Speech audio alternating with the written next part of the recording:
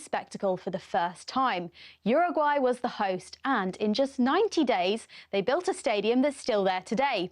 It was a gargantuan effort to pull together the 90,000 capacity Estadio Centenario, one of only 3 venues for that tournament that would act as a monument to 100 years of Uruguayan independence. If that was the World Cup's birthplace, Mexico City's Estadio Azteca became its cathedral. Some of the World Cup's most iconic moments happened on this grass, including this, of course. Also, both Pelé and Maradona lifted the trophy in the Azteca. A bit of pub quiz ammo for you there. You're welcome. In England, there's no more special place to us than Wembley, the scene of our greatest triumph.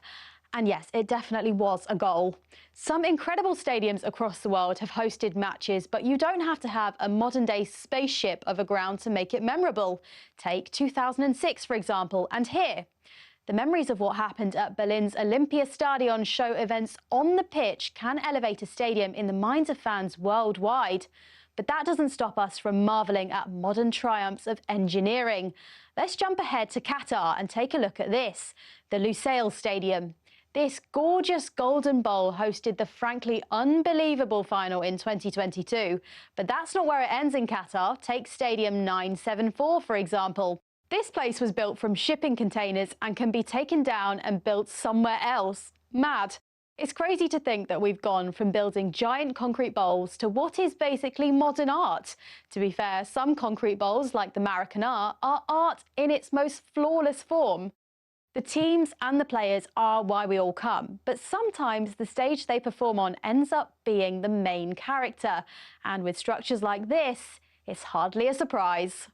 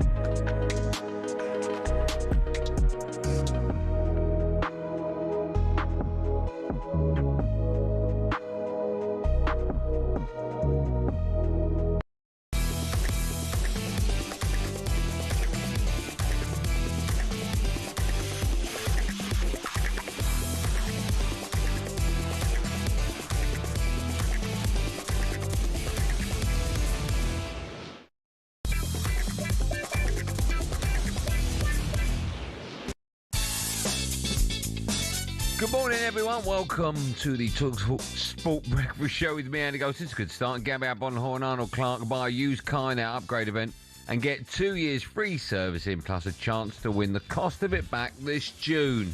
How are you, Gab? I was okay until I just heard something in the news then. Oh, what do you hear in the news? I just heard that Thomas Tuchel has said that we can't be favourites. We've not won the World Cup since '66 and quarterfinals will be good. No, it wouldn't. You've been brought in. Hold on. You can't just start the show and go bang straight to... Why not? Because this is... You asked me how I feel? This is where we lift the nation. No. What you should say is... I don't care. You should say I'm a little bit down after what happened. But we'll talk about that later on because we need to lift the world. No. No. I'd rather get it off my chest. No. And enjoy the rest of the show. No. He's been brought in to win the World Cup. No, wait, hold on. If he doesn't win the World Cup... No, wait, Gab. It's our job to lift the nation. Imagine getting out of bed and you go, I'll just turn the radio on. And maybe people will say that, like, okay, yes, I agree, Gabby, I've just heard that as well. No, because they go, I can't have a moan. Yeah, but it's not a moan. It's like, we're here, the World Cup's coming. We don't hear excuses. Go on, get off your chest. No. No, go on, get off your chest. No, you're the boss. Have you got the music? Can we start the show again? No. Because also, I stumbled on a word there, and that's never a good... Can you start the show again? Can we do that? I'd much rather do that if we could start... It'll take Ed 10 minutes to find that... Ed, can you just take the tape out, turn it over, put it back in. All right, we'll start again. Go on then. No moaning, though, all right? No moaning. Good morning, everyone. Welcome to the talkSPORT Breakfast Show. It's me, Andy Goldstein Gabby Agbonlahor. He's in a good mood today, and Arnold Clark buy a used car in their upgrade event and get 2 years free servicing, plus a chance to win the cost of it back this June.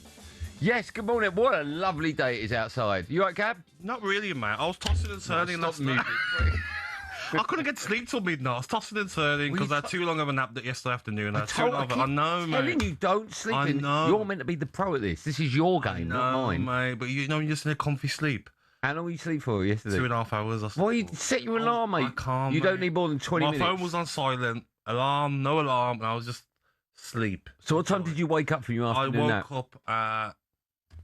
By the time I fell asleep, it was midday. I woke up at 3. Oh, that's no good. Terrible, isn't it? That's no good. Yeah, that's no good. Place last night. No, but better weather today, mate. Yeah. Looking forward to it. Looking forward to a great show. Great guests. Can I ask you? We have got great guests. Can I ask you a question? You have to answer on this. How did you across the road? Yes. How did you get it today? I got on the skateboard. On your skateboard? Yeah. Yeah, because I've got gym gear on. The hat was turned backwards. No, mate. Which is a statement itself. You've got gym gear on. Do you think that's a bit of a midlife crisis? I don't believe in that. I don't believe hat in on that. backwards? No, I don't believe in that. Okay. I mean, you look great. I couldn't pull off that look, but you look great. It's just gym gear, mate. Yeah. Comfy. Have you had breakfast today? I have not, mate. No, what? This early? Yeah. That's this early. The croissants aren't here again? Yeah. Oh. Yeah. Just play a little bit of music for me, would you, Ed? Yeah, we're playing Vindaloo. Oh. This is disgusting, by the way. If you're just waking up now, this is disgusting. So two of the big guns, they're all big guns on breakfast, Sim and George, decided an hour and 5 minutes after they woke up at 4:05 to have, and I quote here, a pucker pie, a chicken and Vindaloo one. At 5 o'clock this morning, they were eating a chicken and Vindaloo pie. A pucker pie.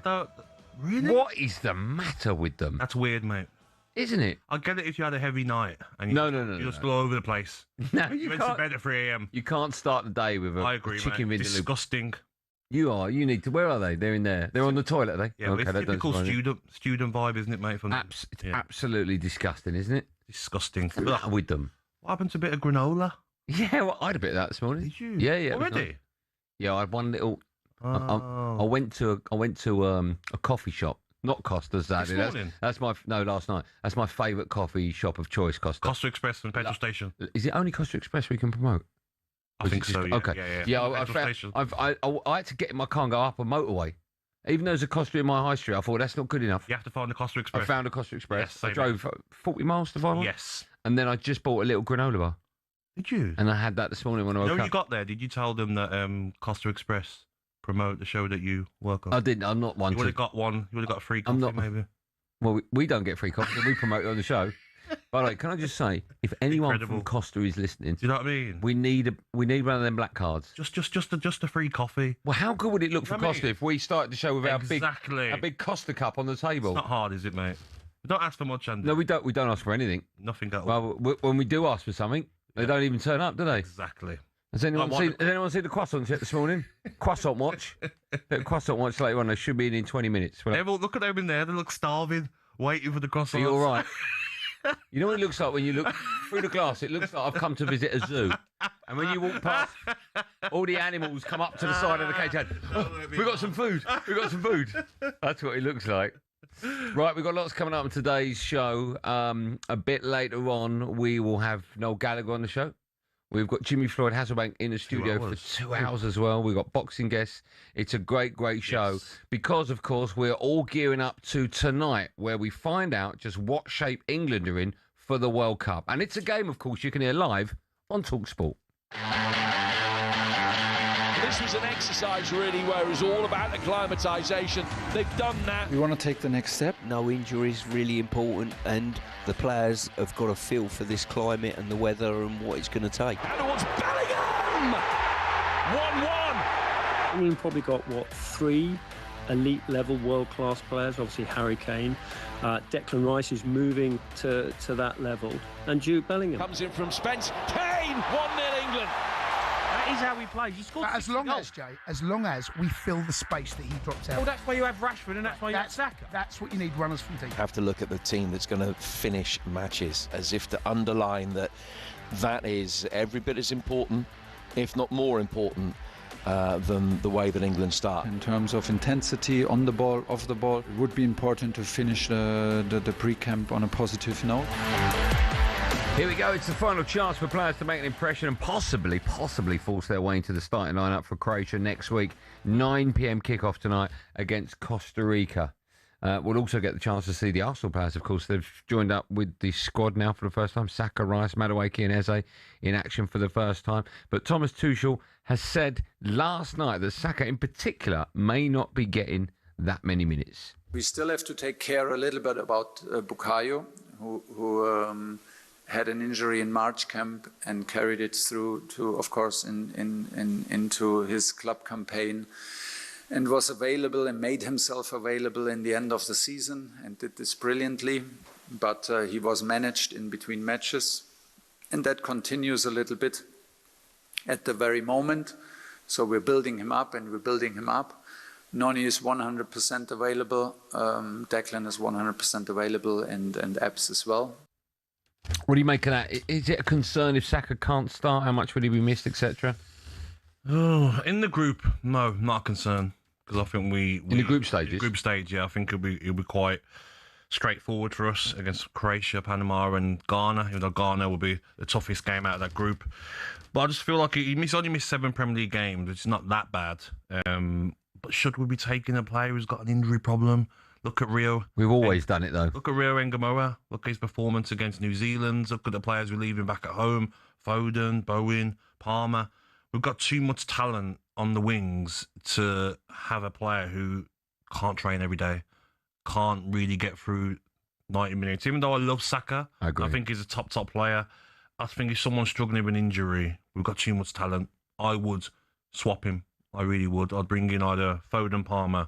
What now? You get rid of Saka now? If he can't train every day and he can't be guaranteed to get through games, so you're playing in the knockout stage, you're playing a Brazil or a Portugal, and then, okay, Madueke, you're on at 45, Saka's struggling. Madueke has done well for Thomas Tuchel, but I just think... When you've got talent at home like that, I agree. Just thinking, what if Madueke has to come on a bit early? And then he pulls up with something because he's come on in the first half. Saka's Achilles are the worst, mate.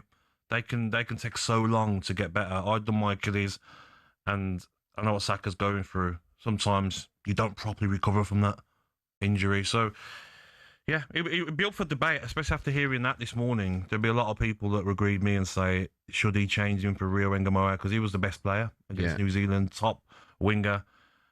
So it'd be interesting. Do you think anyone can play their way into the starting lineup for the first World Cup tonight? It's done. He knows he's 11, yeah? No, it's not that he knows he's 11. I just look at the pitches, look at the New Zealand game. No one was fantastic in that. It was about getting through the 45 each. I think tonight's game, yeah, is the same again. Can you get through another 45? Would you start Kane? In the conditions, I would, yeah. Why? Why do you need to do that? Why, I worry about that. Do you know why? Go on. Because most of the time, training is like games. Let's not get this twisted. Like, the New Zealand game was like a training session where you can do 11v11 in training. So people get like so fixated on, oh, it's a game, don't play him, rest him. Harry Kane will know how to push himself in the game tonight. He won't be sprinting hard. He won't be putting in silly tackles. If he got injured tonight, touch what he doesn't, that could easily happen in training. Leonard Cole for Germany got injured in training. Yeah, I get that. And he's missed the World Cup. Yeah, I get that. Do you know what I'm saying? Like, I'm just thinking I'd wrap him with Cotton Wall. He's so important to our success. But the first game is a week away. That's right. So you can't be wrapped in cotton wool for a week and not. Can you not? Okay. No, you need to be like getting your fitness, getting your match fitness as well going. But can I just quickly say, because earlier, sorry, Thomas Tuchel has been brought in, paid the big bucks, given a new deal, by the way, early to win the World Cup, win a tournament for England. He hasn't been brought into the quarterfinals, like he says. I don't hear about excuses, don't hear about anything. Gareth Southgate lost his job because he was the nearly man. Yep. I mean, done well, but he couldn't get us over the line. Yep. Thomas Tuchel can't already be giving excuses about decisions in games and quarterfinals, okay, because we haven't won the World Cup since '66. We can't be favourites. I don't want to hear that. No England fan wants to hear that. I agree with that. You want to be positive. Yeah. I've never said a bad word about him since he's been appointed, but to hear that this morning has shocked me. Yeah. He's been brought in to win it. Exactly. No excuses. Yeah. The quarterfinals not good enough. No. Shouldn't keep your job. I agree. We've got lots coming up in today's show. You do not want to go anywhere, actually. Not only do we have Premier League royalty joining us for 2 hours, Jimmy Floyd Hasselbank, but we've got music royalty as well. Noel Gallagher will be on the breakfast show at 9. What a Wednesday morning we've got for you on the talkSPORT breakfast show. And, more importantly, Guess what I can see through the window of the gallery? Have you got some kind of fanfare, Ed, that you could play for me? Oh, good look at that. Got a croissant to you, Andrew? Quite royalty, that, isn't it? Yes, they've been brought in by the King of England, Prince Charles himself. I can formally announce the croissants have arrived. Wonderful. Okay, yeah, don't kill it. Yeah, the moment's gone now. Good work. I thought I was getting crowned there. Yes, we're going to go and eat them. You can have yours as well if you turn up. You can have yours say as well, 03717223344. Such a busy show. Jimmy Floyd, Hasselbank, Noel Gallagher, to name but two. And coming up, we'll turn our attention to the back pages. And, of course, the Ben Stokes saga is rumbling on.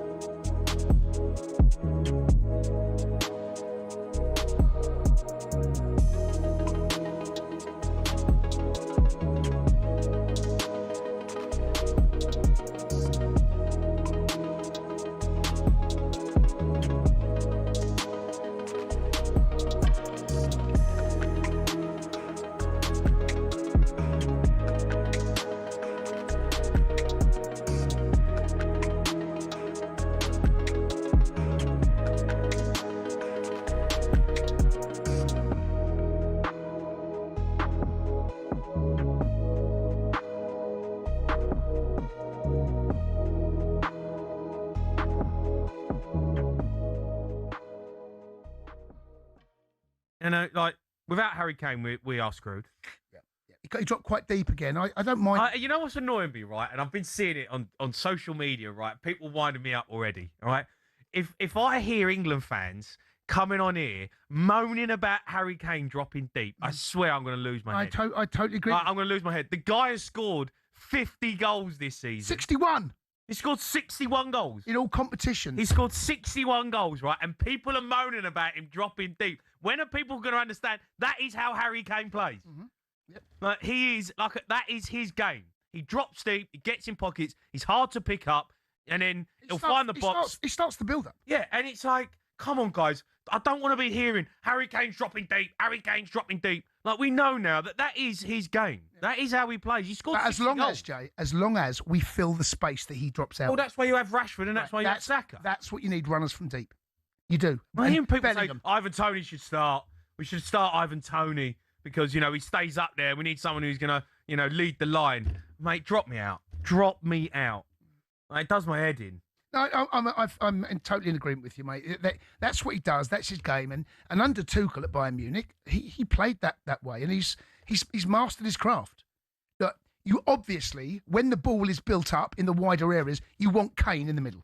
Obviously in the high and wide. Yeah. Because he can do the most damage. Well, he scored a great goal with the ball. He got his glancing header. He's just got magic in his body. He just knows where to score goals from anywhere. He does. It just winds me up. I don't want to hear it. If he's dropping deep. He's hot and he's probably gonna sit in that little number 10 role every now and then. Do you know what I mean? As long as you get bodies past him. Yeah, I agree. Yeah. Rashford and runners in beyond. Like, just let Harry Kane play his game, because without him we're nothing. And it just winds me up. So, okay, all right, you've had your rent. Get ready to get the ultimate football fan winning feeling with talkSPORT Win. Because this summer, you and a mate could be jetting off to watch England versus Panama in New Jersey live at the FIFA World Cup 2026 with Adidas, including tickets, flights, accommodation and more. Go to talksport.com/win to enter now, and you could be soaking up the incredible atmosphere at the FIFA World Cup 2026. For the chance to win every football fan's trip of a lifetime, enter now at talksport.com/win.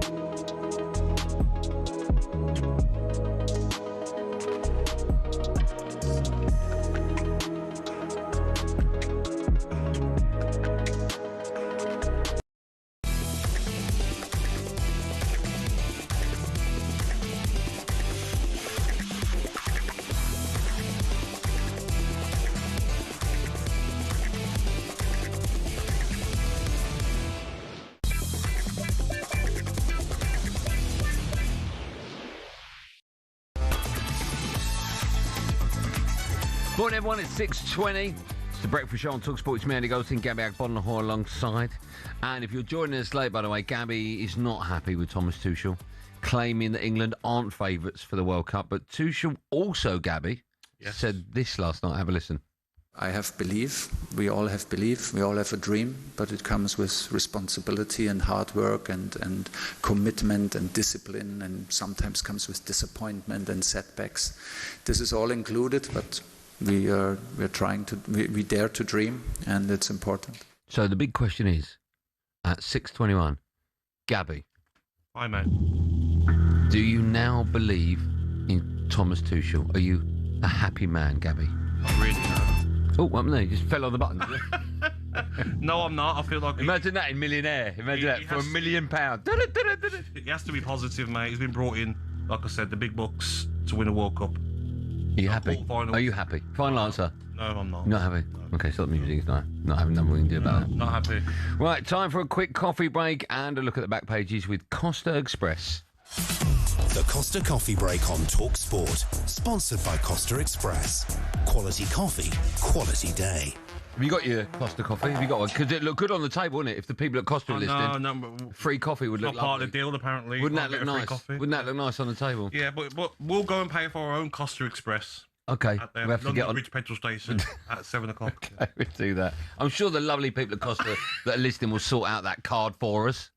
It would be nice, wouldn't it? It would Because be I nice. really would like a coffee from Costa Yeah, Express. so would I. Yeah. So would I.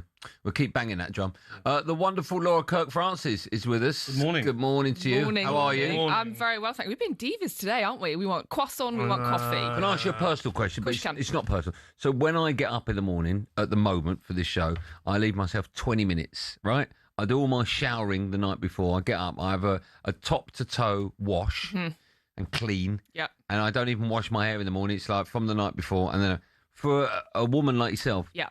you get up at what time? Your alarm goes off at what time? Alarm at 3. And how long does it take? Because you look immaculate, if you don't mind me saying. How long does it take you to get ready? I'm done in about half an hour. Okay. Hair wash is done the night before, obviously. Yeah. Can't be bothering with that at 3 in the morning. About 10 minutes for makeup. So shower, makeup, and we're done. Okay. Yeah. I'm trying to refine it, though, so I can set Difficult, my alarm right? later. It's Yeah. difficult, yeah. Yeah, Gav, how long do you spend on your hair? Oh, no, don't. Yeah. Well, why don't you just shower in the morning if you still I wash? don't want to wake people up. Oh, you haven't got more than one shower? No, but my kids sleep in the shower. That's all. You've got to have a shower in the morning. You haven't got more than one shower? Ex-footballer, Yeah, ex. wow. You've got to have more. What I do, So out of touch. I walk to the West Wing. Yeah. I'll tell you something funny about how out of touch people are. I do drive with Benty, right? And I swear to you this is true.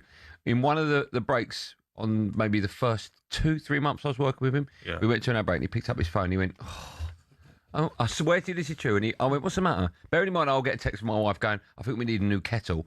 He went, oh, and I went, what's the matter? He went, should I get a bowling lane put in my house? And I went, what? And he was like, yeah, I don't know whether they're quite expensive. That's the text he's getting. Shall I get a bowling lane? And did he? Is there a bowling? I think he got 2. Oh, that don't sound like Darren. It's disappointing in him. Yeah, call him Darren. It doesn't. Bentley it does. Right, what are we doing? What you got for us, Laura? Right, so lots on the back pages around Ben Stokes. yeah. So the Sun Sport, Stokes on the brink. In the Telegraph, so Jeffrey Boycott's gone very, very hard, as you might expect. You've shown a lack of brains, Ben. Nobody can be above the rules. What do you make of this? He also says, can you imagine Sir Alex Ferguson or Brian Clough allowing one of their players to behave this way and then turn a blind eye just because he is captain or the best player in the team? Fair? Well, I think if you're a great manager, you mentioned Sir Alex, right? Cantona was treated, so I'm led to believe, completely differently to all the other players because the manager knew how to handle him. If you've got a special talent, and he obviously is Stokes a special talent, then sometimes you have to make allowances. And I would imagine the rest of the team, the rest of the squad, understand that. I'm just bored of picking up a paper. Someone breathes in the wrong direction. It's get rid of him, sack him. It's disgusting. People have got 2 different ways of looking at it, haven't they? Like, you look at it a different way, but there'll be a lot of people out there that say you're captain of England's cricket team and you've broken a curfew when you've set the curfew. Yeah, but you ain't killed anyone. What example is that, though, to other players? I know, but just calm. Do you know what I mean? Calm If you're down. a young if you're a young player and you're like, well, if the captain's out and about having a good time after curfew, then I'm out. Yeah. What do you think, Laura? There's a sliding scale, but I think comparing it to the fact he hasn't killed anyone is a bit extreme. He's not No, killed but anyone. what my point is, I'm exaggerating the point to prove a point. It's not the end of the world. He was out, he was having a drink, and there was a little bit of a fracas, and that's it. right? I mean, strip him of the captaincy. I'd love to play for you, mate. Strip him of the captain. Ooh, But I would let you. away murder. Gab, I would say to you, listen, don't do it again, right? Or don't get caught. Don't get caught, yeah. Gab, do it again. Just don't get caught. Better disguise. Yeah, Michael Atherton, to be fair, in the Times has taken a slightly different approach to it, slightly more nuanced take. And he says the most important consideration is Stokes' own mental state. He notes how he looked weary, like a man ahead at the end of the long summer rather than someone at the start. For someone who has brought so much energy and passion to the job, he already seemed a bit jaded. Maybe he just needed a night out, to be fair. We all need a night out, right? These boys are away from their families for a long, long time. I totally agree. Sometimes you just need a night to out, let your head down, yeah. absolutely. At the end of the day, it's the manager's choice, isn't it? It is. Yeah. Whatever he decides. If he sees But drop him and strip him from the captaincy is insane. Yes. Yeah, and suggestions that he's going to retire as well, I think, absolutely not. insane. Speaking of the manager, lots of coverage about Saka potentially being a bit fragile. Sun Sport is whack, sack and croc, which is a bit of a mouthful to say. Whack, sack and croc. I don't So what's the whack? Oh, he's had a whack. Whack, Sack is sack his and name. croc, you're correct. And Croc, he wears Crocs, I imagine. Oh, no, he's Crocs. Crocs, he's Crocs. okay, Yeah, exactly.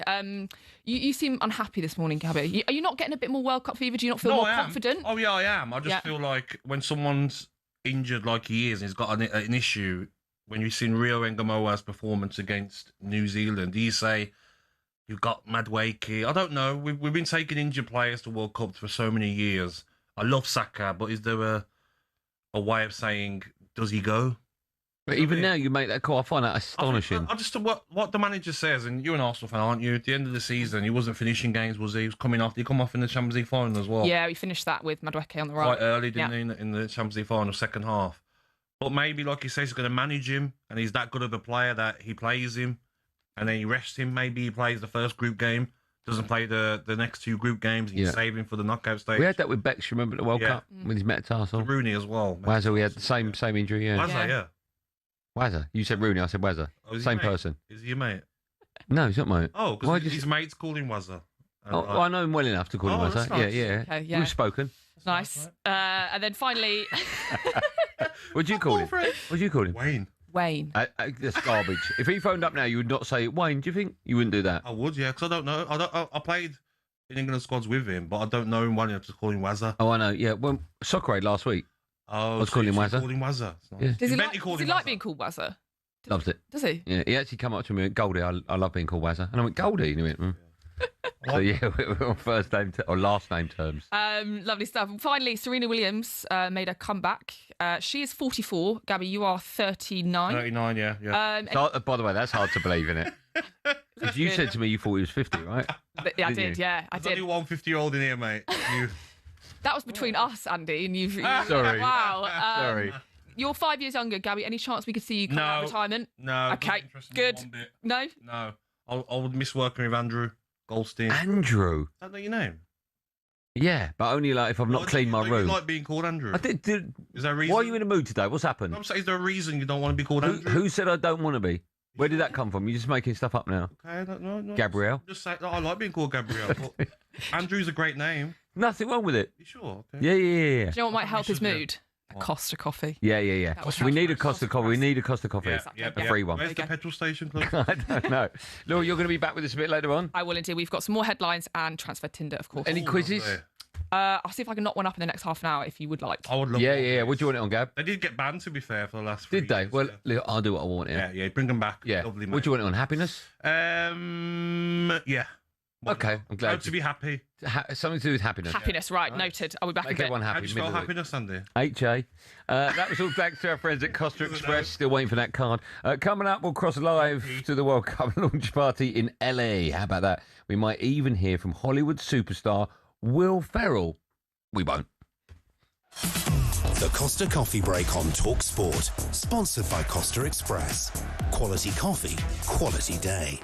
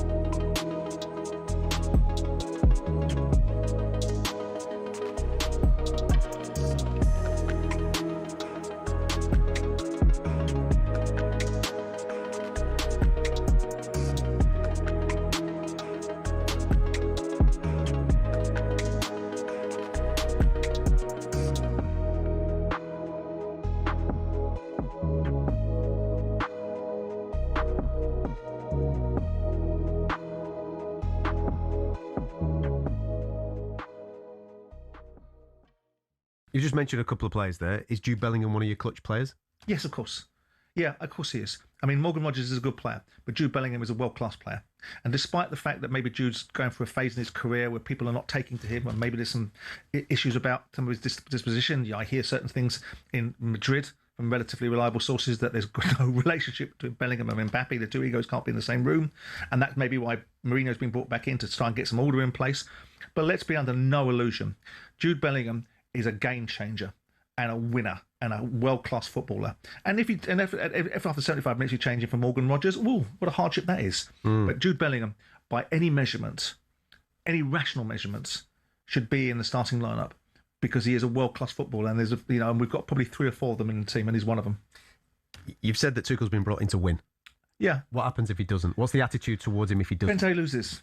And that's not me giving him a get-out-of-jail card. I just gave you an example. If you were to play the French in the final of the World Cup, some hypothetical scenario, and we to play a game where we're bold and we play on the front foot and we're not waiting for the opposition to do something to us, we're at the opposition taking advantage and opportunities, and we go to a penalty shootout because both teams have played a wonderful game and drawn 2-0 and we lose because someone misses a penalty. What do? Say to Thomas Tuchel, you failed. I know in the binary world that I would have it sometimes. You either win or you lose. Everyone can come second. It's not difficult. Just turn up. But there is a way that England... I'm looking at this tournament going, for once.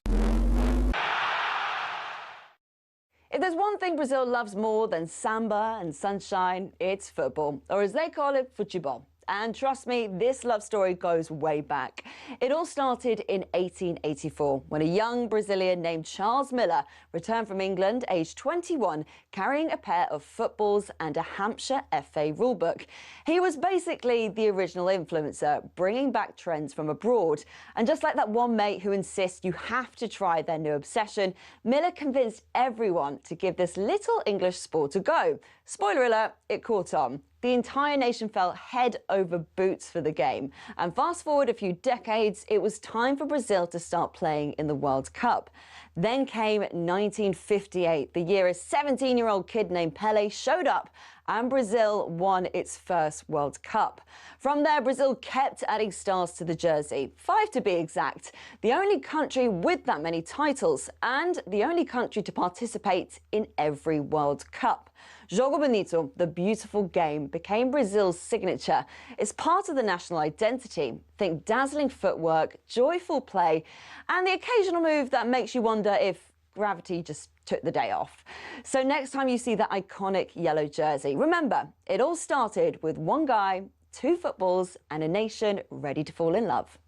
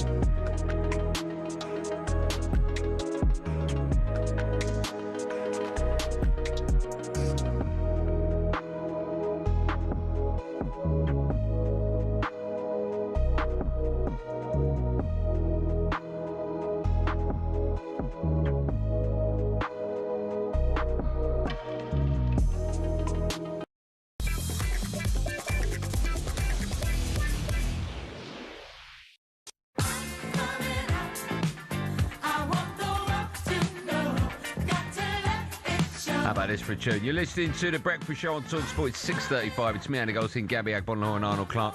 We're celebrating a massive summer of football. Buy a used car in June and you'll be entered into their weekly draw to win the cost of it back. You like this? What a banger. Yeah, the World Cup is back in North America. So we thought, why not reminisce with a little bit on USA 94? What's Diana Ross most famous for? Oh, did she open the...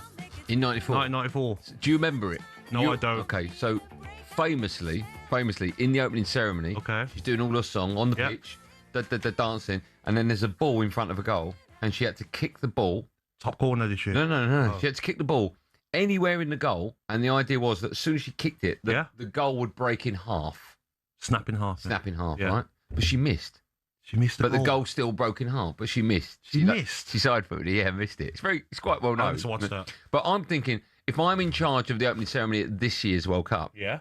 I'm getting Diana Ross back, and I'm getting her to take another penalty. Really? Like, it would all build up to that penalty. Wouldn't that be great? How old is she? I mean, she'd have to be wheeled out. I don't know. How close was she to the goal? Okay, let's try and work it out. In '94, I reckon she was about 35. Is my guess. I'm guessing she's So around 80, I reckon she's about 82. No, she's about 67, 68. I reckon You have a she's look. 82. Yeah. Oh, she's 82? Yeah. How do you know that? Because I remember the World you've just Cup. been told. I remember the World Cup. Yeah, you remember her coming out announcing her age. I've got some breaking news for you. Oh, come on. Some good Now, news, the please. reach of the breakfast show. We forget Oh. how big we are, Oh. right? Oh. We are sponsored by Costa Express. I know. We shout them out all the time. And when I came onto this breakfast show, I Yeah. was stunned that there was not a black card here to allow the whole team every Just morning have a coffee. to have a coffee and put it on the table. I'm It looked tired of great. spending They're the sponsors. every morning on coffees. Costa Carl has been in contact. Oh, really? Yeah. Good morning, Carl. Morning, Costa Carl. If we give him our Costa order for tomorrow, he will make sure we get that tomorrow. Oh, look, what about today? Baby steps.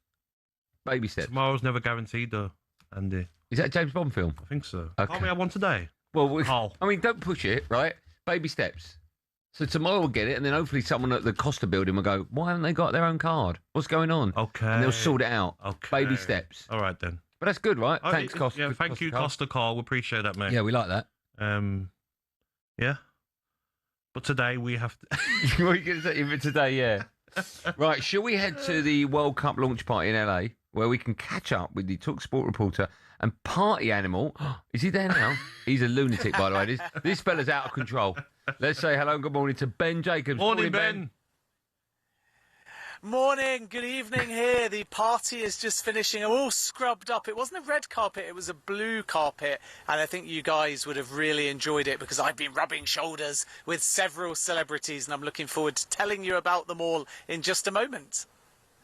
Okay, I mean, you can tell us now if you want. There's no reason for that little pause. We can go straight into I was waiting for you to What do you want me prompt to do? Maybe you want to know about the drinks or the food. Well, Let me set the firstly- scene first and then we'll hear from Ben, an A-list celeb. Ben, let me just say, firstly, if you work for talkSPORT and you go to a party, even more so abroad, when you do the live OB, you should be absolutely smashed out your face. You look like you're completely and utterly sober. I am. I had one mocktail. I cannot speak to what the producer Lewis may or may not have drunk, but what I can say is that the bar is still open and this party is going to go on until I think about midnight. The music's actually stopped. So let me just set the scene for you. Okay. Behind me is the Los Angeles Memorial Coliseum, and that is actually the main location for the 1932 and 1984 Olympic Games. And remember, LA also has an Olympics here in 2028. This will be one of the main venues for the fan parks in LA. The Olympic torch, which of course is electric now, was on a little bit earlier. Gianni Infantino made a small cameo. We were supposed to have Snoop Dogg, but he had a late commitment. I'm going to try and find him in the after party, see whether he arrived, but he certainly wasn't on the blue carpet. And Will Ferrell was also part of the celebrations as well, the actor, and he's also part of the ownership group of LAFC, and Son plays for that particular football side. And I was able to speak to him, and I began by getting him to reminisce about his appearance playing as a footballer at Soccer Aid 2012. I was on the Rest of the World team. Do you remember who you came up against? I did not. I didn't. It was, well, Robbie Williams was on the other team. I just remember Gordon Ramsay got taken down very badly, had to go to the hospital. Yeah. What kind of footballer are you? Want to sort of slide in with a crunching tackle or a bit more finesse to your game? I'm a finesse player. I'm finesse, at least that's the way I appear to be, but then I'm very dirty. Yeah, a lot of grabbing. I know you're not supposed to do this because you're American, but I want you to give a team talk to rev up the England side. What would you say if Thomas Tuchel put you right now in the England dressing room? Oh, I would say, guys, just see the sights, you know, kick your feet up. Don't worry about it. Just enjoy. Enjoy. Where's England playing? I forget. We're based in Kansas City. Oh, yeah. Enjoy. Eat a lot of barbecue. Get fat and bloated. How far will the US men's national team go? They're going to really surprise people. Including him, I imagine, who's obviously got no idea what he's talking about. Well, I mean, it's a great interview. Well, you know, it's difficult when you're speaking to a superstar like that who clearly doesn't really understand what's going on in the World Cup. But I imagine the rest of the country are absolutely gripped by soccer fever, right? With the World Cup starting just a week away. Oh, sorry, a day away. I'm going mad. A day away. Yeah, it's definitely. Exactly, yeah. I mean, we've kind of got what we call the match day -1 very shortly. So tomorrow's 2 days before the US men's national team play their opening game against Paraguay. And then we'll hear from the likes of Christian Pulisic and Tyler Adams and Maurizio Pochettino. The fan parks are opening from the 10th of June, including this one here. There's music, there's food. What's kind of nice is that food-wise, and this will be the same for the fans, there's Canadian, basically maple syrup, Mexican, all manner of things, including guacamole and burritos, and American, where you can get a nice little double cheeseburger. And that theme in terms of the culinary menu will continue throughout the World Cup. The matches can obviously be seen here within the Coliseum Stadium, which is unbelievable, by the way. We went in there a little bit earlier. And then tonight there were other names that maybe knew a bit more about football than Will Ferrell. Mia Hamm, a two-time World Cup winner with the US women's national team. Brendan Hunt, who plays Coach Beard in Ted Lasso. Diplo, the DJ, was also part of the festivities as well. So it's been a fascinating evening where we've seen a little bit of Hollywood and glitz and glamour and a fair few football names too. Kobe Jones is another player that I spoke to. He, of course, was at USA 94. I heard you guys mention the Diana Ross story before. And he also played for Coventry City, let's not forget, as well. And all of those interviews will be available on talkSPORT, including on our YouTube-specific channel as well. Ben, keep up the great work. Thank you, Ben. We'll speak to you in a bit. Cheers, guys. Thanks. There you go, the wonderful Ben Jacobs, doing a fine job as always for talkSPORT. Where we get that 10 minutes back? We'll never get that back. That's it. If you had to go on holiday, 10 minutes of my life. If you had to go on holiday with either Ben Jacobs, right, or DJ Ed, and you share a room with them, yeah, and you got to go down to the pool with them every day, go out for dinner with them, go night clubbing, 2 weeks, yeah, who you going with? DJ Ed every day of the week, every day of the week. Yeah. If it was out of Ben Jacobs and nobody, I'll never go. What about Sam Ellard? Sam Ellard every day of the week. Really? Yeah. What about the Moose? He had a mocktail. Yeah, he did have a mocktail. Why are you having a mocktail? He had a party in That's fine. If Hollywood. people don't want to drink. At a party in Hollywood, he had a mocktail and he said it on air. I like the way he was going down the list of superstars. He went, and former Coventry City, but I'm like, all the big guns are there tonight. And former Plymouth Argyle goalkeeper was on the blue and purple carpet, not the red carpet. Why are you taking the mickey out of him? Why are you taking the mickey The out of blue him? carpet. They like doing things differently in America, don't they? No, it was great section that. Why are you having a go at? Why are you having It's a great section. Why would you be nasty like that? not being nasty. That's nasty, isn't it? I'm going to take take your free coffee away. Still to come on the breakfast show.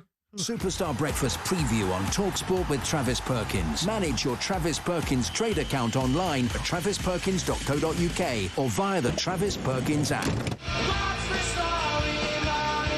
Oh my goodness, we can't wait for this. Stay tuned.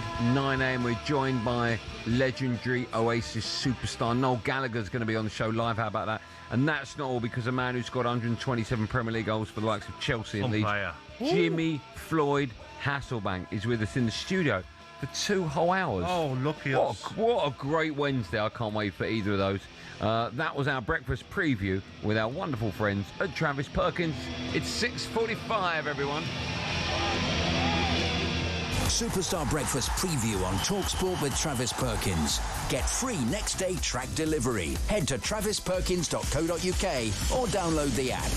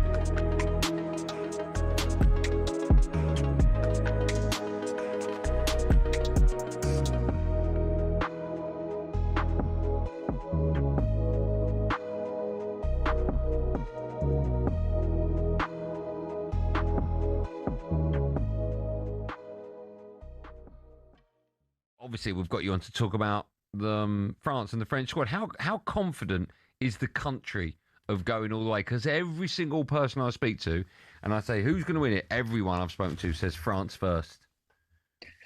When you look at the squad, I think we can say we favourites to win the tournament. But I don't know. I've got to say I'm a bit worried because I've watched the last few games and we are conceding goals, and I don't know. Mbappe looks like he's not in his best shape yet. And I think coming into the World Cup when you're heavy favourites is not easy. So. I don't know. I think we'll be up there, but there's other teams that can win it as well. France have got an outstanding forward line, haven't they, Neil? I mean, look at Elise's form, Dembele, Mbappe, Barcola, Doué. But like you says, is it the defence? Maybe a full-back, left-back, right-back? Do you think that's where they might let themselves down? I think that the defense is a bit of a problem right now. I've seen a stat yesterday watching the game. I think in the last... they've conceded goal in the last 5 or 6 games. And Hello, I'm Matt Forden from talkSPORT. This is How to Win the World Cup. This is the best squad I think England have ever had.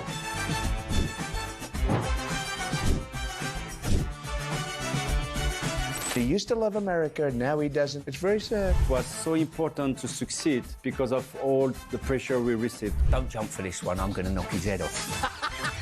Warning, this podcast does not guarantee England will actually win anything.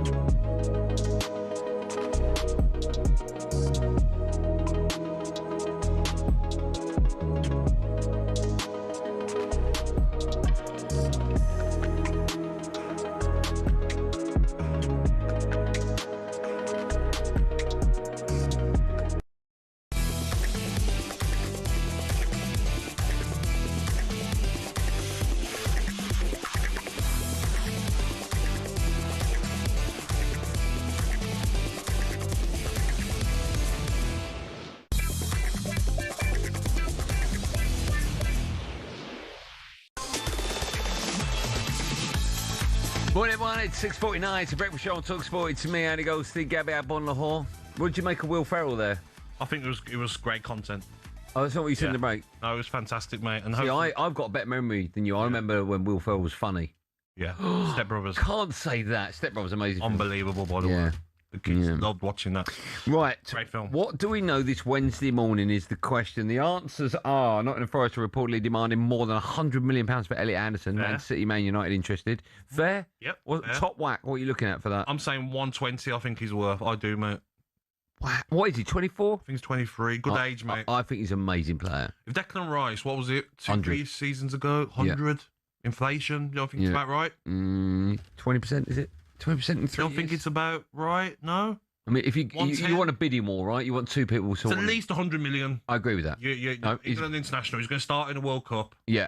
Fantastic player. And also, it sends out a message. If Man United were to get his signature over City, what a message that would be, right? Exactly, yeah. Marco Silva has agreed to become Benfica's new head coach, with Jose Mourinho likely to go to Real Madrid. I think that's all wrapped up in it. Yes. The Jose one, that's all done. And speaking of Madrid, Real have had a £130 million offer for striker Julian Alvarez rejected. I love it, because they rejected an offer from Barcelona for Alvarez. Yeah. They've done the same to Real Madrid. And their social media, Atletico Madrid, is hilarious. Just put a laughing face to Real Madrid. That's right. They replied on X, or Twitter as we know it, with a series of laughing emojis. I love it. I like that, though. Yes, He's on the contract for That's great. I don't know if it's 3-4 years left on his contract. No, not selling him to No, them. that's brilliant. And they paid nearly 100 for him anyway. Yeah. Didn't they? We'll stay with that story. Here's European football expert Kevin Atchard with more on it. Yeah, well, it was quite funny because Real Madrid, in their kind of comunicado oficial that they like to put out, had said about how they had a really cordial relationship with Atletico Madrid, and they've kind of hit back suggesting it's not as cordial as they think. And also they were quite scathing about Barcelona as well. I think they're more annoyed about Barcelona because they feel that was a real attempt to destabilise the player. Mhm. They were really angry about that, actually, that there'd been lots of whispers from press that were friendly to Barcelona that the player was really up for it and he wanted to leave Atletico and he was up for going to Camp Nou, and they were quite upset about that. This is just a bit of electioneering, and I think they've taken it in good humour. Yeah. I do wonder, though, that when a club puts in a bid, even though it's rejected, you never go in your biggest No, bid. of course. I imagine only time will tell whether or not they go back. But eventually, 9 times out of 10, the deal happens. So, yeah, it does, but I just feel with like the way they've gone about Atletico Madrid with their social media, even the Barcelona bid, they went and put a bid in for Lamine Yamal. You know what I mean? Like, as a sort of like saying, like, you're not coming and getting our best player. Should you not be accepting an offer of 130 million? I wouldn't know. Because how do you replace Alvarez? Like we said yesterday, he's the one to watch in the World Cup. I think he's a top striker. I don't blame him for rejecting it. Okay. Let's move on to a bit of, where should we go? Cricket, because once again, it's all over the back pages. Multiple newspapers lead with the headline, Stokes on the brink. England skipper Ben Stokes is weighing up whether to walk away from international cricket and could possibly even retire. This is absolutely insane. This is, of course, off the back of him and Gus Atkinson being involved in an incident with a Saracens academy player in a nightclub after the midnight curfew that was set by Stokes, ironically, and management back in December. Joining us now for more on this is cricket writer Cameron Ponsonby joins us. Hello, Cameron. How are you? Good morning, Cameron. Morning, Andy. Morning, Gabby. How you guys going? We're good, thanks, man. Thanks for coming up. I have to say, I've said it numerous times since the story broke. I'll say it again. I think it's absolutely insane the amount of pressure on any sportsman if they're caught out having a drink when they shouldn't be out. Instantly, as fans of the sport and newspaper articles, get rid of him. He should be sacked, strip him of his captaincy, etc., etc. I'm just stunned by it. Do you think it's an overreaction or not? I've been bouncing around on this over the last 24 hours. I feel like where I've ultimately settled down is, if there's one time I want my international sportsmen going out for a drink, it's the night after they've won a test match with 2 weeks before their next match. I know that, yes, the curfew is in place and it was brought in because England, over the last couple of months, it's not been pretty. They keep getting in trouble after nights out. But do we really want to lose, like, arguably England's greatest ever cricketer over not being in bed by 11:59 and being out another couple of hours later? It just seems an extraordinary situation to be in. It's incredibly embarrassing. Like, let's not kind of just brush it all under the carpet. This was a rule that England have brought in. It was kind of performative. Like, it was more of like a managerial kind of the kind of big wigs at the top saying, all right, we're going to show the public that we're going to change our behaviour. Everyone's going to be on their best behaviour. And I don't think that for Brendan McCullum, the head coach, or Ben Stokes, it was ever really that much of a thing. It was more like, we're all adults, like, trust yourselves. We'll say it's midnight and most people will be back by then anyway. And if you're not, just kind of don't worry about it. But it's got to this point where yesterday it seemed like for the first half of the day, Stokes was done. He was given the chance to resign as captain on Monday. And he kind of replied on Tuesday by going, all right, I might retire then. And that's cooled, but we're in for another day of news. No one really knows what's going to happen over the course of the day. Stokes is having like crisis talks with his agent. And then the squad for the next test is announced tomorrow. So it's going to be busy. It's going to be busy for 24, 48 hours. Cameron, do you think... Listen, I agree with Andy to a certain degree, but I also think you're the captain of the England cricket team and you broke curfew. What does that say to younger players that might come into squads? If the captain's doing it, then we can do it. It's no problem. But do you think there's a case that he loses the captaincy but still stays on and Harry Brook becomes captain maybe? I think that's the best case scenario at the moment. I think it seems certain that he's going to miss the rest of this series against New Zealand. So the next 2 matches, it's unlikely he'll remain as captain. The great irony and kind of punchline to all of this is that this curfew came in because Harry Brook got caught out in a nightclub and he was punched by a bouncer back in November. And so somehow we've got the situation where if Harry Brook hadn't gone out himself the night before a match, he probably wouldn't be becoming Test captain a couple months later. To your point about, like, he is captain, he's broken the rules set out. How can you stay as a leader? I think it's like it is a kind of a point you can't really ignore. It's just hard, isn't it? The thing we don't know. Sorry, yeah, you go. Sorry, Karen, I was going to ask, do you not think the ECB have got some kind of responsibility to come out and make a statement themselves and then put this to bed one way or the other? Because the longer it goes on, and we're hearing about Stokes and he might retire and he's speaking to his agent, and just come out and just put the whole thing to bed. They're trying. This is the new kind of more open ECB. So the Brooks stuff they covered up, and no one found out about that until after the Ashes. Now it was all a mess, but you can make the case that it didn't. We didn't find out about it until after the Ashes, so that kind of was a success. Now, they got the news on Monday. They put the statement out on Monday evening, and it's just moved so quickly. I think they were blindsided to an extent by Stokes potentially saying he was going to walk away. I think that was not a situation where they spent yesterday afternoon being like, "Oh my goodness me, like don't do that, like everyone calm down." And now we're only 24 hours into this story, and you're rightly now saying like, "Is it not on the ECB to come out and like clear everything up?" But Cameron, as well for me as well, I look at it and say, it wasn't the day before a game. It wasn't after a loss. It wasn't as if there's a game in 2 or 3 days. So I look at that point of view and say, come on. Is it that bad? Yeah, a grown man had a drink. Calm down. You know what I mean? Yeah, I was confused when it initially came out. I thought they must have done something that wasn't breaking the curfew, because I was like, well, the curfew couldn't be in place the day after a game, but it turns out it's in place whenever they're in camp.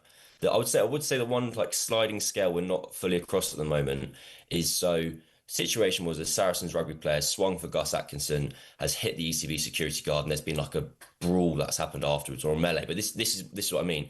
That's the bit of the evening we don't fully know what's happened yet. So that's where, if it comes out there was a massive fist fight and then kind of Stokes was involved in X, Y, Z, that's when I kind of go back and change my initial answer of going, okay, this is more serious. But at this current moment in time, there's no suggestion that either Atkinson nor Stokes did anything definitely criminally wrong. We basically just think they've been caught in the wrong place at the wrong time. They should have been in bed rather than having a drink. But if that's all it is, then I can live with that. Cameron, thanks for coming on, man. What's up, man, Cameron? Thank you. Cheers, guys. There you go, the wonderful cricket writer, Cameron Punsonby. If the ECB are listening, right, back your man. One of the best, if not the best we've ever had. Back your man. It's getting a little bit embarrassing now. We just had a drink. Everyone calm down. Yes. Right, just a reminder, we're giving you the chance to win a trip to the 2026 FIFA World Cup, courtesy of Adidas. You and a mate could be in New York. How about that? On June the 27th, seeing England against Panama live. We've got your flights, your hotel, your spending money, match tickets, and the official Tranda match ball all covered. Just head to talksportwin.com to enter for full T's and C's right now. But you must hurry because entries close at 4 p.m. this Friday. Coming up, we'll turn our attention back to England and hear an exclusive interview with Thomas Tuchel. Gabby is fuming with the England gaffer for saying we are not favourites. More on that in just a moment. It's coming up to 7 o'clock. The ultimate football fan winning feeling with talkSPORT Win.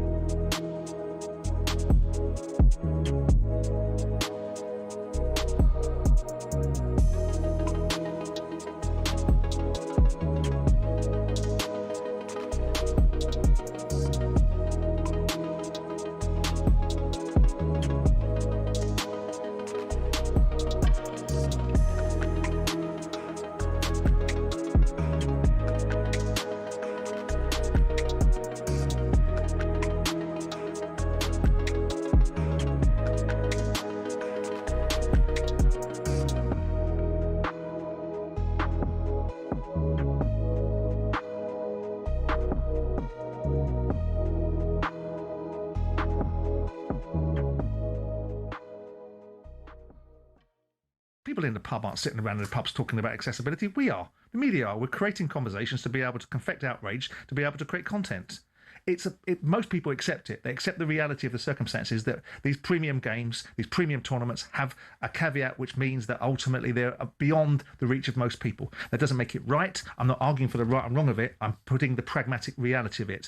I do not know, and at this moment in time, I'm not sure that we do know, the reason why this referee wasn't allowed in the country. If he didn't meet the visa requirements... He hasn't met the vetting requirements, is what I'm told. So that's not a mess. That's an issue from his side, and it's an issue from the people that represent him. As far as the Iranians are concerned, with due respect to whether you like it or you don't like it, the US is at war with Iran. It's hardly a surprise that you are not going to particularly want Iranian supporters coming into the country, despite the proclamation at the time, with the circumstances that Infantino was orchestrating and illustrating, that we want it to be the most inclusive World Cup you could possibly be, and it will be available to everybody. But there are exceptions. If you don't meet your visa requirements, and if you're at war with a country, those are possibly reasonable exceptions. You've now got a World Cup that's got 48 teams rather than 32. So already you're making it more accessible. Yeah. So there are lots of pros and cons. What we are doing is we're doing what media usually does, which is find a reason to find something other than the football to talk about. And I quite like that, because I don't want to spend my entire time talking about who plays left back for Costa Rica. But I get the parameters of every tournament comes up, whether it was Russia, whether it was South Africa, the stadiums weren't going to be built, whether it was Russia because of the nature of that country's environment and the way that they live, whether it was Qatar because of the confected outrage from the West that was lecturing at countries across the world. You could probably draw a photo of the modern FIFA World Cup trophy with your eyes closed. But what about the original Jules Rimet trophy? And why was it changed in the first place? And is the trophy that gets lifted by the winning team after the World Cup final the original or the replica? The World Cup trophy hasn't always looked like this. It actually used to resemble this. Originally called Victory or Coupe du Monde, it was designed by French sculptor Agbonlahor and debuted at the first ever World Cup in 1930. It depicted the Greek goddess of victory, Nike, holding an octagonal cup made of gold-plated sterling silver. It had a lapis lazuli base, which is that deep blue gemstone at the bottom. Renamed in 1946 to honour the FIFA president who launched the World Cup, it became then the Jules Rimet Trophy.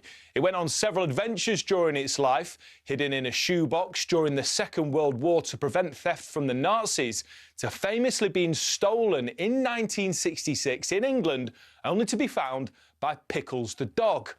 Brazil won the right to keep the Jules Rimet Trophy permanently in 1970 after winning it 3 times. There'd be more drama, though, with the trophy again stolen in 1983 in Rio de Janeiro. It's believed to have been melted down.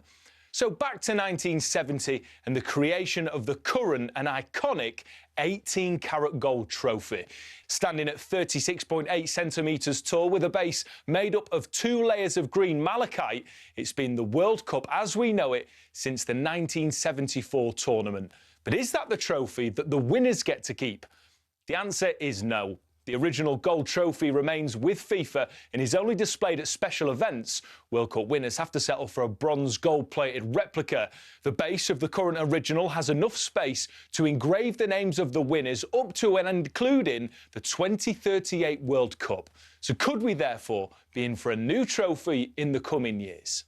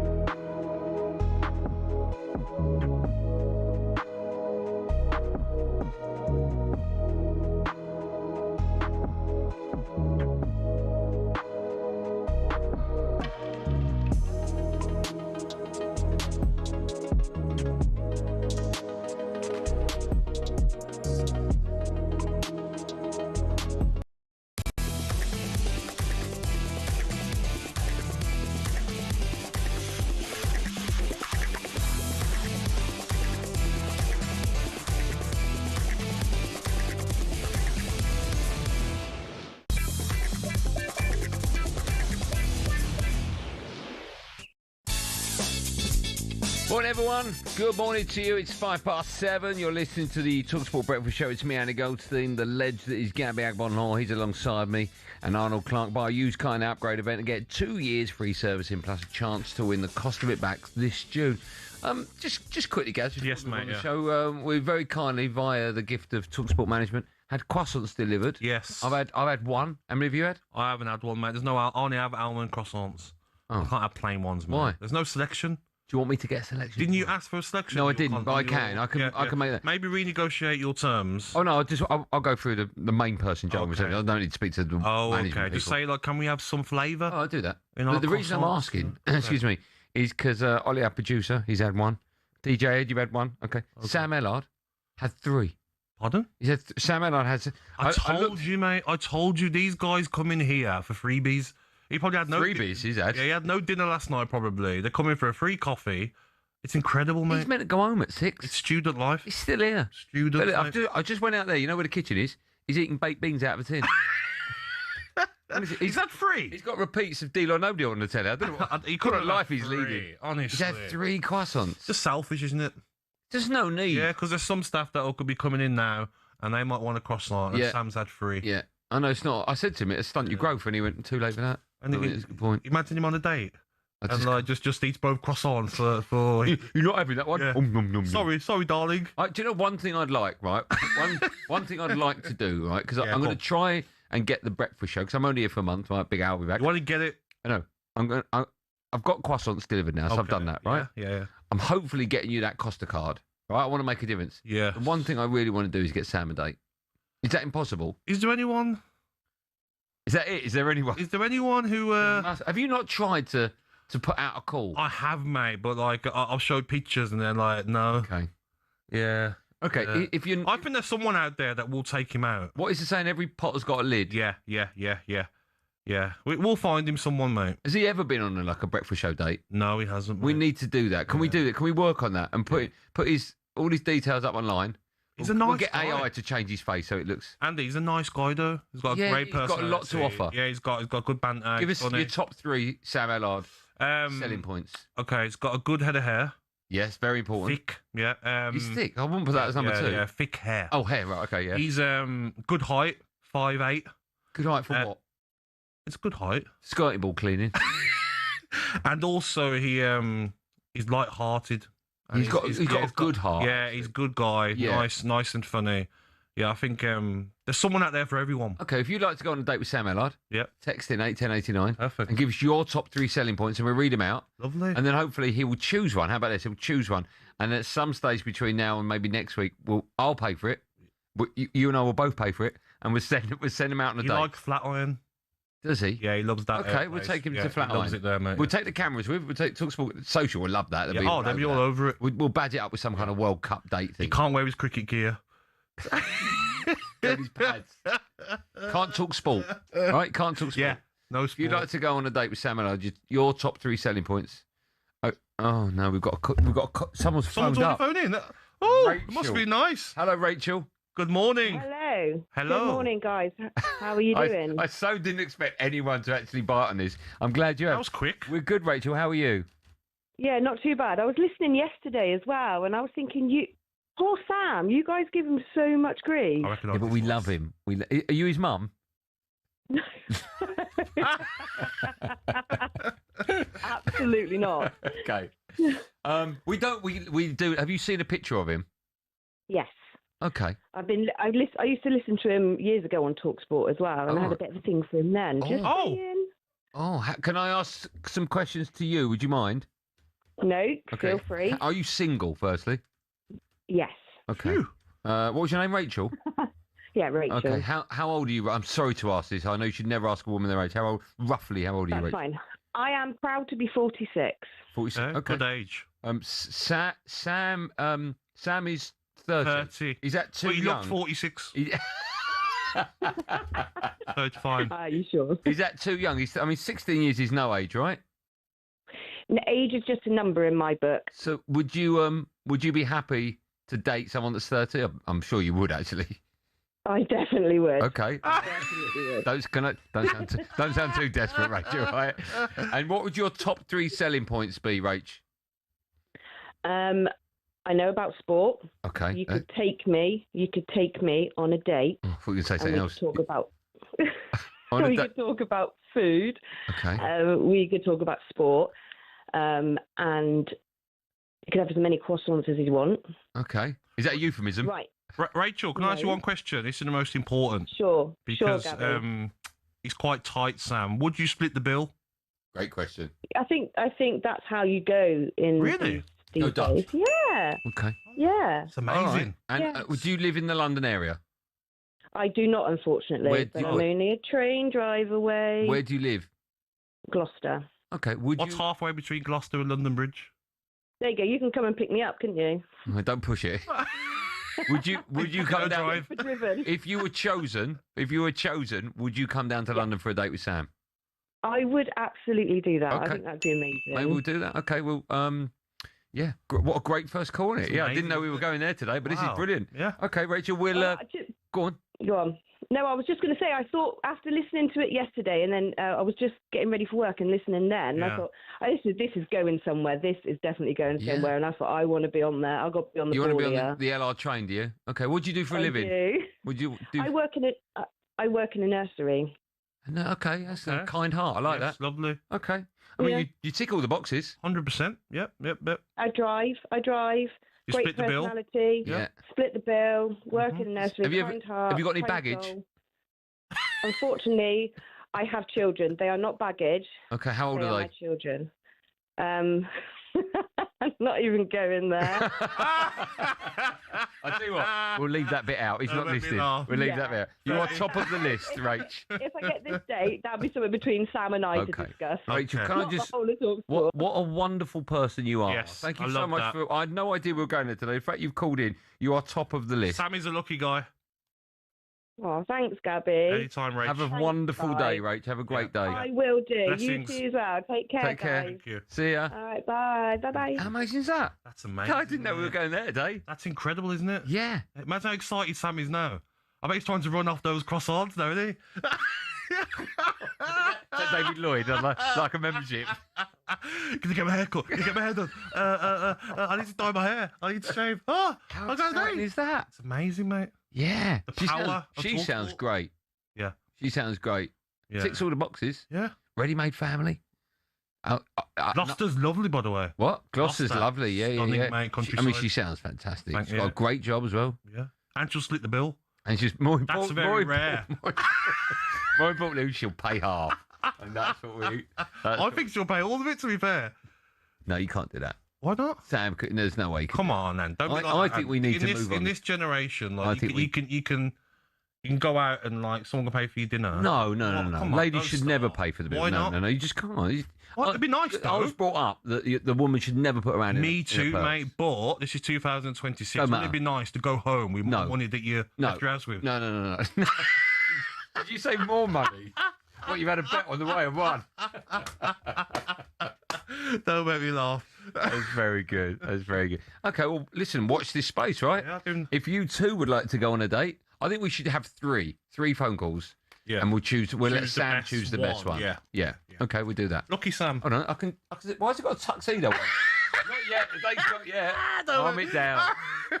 We'll get Sam. We'll get Sam in when we get all three dates, and we'll let him choose. Yeah, should we do that? Tuxedo. We'll do that. You are Okay. funny. Well, that's completely moved the running order about, but we still have Jimmy Floyd Hasselbank in the studio. I can see him now for 2 hours, and Noel Gallagher will be joining us. And there's a queue of women downstairs. Is it? Oh, that's for the canteen, right? Okay, fine. Are we show? Okay, this is moving fast. Yeah, we need to move on, mate. We'll keep you up to date with this as we move throughout the show. Coming up, we'll turn our attention back to football in England's final warm-up game against Costa Rica, and of course, it's a game you can hear live on talkSPORT.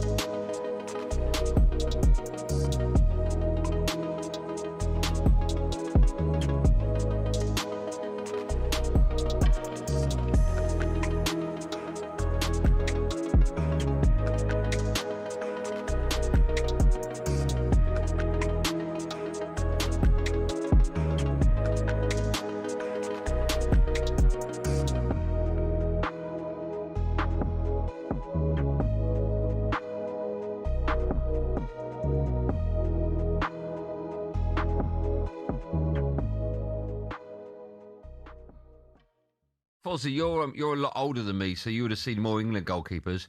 But does Pickford? For me, he does. Does Pickford rank as your best ever England goalkeeper? Yeah, he does, without doubt. I still just think he's got so many more years left in the tank in him as well. He's found a level now, especially over the last, I'd probably say 4 or 5 years, even in the Premier League, where he just knows what he's doing and he's in full control of everything he's doing, apart from his emotions, because he still goes absolutely crazy on the pitch and watching, running around. But I know what I'm going to get from him. I'm going to get a 7.5 out of 10 every single England performance. Yes. And to have that from a goalkeeper is, honestly, it's worth its weight in gold. What do you think about the squad of players that the managers picked? I thought Harry Maguire should have been picked. I thought Lewis Hall at left back should have been picked. What was your thoughts on the squad, mate? Yeah, I can understand. A few here or there, but I think Harry Maguire was my big surprise. I went to the Japan game at Wembley a couple of months ago, and it was awful. Honestly, it was a brutal game. And our best chance of scoring came in the last sort of 15 minutes when Harry Maguire came on. I think he had 2 chances from corners. And that's what it brings you. If you're an opposition team and you see big slabhead coming on, honestly, mate, it strikes fear in you. As a goalkeeper, I'm thinking, oh no, here we go. This is carnage. This is. So not only for the season that he's had defensively for Manchester United, but for what he offers in the box as well. I would have thought it would have just been a no-brainer.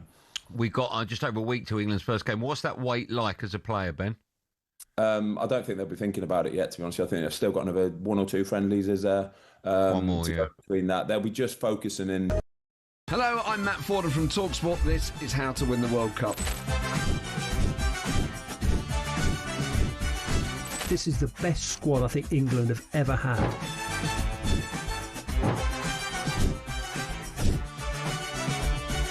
He used to love America, now he doesn't. It's very sad. It was so important to succeed because of all the pressure we received. Don't jump for this one, I'm going to knock his head off.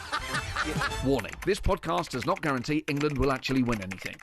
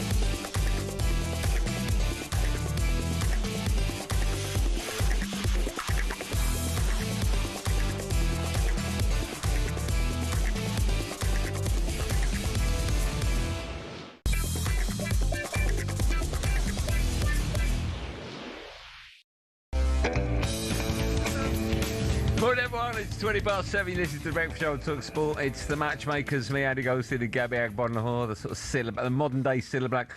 If you missed just before the break, Sam Ellard, who's one of the stalwarts here at talkSPORT. Yeah, good guy. Wonderful guy. Someone just phoned him up. A wonderful lady by the name of Rachel wanted to go on a date with him. And we need 3. We need 3 to choose from. He just said to me, you'll never get 2 more. And I went, of course we'll get 2 more. Loads. So if you would like to go on a date, we only need 2 more, and then we'll put all 3 to him. If you'd like to go on a date with Sam, he's convinced no one will phone. But I know you will. Gloucester's a lovely place as well, isn't it? Lovely place. Like the Cotswolds. Yep. Can I just say it's first come, first serve. So if you're a lady he's 30, if that floats your boat, 03717223344. Right, shall we talk about the World Cup? I think we should. It kicks off tomorrow. How about that? All 104 games are live on talkSPORT. And if you're not already in the mood, this will certainly do it.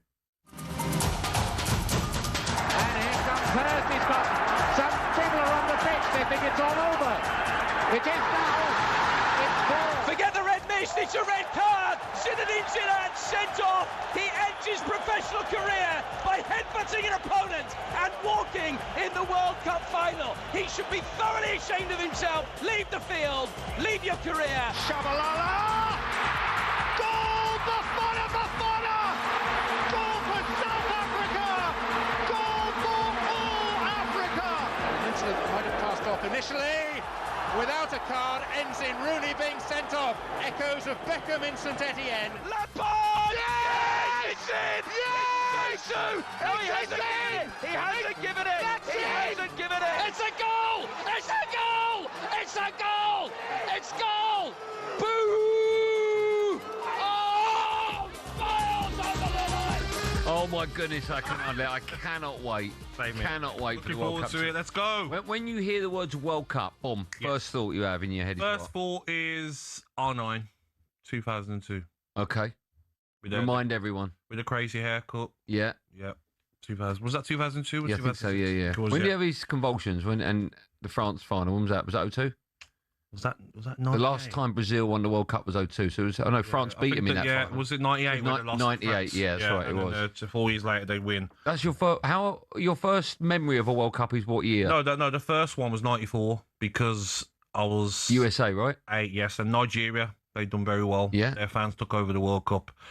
And I actually watched that documentary I told you yesterday. Romario, Di Baggio missing the penalty in the final. Yeah. Big pressure. Baggio, not Di Baggio. Roberto Di Baggio.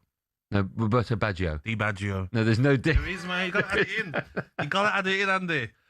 No, there's definitely no D. But my favourite has to be Messi winning it, the last one. Okay, that's I loved nice. it, mate. I loved it because the pressure he had on in his early career for Argentina. Yeah. You know, they were against him, weren't they, when he first started out at Argentina? And now to win that. And he come on last night. There was talk about Messi having an injury. That's right. He come on yesterday. First touch was an assist for a penalty. Took the penalty away. Looking forward to watching him, Yeah. even though the games are probably on at 2 a.m. Yeah, I sort of feel with Messi, you know, it was always him or Ronaldo who's the best. I feel because he's won the World Cup, that pushes him a tiny bit further forward. Yes, totally agree. My first World Cup memory, this is going to make me sound old, is, I don't even want to say the year. 66. Well, I'll go with one at, what? Sorry, mate. I was there for that one. 86. Ball sorry. boy.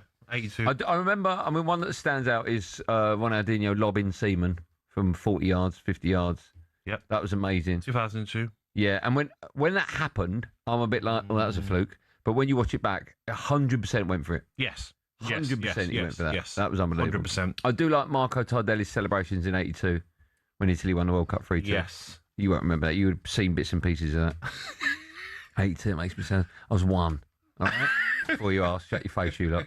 All right, time for our coffee break with our wonderful friends at Costa Express. Oh, they're so great. So kind. The Costa Coffee Break on talkSPORT. Sponsored by Costa Express. Quality coffee, quality day. By the way, we need one more caller for the 03717223334. We got two. If you want to go on a date with Sam Ellard, you need to call now. 03717223334. We need one for the hat trick. Laura Kirk-Francis, who definitely won't want to go on a date with Sam Ellard, is alongside me. How are you, Laura? Morning, Laura Kirk-Francis. I'm very good. A bit of gossip for you, though. Oh. Sam's got a date on Friday. Already? Not from today, but he's already had it lined up. That quiet? A real He's one. been very coy about it in the office. Well done for... How greedy I thought I'd rat him out. Yeah, well, you're going to get on so well at talkSPORT. Where you going, Sam? Well done. Where is that? Do you know where it is, Laura? I don't, but I think it's been set up for a while. Really? He's been looking forward to it. Is she- Yeah, can he's I been ask? asking me about his outfit. Is she real or is she AI? I think it's Tracy, isn't it? Was it Tracy that you bought the other day? Has he really got a date Friday? Yeah, he's genuinely got a date Friday. Is that right, Sam? Buzzing for him. Yeah. One of that'd the be good nice. guys. That'd be nice. We taking a sports cafe or something. Yeah. Yeah, he's like, I've got World Cup to watch. Yeah, you just sit there quietly. Imagine that. Yeah, Imagine yeah, that. exactly. I can't for the next 6 weeks. His notepad out. I'm busy. He should take her to Costa Express, shouldn't he? I agree, mate. Yeah, on his favourite motorway. Petrol station. He's got on the bridge. he's got a whole list of favourite motorways. You know that? Does he really? Yeah. Don't start that conversation. Well, first is M25. I love the M23. Wow. I mean, the calls are just going to stop after that. Yeah. No one wants to hear that.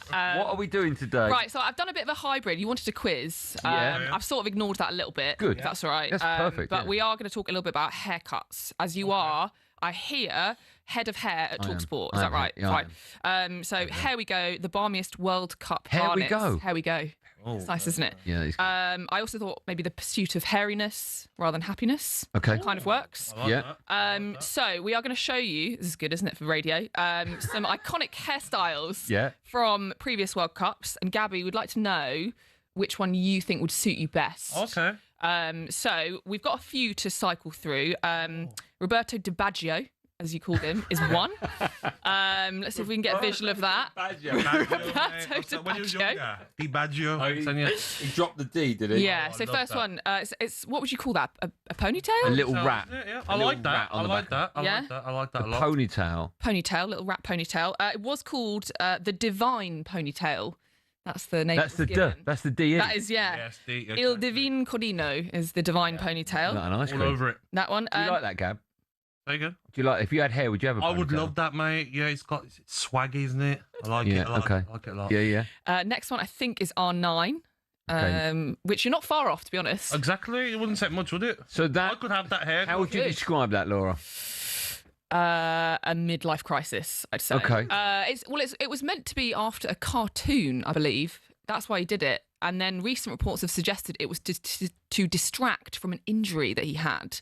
But yeah, there's a little cartoon in Brazilian sort of pop culture that he's Good done knowledge. after. Yeah. Massive. So it's just a tiny bit of tuft of hair at the very front. So if you look face on it, it looks like he's got a full head of hair. Yes. But then as soon as he turns, the rest of it is completely shaven. Iconic. But yeah, it's like a triangle at the front. Yes. Yeah, all over it. Yes, that All one. over Okay, it, yeah. lovely. I don't think my hair would grow that much at the front, though. So maybe... We could, you know what? We could get some like colouring pens and a bit of paper, and we could give you one of Would those. you do that? In the next 15 minutes? Yeah. Would you like that? We could stick a croissant there. There's one left. Just get a really burnt one. We'll just shove it in the microwave and then pop it on your head. Perfect. All over it. Yeah. Right, next one. Taribo West, Nigeria, 1998. On the Remember right, this. the braids. What colour? I'm colourblind. What colours are they like? It's green. Bright green to match the kit. This is so bad. Not for me. Top player. Loved him back in the day. So it's a little bit like Keith from wild, Prodigy, right? On Firestarter video. It's a bit like that, if you're wondering what it looks like. Yeah, very nice, that one. Bright green to match the kit. And then finally, has to be one of David Beckham's various hairstyles, the mohawk. Call him Bex. Bex, like sorry. Andy does. Bex. I know Bex very well. You know, I can't call him Bex. Wazza and Bex are his mates. Yeah. You got a problem with that? No, I'm just saying, I wouldn't call him Bex. I'll call him David. All right, well, fine. I've earned the right to call Bex Bex. Okay, yeah. So, Yeah. do you like Bex? I love his haircut. Which one's your favourite? Great Bex question. haircut. Favourite Bex haircut? I like it when he had it all shaved off for that first time. You really like Man United, well, I think we're playing Leicester and he walked into the changing rooms with a cap on. And Fergie, I think he had the mohawk. Fergie told him to shave it off. And he didn't said, get Yeah. rid of that bit so it's completely all bald, yeah. Yeah. You really like the bold look. I think on him it looks Just cool. him, not... And some other people. He's fishing here. It's not caught anything yet. Right, which one of those four then, Gabby, would you go for? I've got to go with... I'm going to go with Roberto Di Baggio. The divine ponytail. Yeah, I'm all over that. Roberto I'm all over that. DiBaggio is amazing, Gabby. Yeah. That's so good. That's lovely. His name, mate. Yeah. It's close enough. Yeah. We all knew who you meant. And then Andy is head of hair at talkSPORT. Have you ever copied any of Bex's styles? I mean, I've had the same haircut since I had hair, since I was born. Boring, isn't it? I came out with this. Wouldn't you change it a bit, mate? Wow, what's wrong with it? It's Do perfect. something different, Look right? at my barn, it's ridiculous. You know, that's part of the reason why I've got my own hair product now. It used to be longer, didn't it? Back in the day. Oh, yeah, so through COVID I grew it, and it was really long, Yeah. and it looked horrific. Like a Chris Waddle mullet, would we say? I like the no, it was just all one length. It looked terrible. It looked a little bit Paolo Maldini. Okay. Or as Gabby would say, Di Maldini. Just put a D on everyone's surname today. Laura Kirk de Francis. You've been amazing. Are you done now for the day? No, I'm back again. Oh, good. Well, we've got transfer Tinder, but I wonder whether if we get enough calls. No, I'll tell you what you do. This is what you do. Yeah. Right? When are you next in? Tomorrow. No. Oh, in Is that about what you in say? about half an hour. Right, between now and then, you find out as many details as you can about the date. Okay. All right? Yeah. But do it cleverly. I All right? wonder if he's listening. Of course he is. Yeah, of course He's listening. eating. Okay. He's in the canteen eating his He's in his fifth baked croissant of the beans. day, yeah. I'll do my best. Okay. Good work, Laura, as always. That was thanks to our wonderful friends at Costa Express. Coming up, we've been focusing on one contender for the World Cup each day this week as we build up to the start. And next up, we turn our attention to Spain and whether anyone can stop Lamine Yamal. It's 7:30. You listen to The Breakfast Show on talkSPORT. The Costa Coffee Break on talkSPORT. Sponsored by Costa Express. Quality coffee, quality day.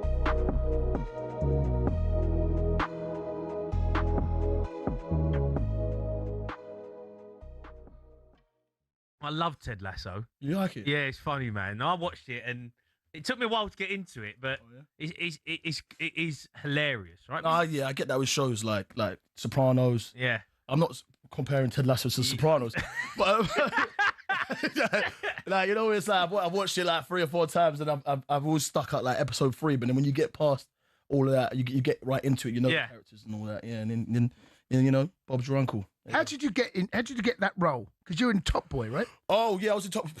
Bit different, isn't it? Top Boy's good as well. Basically, one of my best mates is a fantastic actor. His name's Will Poulter. And he's also an Arsenal fan, so big up Wills. Yeah, but he did Where the Millers with Jason. Okay, yeah. You know, the one where they tried to smuggle across the border. Yeah. It's a great film. Great film, isn't it? Yeah. He did the TLC bit. You know, it's great. Basically, Jason asked him, "Do you know any actors that can do comedy, and can actually play football?" And he was like, "Yeah." He said no. He didn't ask you. He phoned his mate. How did you know anyone? I walked into that one. All right. Where was I? Yeah. So then Are you good at football? I mean, look, I know the Ted Lasso. USA 94. What a summer when football became soccer in the blazing heat. It was also the tournament where fashion peaked. This, my friends, is Alexi Lalas. No, he wasn't Scottish. That's a full-blooded American right there. But in all seriousness, forget the hair. Look at the jersey. Dreamy 90s clobber. And it was everywhere. That's the legend that's Georgie Hagi of Romania, OVS, Brazilian shot stopper, Taffarel, and a Dutch guy. I mean, this was the period we were getting top quality in the Premier League too, but the national team designers raised the level even higher. The pitch was their catwalk as we got Germany, Bolivia, Sweden absolutely rocking it. The kind of kit we're shelling out for on retro sites to this day. And Spain, another beauty. 10 points if you recognise that guy. Of course, this was America, so the cheerleaders didn't want to be outdone. But in the end, 2 of the less is more designs made it to the final. And when Baggio blazed over, Dunga got the honours. The entire summer was an explosion of colour that would have broken Instagram. Sorry, just trying to get that Larson one off eBay. 70 quid. Bargain.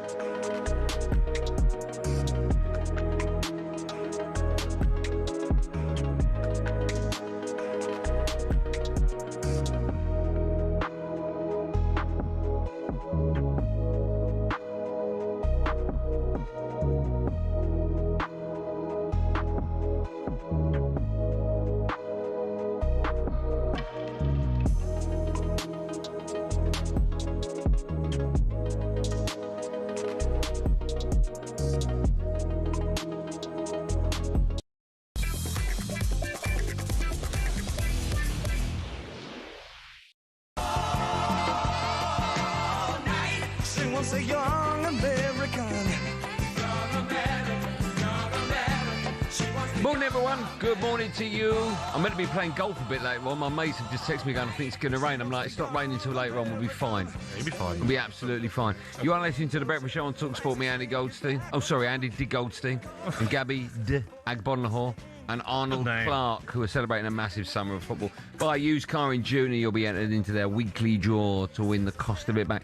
I just want to, quickly, a big shout out. You know, we now have croissants delivered every morning. Yeah. Part of the deal.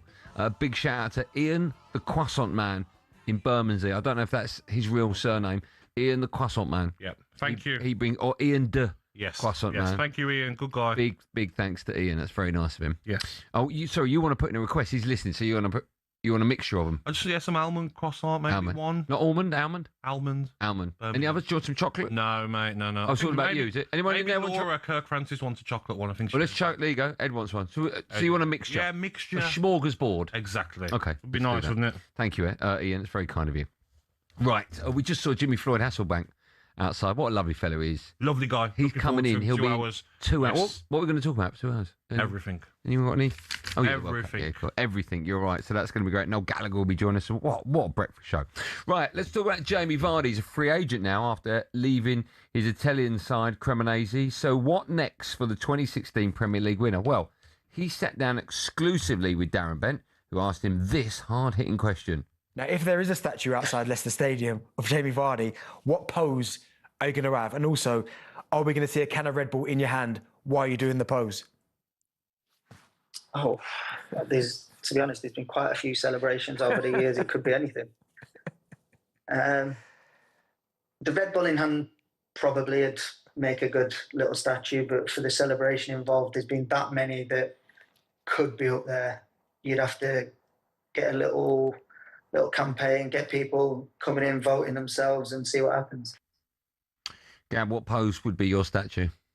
What pose? Yeah, if you're going to have a statue outside Villa Park. So I always used to wind up opposition fans when I scored, and I'd do this one. Shh. Oh, you do that? Hand over the lips. That'd be nice. Shush. Just shut up. Like that, basically. Yeah. So that's nice. that Tell everyone to shut up. Yeah, just a lovely gesture that would be. Everyone just shut up. Okay. You give me stick, I'm going to score against you. Okay. That'd be nice. Do you like statues outside grounds? Do you think I do, but they should be of only top club legends. So Okay. Pep's getting one. You know? Yeah. I'd have John McGinn one. Would you? Yeah. Okay. What he's done for that I football. mean, Villa have got a lot, right? You go back to the early 80s. Yeah, the 82 squad, definitely. But I just look at what John McGinn's done for that football club. I could see him being there for 4 or 5 Unai, years. would you have one of Unai yet? Unai, yeah. Why not? There's a lot of statues you're making. Yeah, why not? It's big space, mate. Big stadium. Yeah, you're right. Yeah. There's a lot of space. Some teams, players play 15, 20 games and they don't use their Like number who? again. Like who? Nothing. Why are you talking about O'Hara? Right, let's concentrate on the World Cup. One of the teams England might have to get past is Spain. Former Spanish and Barcelona midfielder Gazqueta Mendieta joined Drive last week and outlined his hopes for their tournament.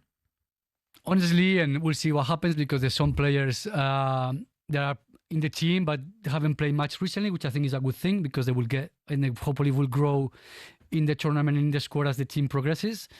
I expect semi-finals, quarterfinals, semi-finals. Obviously, the final is a bit more tricky to predict, but certainly semi-finals because we have the team, similar group, very young team, a lot of characters, Pedri, Lamine Yamal, Oyarzabal with experience. Let's see if Nico recovers, but we have Jeremy Pino, which played for Palace this season, had a great season, they won the conference. And yeah, so I think 3 amazing goalkeepers. The debate in Spain, a lot of goalkeepers. We have probably 3. Raya, that's a lot of Spain. Why is he not playing? It's Unai Simon is the first one for the national coach, and it will not change. But unfortunately for him, yeah, it's tough competition, which makes Spain, for me, one of the candidates, not the favourite though. Not the favourites, but one of them. So are Spain destined for greatness across the Atlantic? Delighted to say, for more on the European champion, Spanish football manager Pep Clotet joins us now. Good morning, Pep. How are you? Good morning, Pep.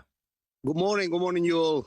Nice to be here with you. It's our pleasure. Thanks so much for coming on. Firstly, how excited are you about the World Cup finally here? Yeah, very excited, to be fair. Here in Spain, I think the press in general, the fans would accept at least a semi-final. That's right, what you said before. But it's very interesting times because we're coming from the Euros. Although I think Spain has a good team altogether, I do think that some teams, they have individually better classed players as an individual talent. So it's going to be very interesting. It's got to be about a team, or it's got to be about the individual star or player, you know, which I think France, England, Argentina, they are a little bit above Spain on that sense, but Spain is really pursuing the path of the merit, the path of the team, the path of the group, and that's going to be very interesting to see, you know, what's going to be the outcome. Pet, obviously, when you look at the Spanish squad, you look at Lamine Yamal, Nico Williams, Ferran Torres, the front three, Daniel Olmo, you look at Zubamendi, Pedri, Rodri, Gavi, Fabian Ruiz. You know, they're so stacked going forward in the midfield. But do you worry about the defence of Spain? Because that's the worry for all England fans, is that we aren't the best defensively. I think so. I think possibly the group is a little bit, as a team, it's a little bit more vulnerable and weak on the back, although they're all really good players. But I do think the key for me is going to be how this midfielder group with Rodri and Pedri would support not only the attack as well, but as well the defensive phase. It's going to be, for me, it's going to be the engine of the team. If that works, Spain will be strong. You know, I don't think it's going to be that much about Nico Williams or Lamine Yamal, which we are talking a lot lately because of the injuries. I think it's going to be much more about the solidness of the team in the back, and especially this engine with Pedri and Rodri, which I think they both are really top players, you know, and good players. That's going to be, I agree that's possibly the worst part of the Spanish team. Possibly that's why they're based a lot on the possession of the ball, try to defend as less possible, you know. We over here, we're not happy with Harry Maguire being left out, one of our informed defenders last season for Manchester United. One defender that I thought would have got called up and didn't was Howson, who signed to Real Madrid from Bournemouth last season. What was it like in Spain when that news broke that he wasn't going to be selected?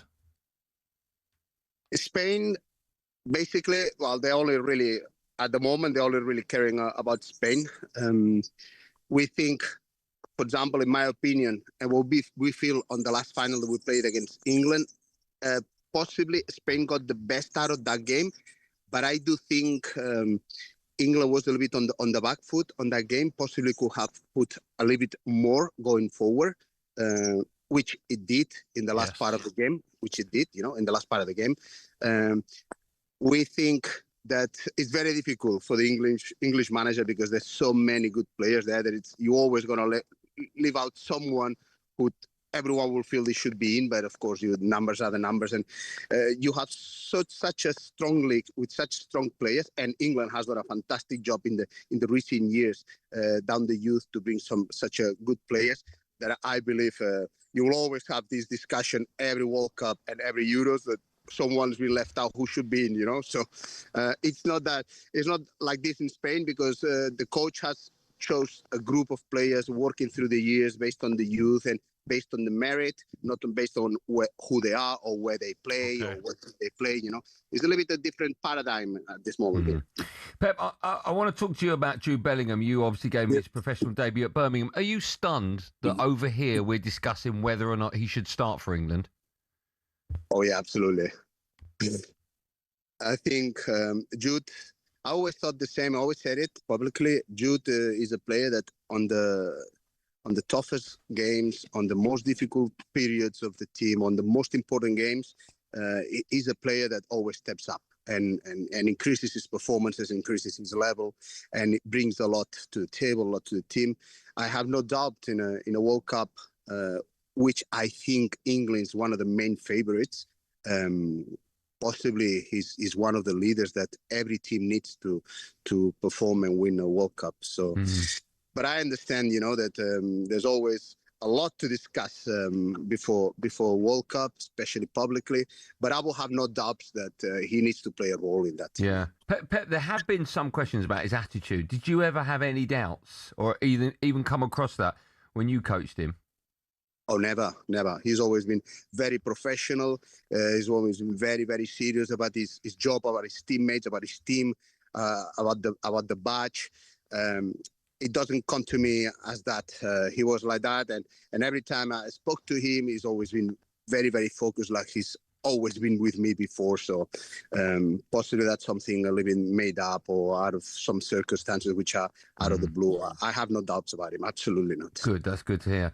We're going to have to let Pep Collette go. Pep, thanks so much for coming on. Mate. Have a wonderful day. Enjoy the World Cup. You too. Thank you very much. Thanks, have a good day. You too. That's great to hear because I've heard rumours and whispers that sometimes Bellingham can be a little bit difficult. I don't know him. Personally, I've looked at that scenario and thought, I hope that's not the case. But good to hear one of people like to make these claims and they've got no proof. You know what I mean? Because he's passionate, they'll say, "Oh, he's making players not be able to play well because he's passionate in the game." Shut up and get on with it. I agree with you. Top player, and he wants to win. I agree. Right, still to come on the all singing, all dancing breakfast show this morning. Superstar Breakfast preview on talkSPORT with Travis Perkins. Go big on landscaping with Travis Perkins. Find everything you need at travisperkins.co.uk. Yeah, I've got bad news for you. You're all going to be late for work. We've got a mega show on the way. Chelsea and Dutch legend Jimmy Floyd Hasselbank will be right here in the studio for 2 whole hours. How exciting is that? He was, of course, part of Southgate's coaching team for the Euros in 2024. So we'll chat England with him. And the guests get bigger and better as well. Rock and roll superstar Noel Gallagher will be joining us as well. Do not miss that. That was our breakfast preview with Travis Perkins. It's 7:47. Superstar Breakfast preview on talkSPORT with Travis Perkins. From fence panels to decking or paving packs to topsoil, Travis Perkins has all your landscaping needs covered.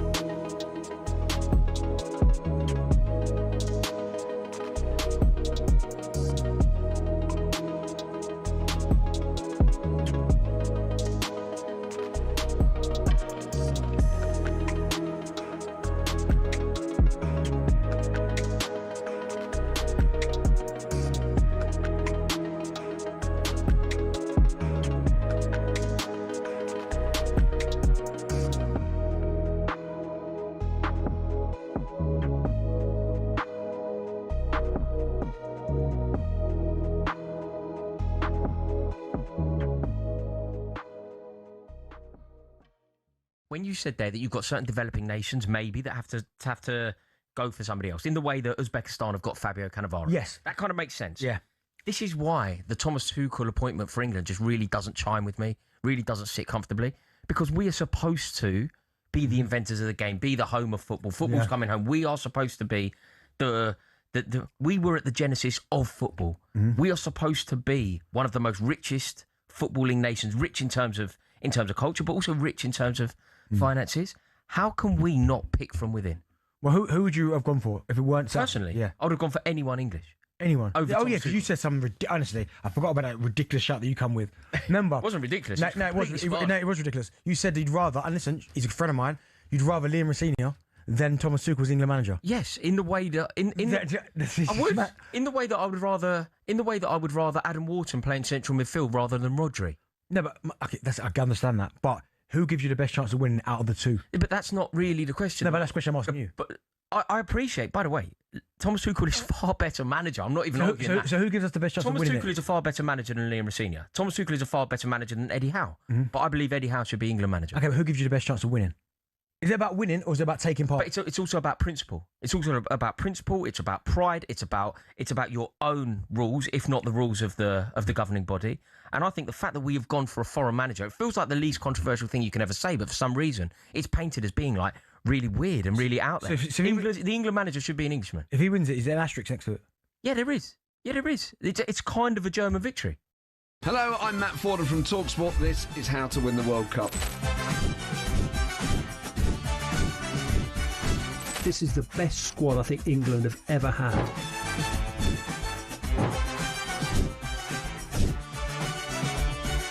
He used to love America, now he doesn't. It's very sad. It was so important to succeed because of all the pressure we received. Don't jump for this one, I'm going to knock his head off. Warning, this podcast does not guarantee England will actually win anything.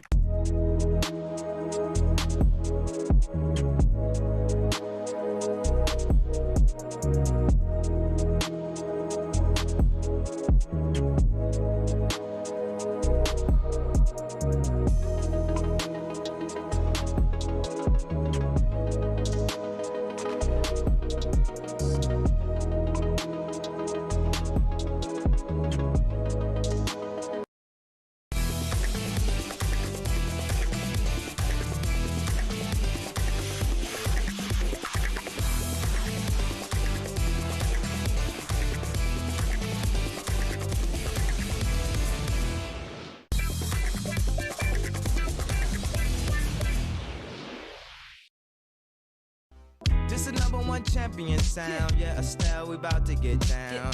Who the hottest in the world right now? Just touched down in London town. Bet they give me a pound. Who's this? That's what we want. This fella. He's the one who sings, the singer. Who is it?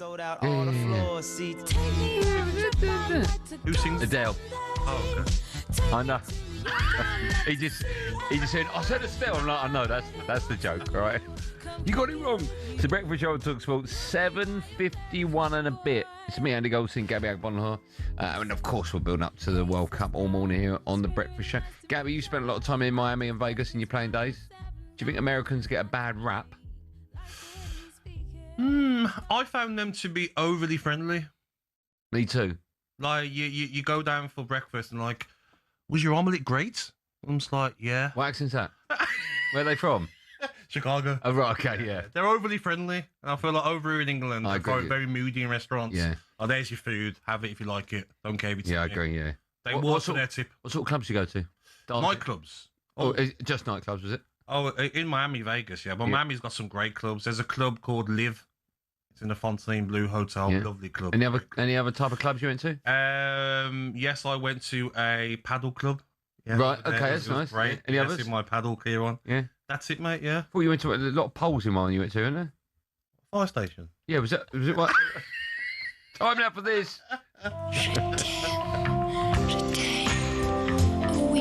Stick a load of singles in there and then they fall in love. Of course it's hard. It's supposed to be hard. A 36-year-old, you'll have the knockers, you will. Just because it's offering its teat, do I really have to muscle on that? Sarah Louise. Sarah Louise, crack, you're up for it, aren't you? I was in love at the time, that's what I was doing. At the time? Yes, you all know what that means. The wonderful Laura Kirk de Francis is back with us in the studio. How are you, Laura? I'm well, all good. Have you got gossip before we have you got gossip? Yeah, Sam Ellard gossip. He's got a hot date. I couldn't get much out of him, to be Right. honest. No, but the intel is he is going on a date in Clapham, Right. and they met on Hinge. Okay, the app. good intel. So I don't live far from Clapham. In fact, I live in Clapham. So That's not far at all from It's not far. I live in and around Clapham, if you will. Yeah. But I could do a bit of a. Do that. I could work out where he's going to go and maybe across the street, sunglasses on, get his mintel for Monday morning. Do you think though that Rachel will not be happy now that he's got a date? Well, no, I think. Will she be a bit jealous that he's got? I think she'll be jealous she hasn't been chosen yet. Okay. But the night. How long does she wait though? Well, for Sam. Yeah, like, do you know what I mean? Like, I mean, no more than 3-4 minutes maximum. What we're doing a bit of transfer Tinder, Transfer Tinder, yes. Everyone's favourite feature. Sam Ellard might not get much luck on that app, but plenty of Premier League sides will once we're done here. Rules are simple. Swipe left if you don't think a particular move works and it's right for a match. Starting off, Lewis Hall to Manchester United. This 21-year-old lefty from Slough has had a rough summer so far. He was stood up for a romantic trip across the Atlantic and is in need of a glow-up to make sure that kind of rejection never happens again. Lewis Hall from Newcastle to Man United. Swipe left or swipe right? Right, can I go first? Please. Because they're my team. I'm stunned he didn't go to the World Cup. Wasn't getting enough game time. Luke Shaw's not getting any. I thought Luke Shaw was brilliant. He had a really good season. I'm a big fan of Lewis. I'll be over the moon to use a footballing cliche if we got him. I think he's a brilliant player. and also there's something going on there with Eddie Howe because he was dropped late in the season and he was playing Dan Burnett left back over him. You can tell the point may have had a falling out. Yeah. So I think it's a no-brainer. I'm So sure we're both going to go yes. Yes. Anyone else on your sort of dream wish list for Man United this summer? The main one would be Nottingham Forest's Elliot Anderson. I mean, for me, he's the one. Yeah. He's the one. Not only because I think he's a brilliant player, but I just think it sends out a message that if we get him and his signature over the likes of Man City and we pay £100 million, it's like, okay, we're going for it this season. Very nice. Very nice. Okay, next one. Kieran McKenna to Fulham. They say life begins at 40. Is that right? As the I'm not there yet. only person over 40 here. Not there yet. Sorry. Don't my believe all the mistake. hype. Okay. All right? Yeah. Well, for this Northern Irish stud, the chance to become a Putney Prince. Accept and he'll move into a beautiful cottage, but a 5-year relationship is never easy to exit. Kieran McKenna from Ipswich to Fulham, left or right? I would go. I feel like Ipswich will struggle again. They're one of my favourites to go down. Last time they got promoted, they spent a bit of money but didn't really work. The transfers. Fulham are a stable squad of players that he's got there. Very good football club. I think it's a no-brainer to leave. Is it 8 million compensation? Yeah. I really want him to go because my producer on Drive, producer Joe's a big Ipswich fan, loves Kieran McKenna, and I know it would hurt him. So I would pay them 8 million myself to get him out of that club. Yesterday it was Max, management Max. Yeah. Now it's producer Joe. Yeah, going for everyone. Everyone on Drive. Yeah. Ooh. Wow, okay, it's petty. Manager Max isn't on Drive, he's never here. Oh! Yeah. Oh. I saw him yesterday walking into the building at 11. I went late start and he went, I'm going home now. Oh, you're out of order, Wow, mate. shots Max being is fired. yeah. Right, finally then, Julian Alvarez to Real Madrid. This is the bitterest of love triangles playing out right in the public eye. Real released a statement confirming a €150 million offer, which Atletico responded to on X with a series of laughing emojis. Atleti followed up saying, we neither study nor consider any offer for Julian. How could we not get along when you make us laugh even more than Barcelona does? Love it. Love it? I love it from Atletico Madrid. Yeah, me too. Because these big clubs try and come and pinch your best players. If they don't need to sell for any reason, why would you? What are you going to get for 150 million? I agree with Gabby. How good Alvarez is. Yeah. I wouldn't sell him off Atletico Madrid. He's our tip, by the way, to be top goal scorer at the World Cup. 33s, 20s, wherever you look. Yeah. Yeah, I think you'll get the most. Wasn't Arsenal interested in him? Yeah, they were. Yeah. I don't think we're going to shell out that much money I for think it. he wants to win European trophies. Well, you've got Gyökeres now. You pay, what, 60 million for him? Wow, this has really turned in the last 10 seconds. I thought we were friends here, Gabby. Right, well, I'll just leave there. Is it all right if I go? Gyökeres, left or right? Do you want to keep him or let him go? I'll keep him and he'll win us the Champions League next year. Okay. Oh, you've been drinking this morning, haven't I you? have, yeah. You're done now? I am done. What are you doing for the rest of the day? Going back to sleep and recovering from a round of golf I had yesterday. I'm quite sore. You're a good golfer? No. What'd you play off? Whatever the highest is. Oh, right, okay. Yeah, I'm learning. I'm learning. All right, I'm learning. okay. Yeah. It's the best sport in the world. I do love golf. I'm waiting for that to kick in, but yeah. It will kick in. It will kick in. You've been amazing. Yes, Laura. Again, well done. You've taken to it like a duck to water. You're enjoying your time at I'm having a lovely time, yeah. Good. And I'll be back tomorrow. You're great. Have a lovely day. Thank you very much. Enjoy that. Well-earned sleep. Right, coming up, you do not want to go away. The superstar that is Jimmy Floyd Hasselbank, Chelsea and Dutch legend, and former England coach with Gareth Southgate will be with us live in the studio for the next 2 hours. And Noel Gallagher will be joining us as well. What a Wednesday breakfast show.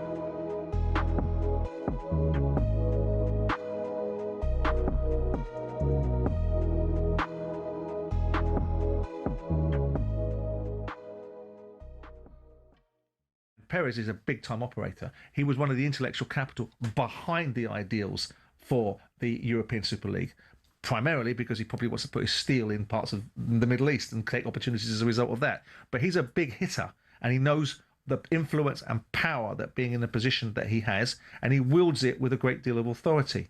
And I wouldn't wager against Mourinho being successful again, because I think this is another lease of life for Mourinho. He loves to prove people wrong. He won't escape him, because he's not an obtuse man, that the direction of travel for his career was sort of flatlining and declining. So here he comes again. So I wouldn't be surprised if Mourinho does something that people would be surprised that he does, which is come back and win something with Madrid.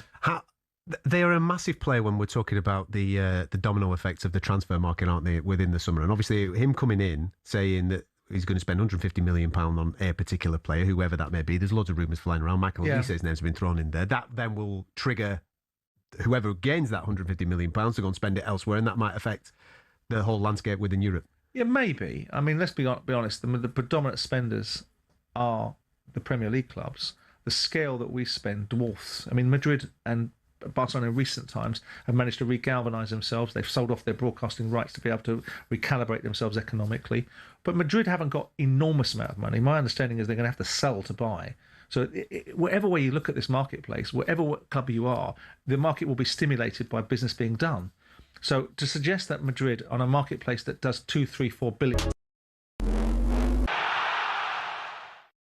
It's 2010, and the Goalkeepers Union is up in arms. Why? This thing, the Jabulani, perhaps the most famous World Cup match ball for moving, it seemed, in 3 directions at once. But that wasn't the first match ball row, not by a long shot. In 1930, the World Cup final began with a fight, not between the players, but about the ball. Argentina brought theirs, and Uruguay brought theirs. And when neither backed down, they played 45 minutes with each. Uruguay, with the T model, came out on top. This was the era when balls were heavy. They were classics, sure, but they could double in weight during a thunderstorm. Before we go on, I will tell you that the 1962 ball was called Mr. Crack. A ball that was so heavy when wet, several European teams refused to use it. Instead, the 1958 Top Star was used, most famously for the quarter-final between Czechoslovakia and Hungary. By 66, we had the Slazenger Challenge. Because people watched They Think It's All Over in black and white, we forget the ball was actually bright orange or red, whatever that colour is. But it looked like a floating smudge to people at home. The World Cup match ball needed a makeover. Enter the Telstar. 32 black and white panels. It was stylish, it was modern, and it meant goalkeepers could finally see the thing that was about to ruin their afternoon. It was also the start of an Adidas monopoly. 1986 was the dawn of a new age. The Azteca was the first fully synthetic ball, meaning it didn't soak up water. Recently, though, things have got weird. 2002 gave us the Fever Nova, basically a high-tech frisbee, and then, of course, the Jabulani. Today, the balls have internal sensors that tell the VAR room if someone breathed on it. We've come a long way. But the ball's not the main thing, is it, FIFA?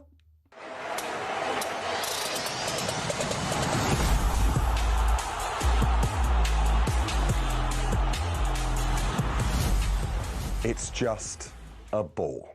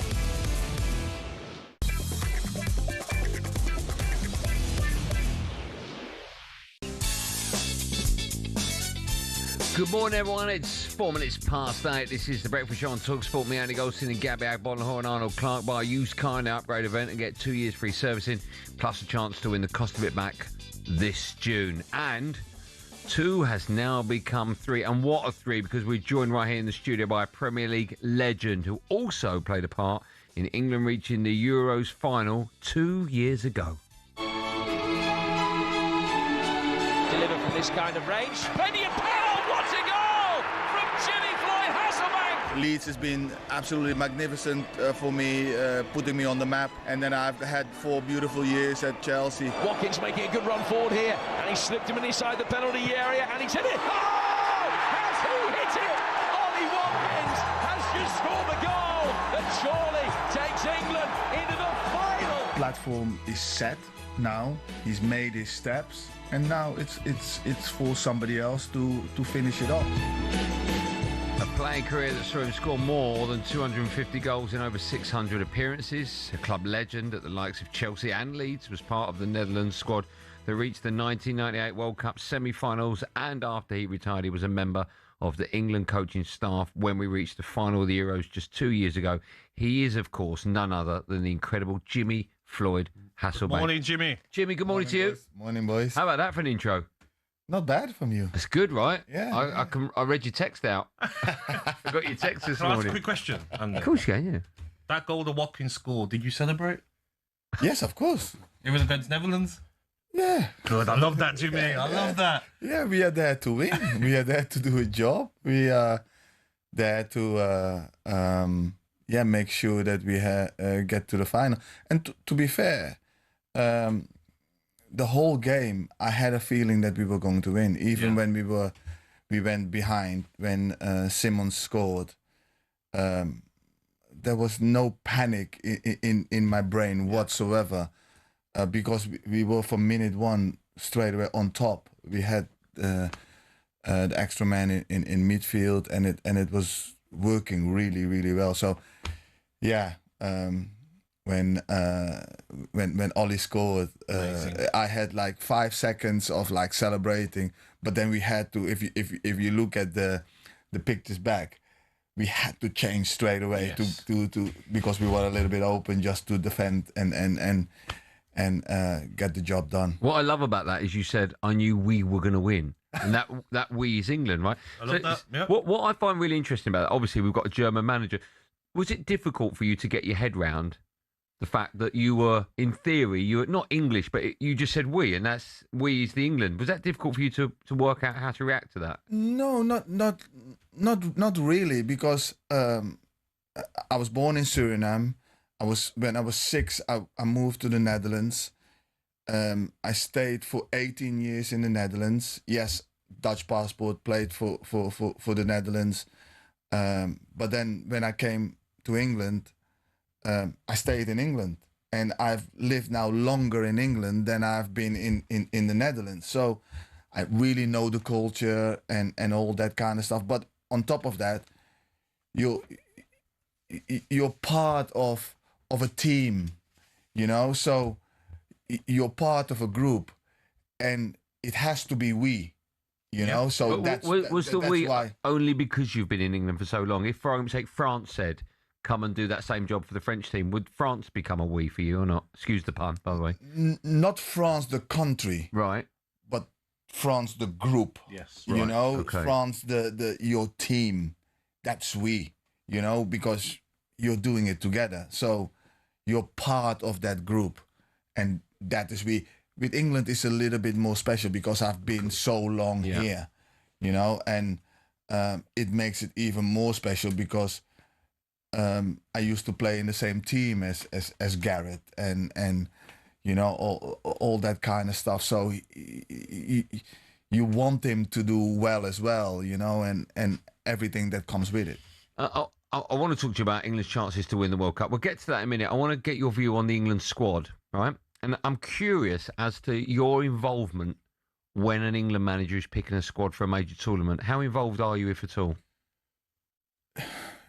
Yeah, you debate about it. You do? Yeah, of course. Of course, you have to put your point across.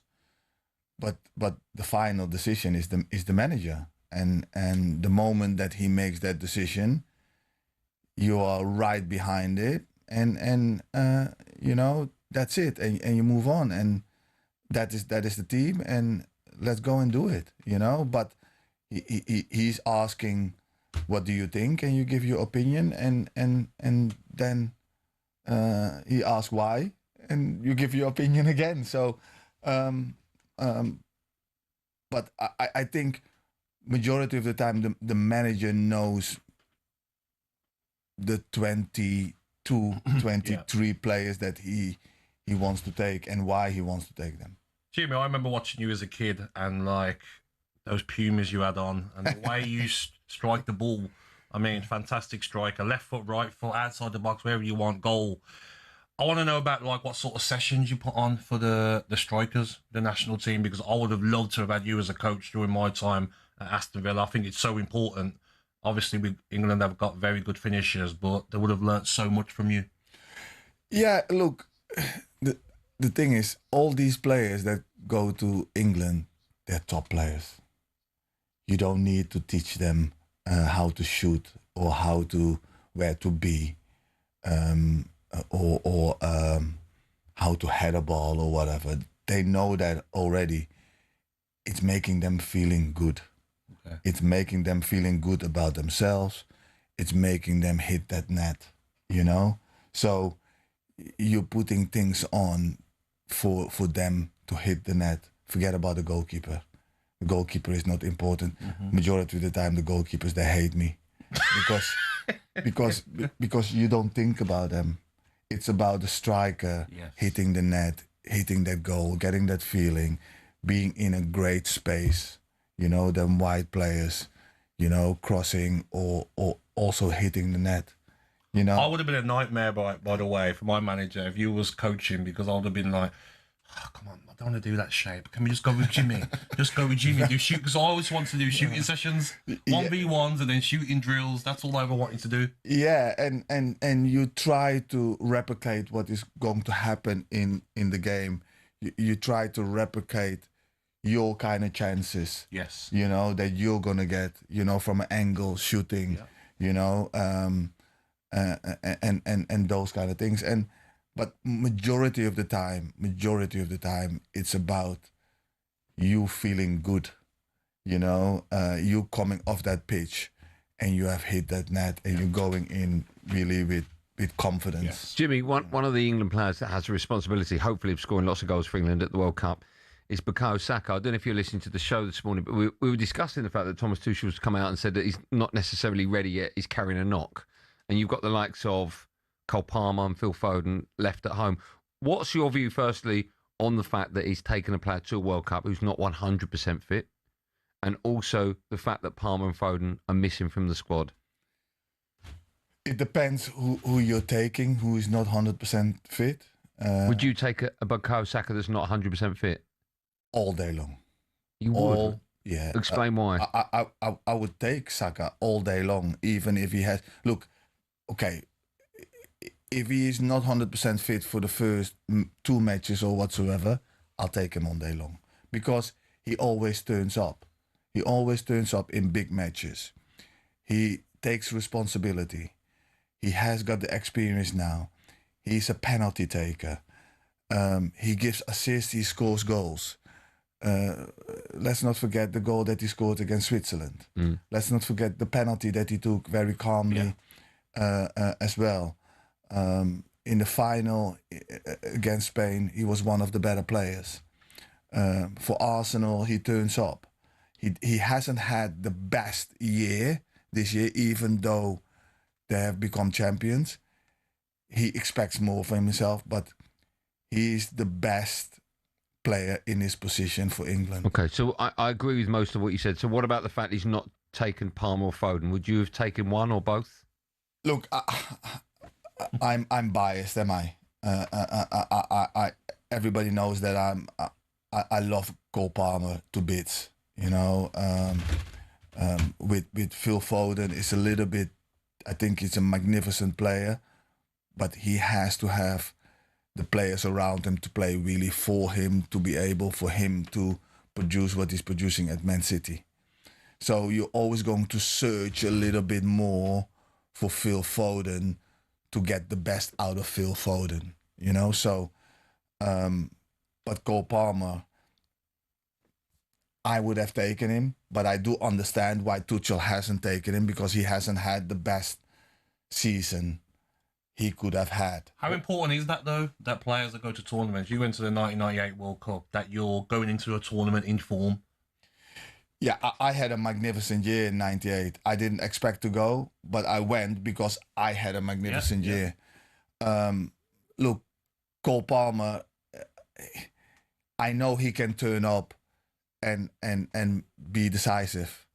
But then I think he hasn't done it for England the whole year. He's been unlucky when he came to England with injuries and all that kind of stuff. He's had a lot of football in a very small amount of time, and his body is just in bits. So for Chelsea, it's great because he can look after his body now, and he can be angry and have a really good year this year for Chelsea. But for himself, he will be disappointed. I get that. We've got loads more to come with Jimmy Floyd Hasselbank throughout the show this morning. We'll also get more on England with a specific focus on Harry Kane. And we'll also find out who he thinks are the favourites for this year's World Cup. And Noel Gallagher joins us in about 45 minutes. A busy, busy breakfast show here on talkSPORT. It's 16 minutes past 8.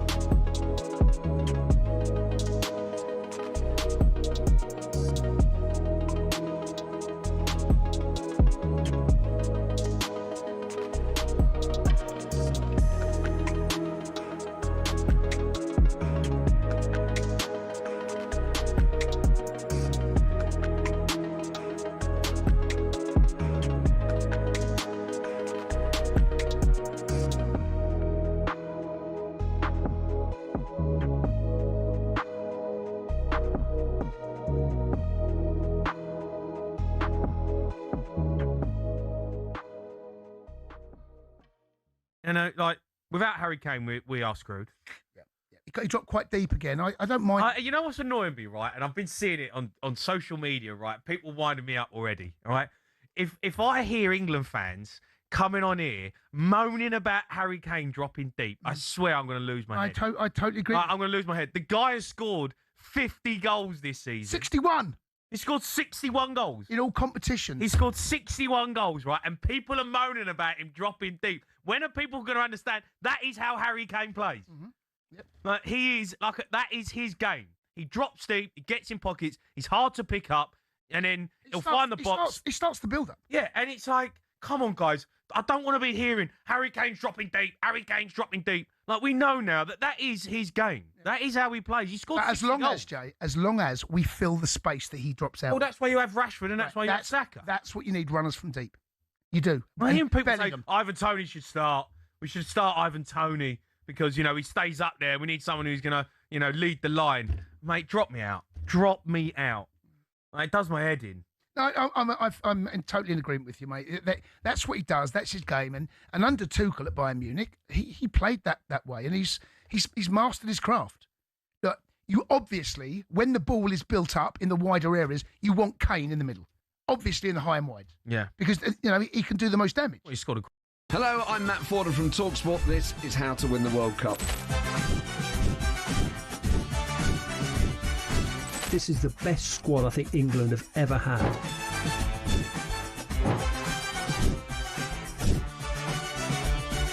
He used to love America, now he doesn't. It's very sad. It was so important to succeed because of all the pressure we received. Don't jump for this one, I'm going to knock his head off. Warning, this podcast does not guarantee England will actually win anything.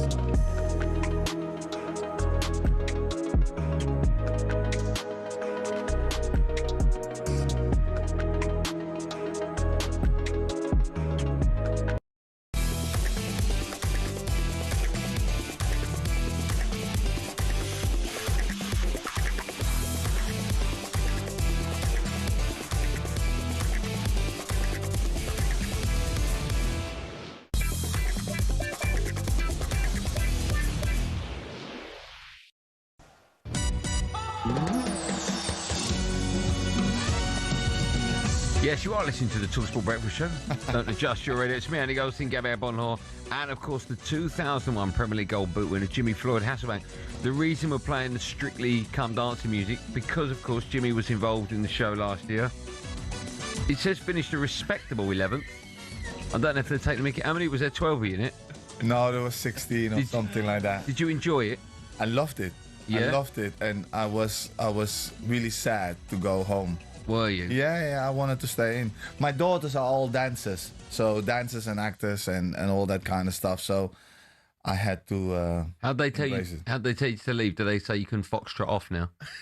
Something like They that. said that. yes, Okay. Something like that. Yes. Do you yes. did it give you the bug to do more reality TV or No, game shows? No, not whatsoever. That is it. Done that for my girls. Oh, that's you know. nice. Amazing. Done that because one is at a dance college, and that's what she wants to do. One is in the West End, and she dances, she sings, and all that kind of Wow, stuff. that's really nice. You did that. So yeah. Okay, but you wouldn't do like I'm a Celebrity. You wouldn't go No. on ice, dancing No. on ice, something like that. No. I've done my stuff. I've done my thing. Would you like to see Gabby in a reality No show? way. Strictly or something like that? No way. I'm stiff. I fear for Gabby on the I'm dancing stiff, floor. mate. Yeah. Was it difficult for you to learn the moves, or are you naturally quite? No, I was good. You're nimble. Yeah, he's got I was some good. shapes. No. It is hard. It is really, really hard. I've never done something like it. Nervous. I have a little bit of rhythm, Yeah. but it is yeah. The nerves when you're the live. nerve. That was the biggest thing. Lauren was my partner. She was absolutely magnificent with me. Yeah. Speaking of TV shows, have you seen any of the Gareth Southgate TV show, Dear England? I've not watched it yet, but I've been told to watch it, and I will. Do you think Gareth deserves more respect for the role? You do. Why do you think he doesn't get it?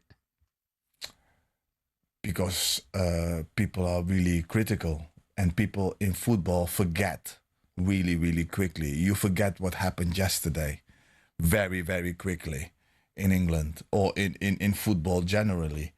Let's not forget when he took over, where England were. Yeah. England has never been in a final on a different different country. Yeah. Semi-final, been there in the World Cup, and yeah, you can say, oh, he should have done this, should have done that, but that is always easy, afterwards. Unlucky at some stages. Spain was better. I'll say that Spain was better in 2024. Do you think the FA should have kept him on rather than go with Thomas Tuchel? I think it was more his decision. I think. Do you speak to him about it? No, I've never spoken to him. You haven't? No. Okay. Because that is his choice. His choice. I think the amount of time doing what he's done, the pressure and the stuff that comes with being England manager, being English and being English manager is huge. Is huge. Okay. We'll carry on our chat in just a moment, but first let's get the latest odds with Coral and Johnny Hill. The Coral Daily Download on talkSPORT with Coral. We're here for rewarding the fans this Royal Ascot. 18+, gambleaware.org. Morning, Johnny. How you doing? Good morning, gents. Yeah, really good form, thank you. What are we now? Just over 24 hours away from the start of the World Cup, boys. Yes. Excited. We can't wait. Let's talk about England, of course, in action against Costa Rica. What are the odds on that? Yeah, final preparation, isn't it, for Thomas Tuchel's side tonight? England, as you'd expect, firm favourites here, 1-6 to prevail. Costa Rica haven't qualified for the World Cup. Just looking at some of their results, they were beaten 5-0 by Iran, 3-1 by Colombia last week. So I don't think this is going to be England's toughest game they've ever faced. But you'd expect Tuchel again to make changes, boys. Half-time, they made 11 changes against New Zealand. He could do something similar today. I think it's going to be very hot tonight in Orlando, Gabby. So the heat is going to be on. Yes. Have you got odds on who's going to start number 10 against Croatia? Bellingham or Rodgers? Yes, well, that is the big question, isn't it, going into that game against Croatia? Who will he start with? Will it be Bellingham or Rodgers? Well, look, the bookmakers, we haven't got a clue. We're basically saying it's a flip of a coin here. It's 5-6 Bellingham, 5-6 Rodgers. Wow. I'd be absolutely amazed if he didn't start Bellingham. But then again, Gabby, he's dropped Foden and Palmer from the squad. So this manager, not afraid to make the big decisions. He'll just choose who's the best option he thinks for this game. I don't think he'll care that it's Bellingham. If he feels Rodgers is the best option to open up that defence of Croatia, he'll pick him. Yeah. Let's talk about the outright winners for the World Cup. Where are we at? Who's leading? Yeah, well, obviously, Steve was on yesterday, mentioned England. They've drifted slightly to 7-1 from 13-2. So at the moment, we've not seen the patriotic support we usually get, Andy, for England. But that may well come, obviously, before their opening game against Croatia. At the top of the betting, Spain now clear favourites, 9-2 clear favourites, the European champions. France, second best at 5-1. The money continues to come for Portugal. They're the big movers, 8-1 from 10-1. Portugal, and then the two South American sides, Argentina, Brazil, both in there 9-1. And Jimmy, you'll be interested in this one. Netherlands 20-1. Could they be the outsiders that could go all the way? Okay. Obviously, semi-finals of the European Championship 2 years ago, beaten on penalties the last World Cup by Argentina. So it could have been a different story had they won that penalty shootout. Okay, and the big one, even bigger than the World Cup, dare I say. Have you got odds on Sam Ellard getting a second date? He's out in Clapham on Friday night for his first. Every single chance, I would say. We're suspending betting on that one because there's every chance of that happening. Good work. Always a pleasure. Thanks so much for coming on. We'll speak to you in a bit, John. Cheers, guys. Have a good day. Thanks, man. You too. That was our look at the latest odds with Coral 18+, gambleaware.org. Coming up, we'll find out who Jimmy's favourites are for the World Cup, and you may be surprised to hear how he thinks the Dutch will get on. All of that and more is coming up after. This is 8:27. The Coral Daily Download on talkSPORT with Coral. We're here for rewarding the fans this Royal Ascot. 18+, gambleaware.org.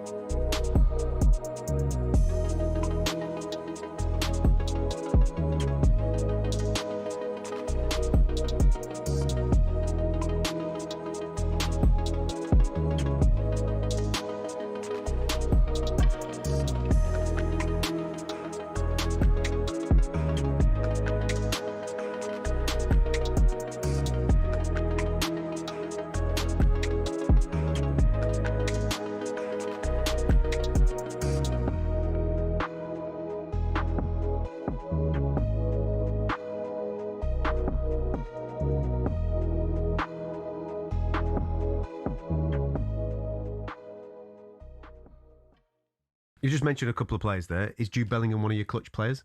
Yes, of course. Yeah, of course he is. I mean, Morgan Rogers is a good player, but Jude Bellingham is a world-class player. And despite the fact that maybe Jude's going through a phase in his career where people are not taking to him, and maybe there's some issues about some of his disposition, I hear certain things in Madrid from relatively reliable sources that there's no relationship between Bellingham and Mbappe. The two egos can't be in the same room. And that's maybe why Mourinho's been brought back in to try and get some order in place. But let's be under no illusion.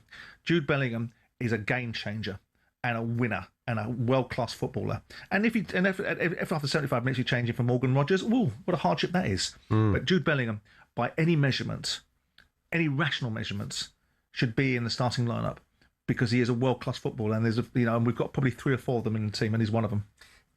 You've said that Tuchel's been brought in to win. Yeah. What happens if he doesn't? What's the attitude towards him if he doesn't? Depends how he loses. And that's not me giving him a get-out-of-jail card. I just gave you an example. If you were to play the French in the final of the World Cup, some hypothetical scenario, and we to play a game where we're bold and we play on the front foot and we're not waiting for the opposition to do something to us, we're at the opposition, taking advantage and opportunities, and we go to a penalty shootout because both teams have played a wonderful game and drawn 2-0 and we lose because someone misses a penalty. What do? Say to Thomas Tuchel, you failed. I know in the binary world that I would have it sometimes. You either win or you lose. Everyone can come second. It's not difficult. Just turn up. But there is a way that England... I'm looking at this tournament going, for once, beat someone that we, on paper, can't or wouldn't be expected to. And then we'll build from that. So, in every... When you think about some of the stadiums that have hosted games in the World Cup, sometimes it's hard not to be completely overawed. But what's the biggest? One thing we have to be clear about is that older stadiums will have had higher capacities when it was standing only. A good example of this is the old Wembley. For the final in '66, the capacity was 125,000. But that was later reduced to 100 when it was converted into an all-seater in 1990. Another example is this, Mexico City's Estadio Azteca. Back in '86, it's estimated around 115,000 people watched Argentina beat West Germany to win their second World Cup. Essential modernisation so it could be used in the 2026 tournament reduced it to 83,000. You can't talk about old stadiums with high capacities without mentioning Brazil's Maracanã. Some say the jewel in football's crown. In the 2014 World Cup, its capacity stood at just under 79,000. But back in 1950, well, it wasn't official, but estimates believe 210,000 people came to this place for a winner-takes-all match between Brazil and Uruguay. That's still the world record attendance for a live football match, and let's be honest, it's not likely to be beaten anytime soon.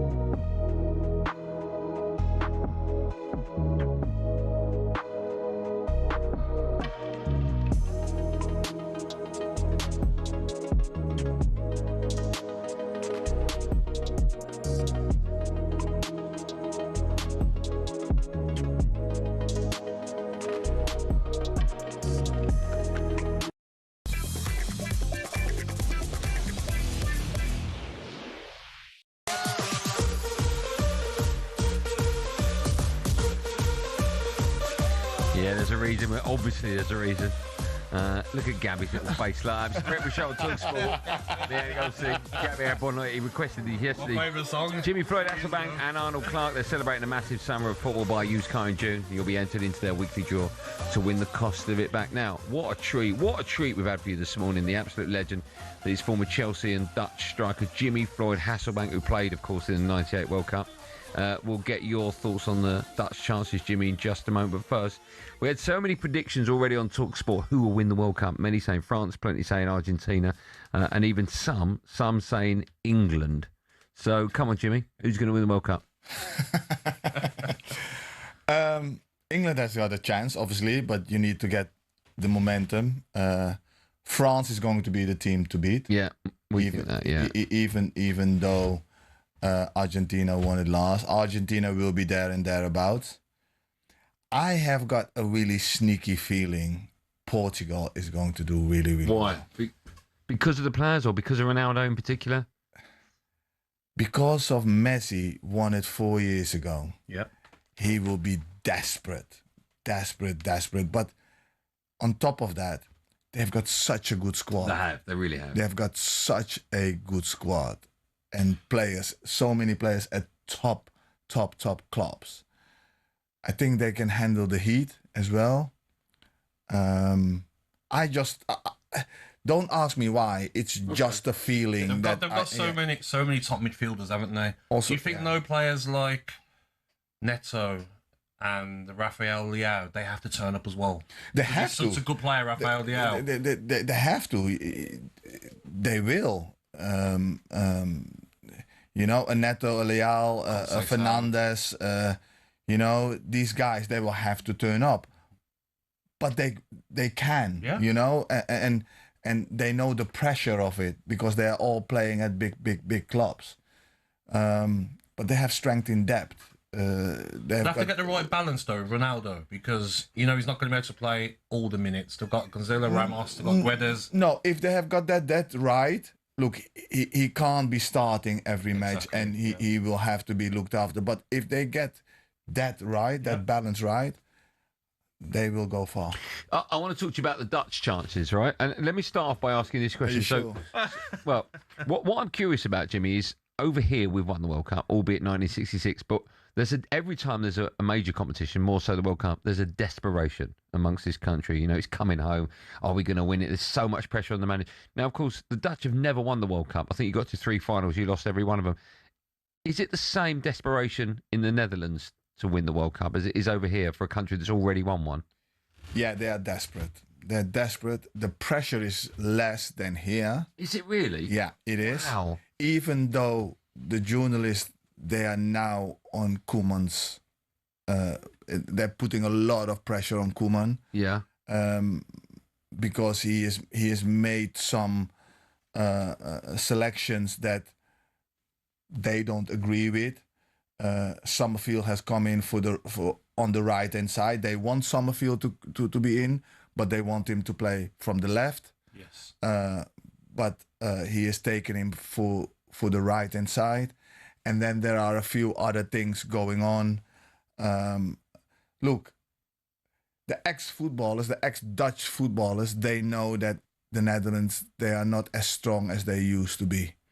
Even though at the back they are solid, midfield they have got really good midfielders.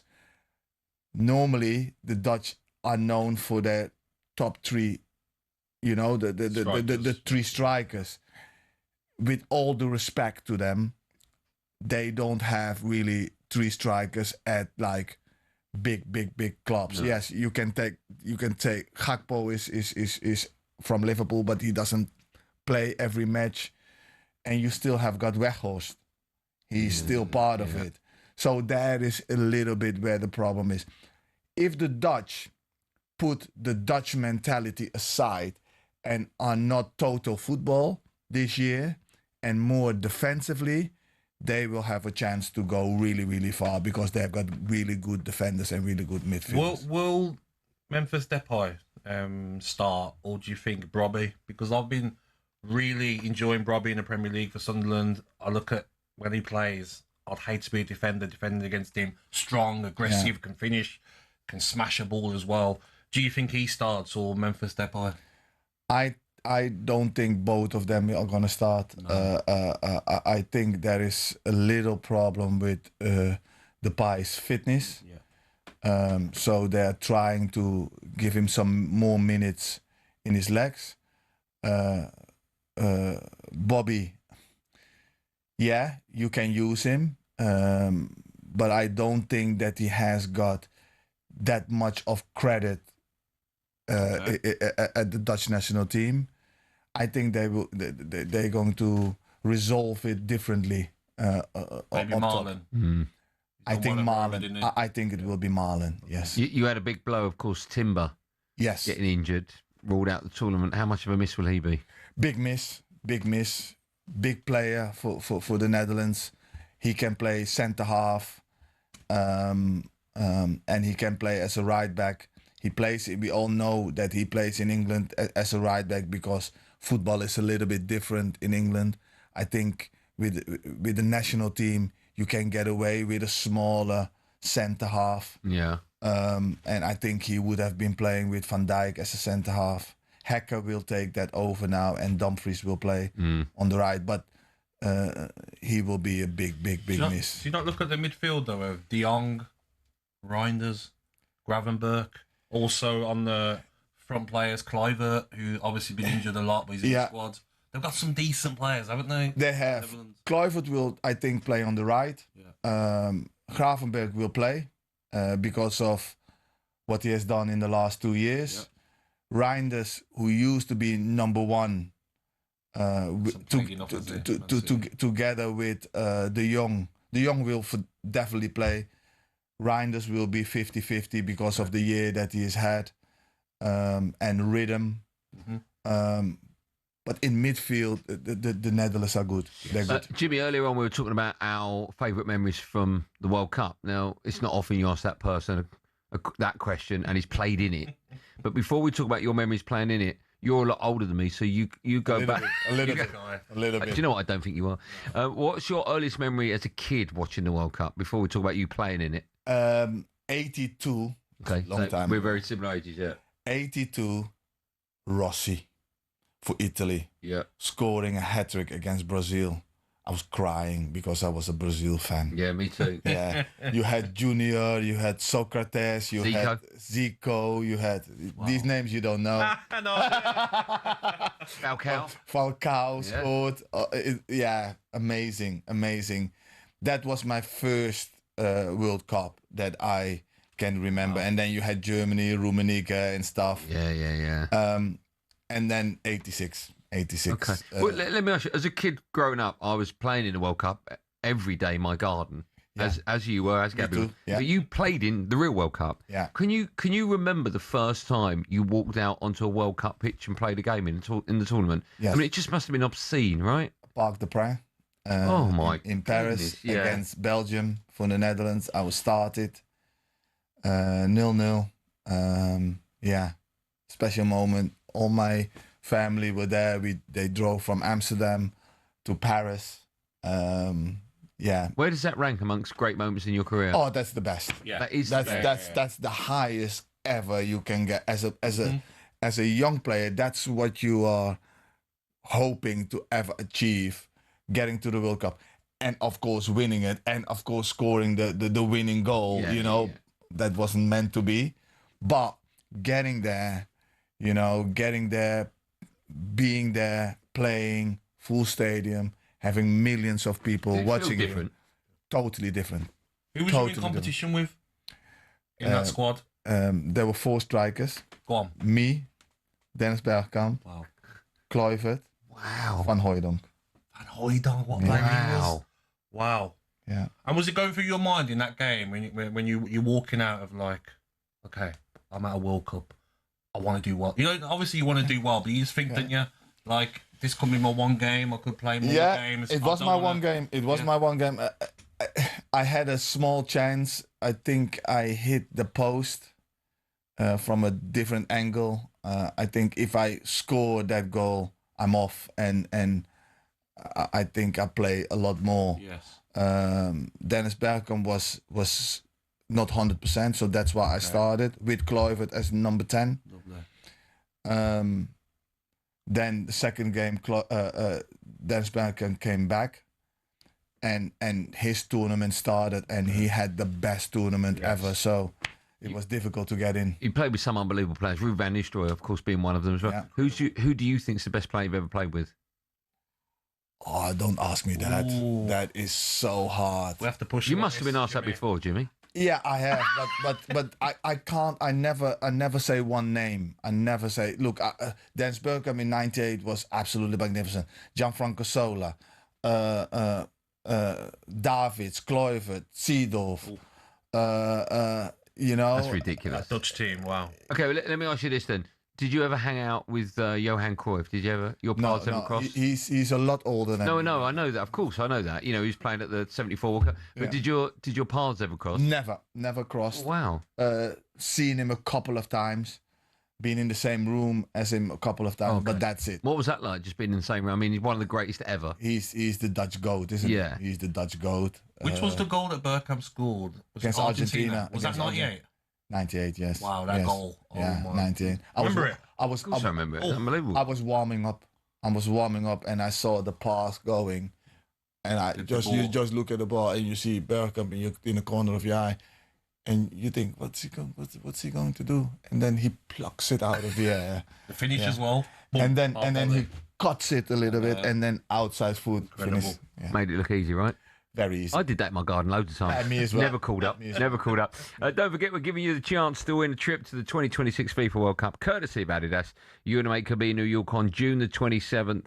Seeing England against Panama live. Of course, we've got your flights, your hotel, your spending money, match tickets, and of course the official Try-Under match ball all covered. All you have to do is head to talksportwin.com to enter, and for full T's and C's right now. But hurry, because entries close this Friday at 4 p.m. Still to come on the wonderful breakfast show this morning. Superstar Breakfast preview on talkSPORT with Benchmarx Kitchens and Joinery. Get trade prices on kitchens to suit all styles and budgets at Benchmarx. Yes, we're very excited. Rock and roll superstar Noel Gallagher will be on the show in 15 minutes' time. He wants to talk to Gabby about something. I'm looking forward to that. Won't tell you what. He'll tell you what. Jimmy is staying with us for another hour or so we'll get his thoughts on Xabi Alonso at Chelsea and ask him if Harry Kane is the best player in the world. What a breakfast show. It's 8:45. You're going nowhere. That was our breakfast preview with the wonderful people at Travis Perkins. Superstar Breakfast Preview on talkSPORT with Travis Perkins. With pay-as-you-go hire from Travis Perkins, you can get straight on with the job. Available nationwide at all hire branches.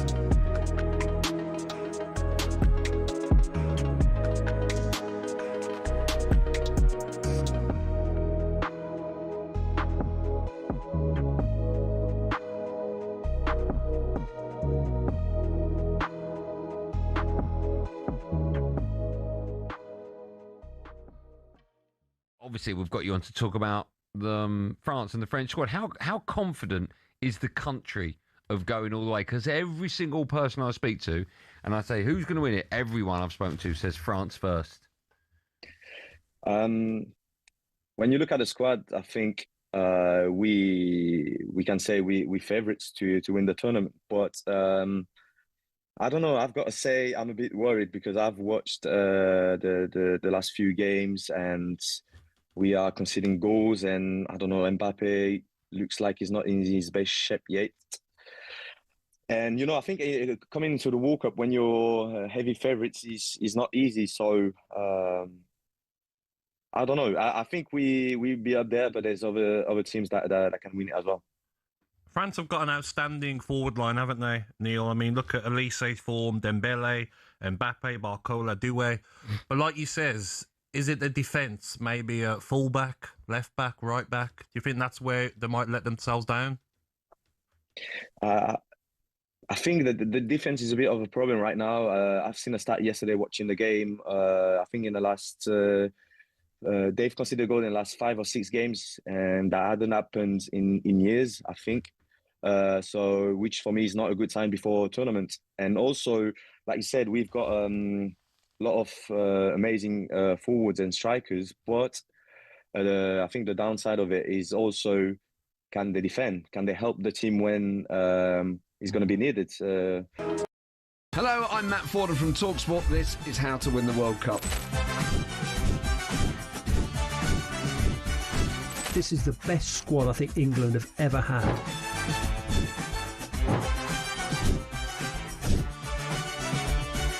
He used to love America, now he doesn't. It's very sad. It was so important to succeed because of all the pressure we received. Don't jump for this one, I'm going to knock his head off. Warning, this podcast does not guarantee England will actually win anything.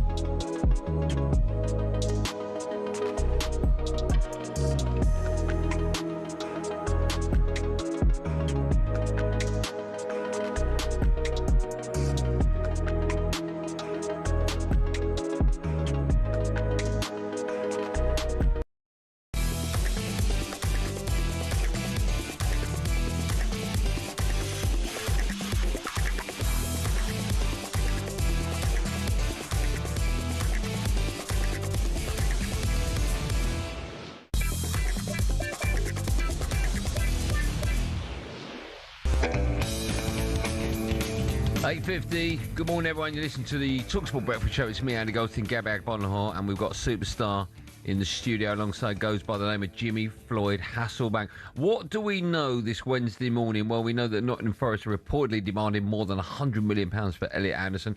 Man City and Manchester United interested. Jeffrey Boycott has called for England to suspend, this is nuts, the captain Ben Stokes following his club incident on Sunday night. Boycott says Stokes has shown a lack of brains. Fine, but you don't need to suspend him. That's bit silly. England boss Thomas Tuchel spoke to talkSPORT yesterday ahead of our live coverage of England against Costa Rica tonight, and he gave his thoughts on Bellingham and Rodgers. The debate, it rumbles on about who should play at number 10.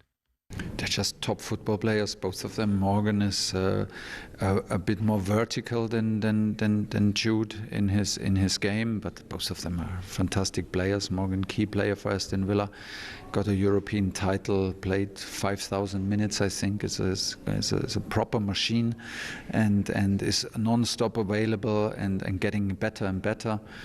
We could feel in the first days of camp that Morgan needs a bit of time to restart the engine, but he got stronger and stronger in the last 2 training sessions. Jude, after his injury, trains with a lot of joy, played with a lot of joy. He's just happy to be back on the pitch, which is not a surprise, and is actually something we can use because he hasn't played so many minutes.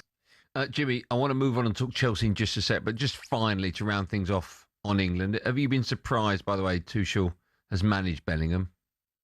No, I'm not surprised. That's the way that Tuchel goes about his things. I think he's done it very clever and keeps Bellingham on his toes and making Bellingham see that, listen, there is somebody else that is competing with you to take your place.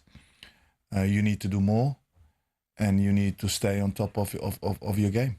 Okay. Do you think? Sorry, Andy. Go on, no. Do you think that will help Bellingham? I think it will, because if he does start against Croatia, he knows he has to be at it because Morgan Rodgers is waiting, and he's a big fan of Morgan Rodgers, the manager. Yeah, but if you look how Tuchel was in the beginning when he took over and what he was saying, he speaks totally different now. Yeah. Why? Because he is in camp and he needs to now give him something. He needs to build him up. He needs to now. You're there, you're going to get the chance. I think he will start Bellingham. Yeah.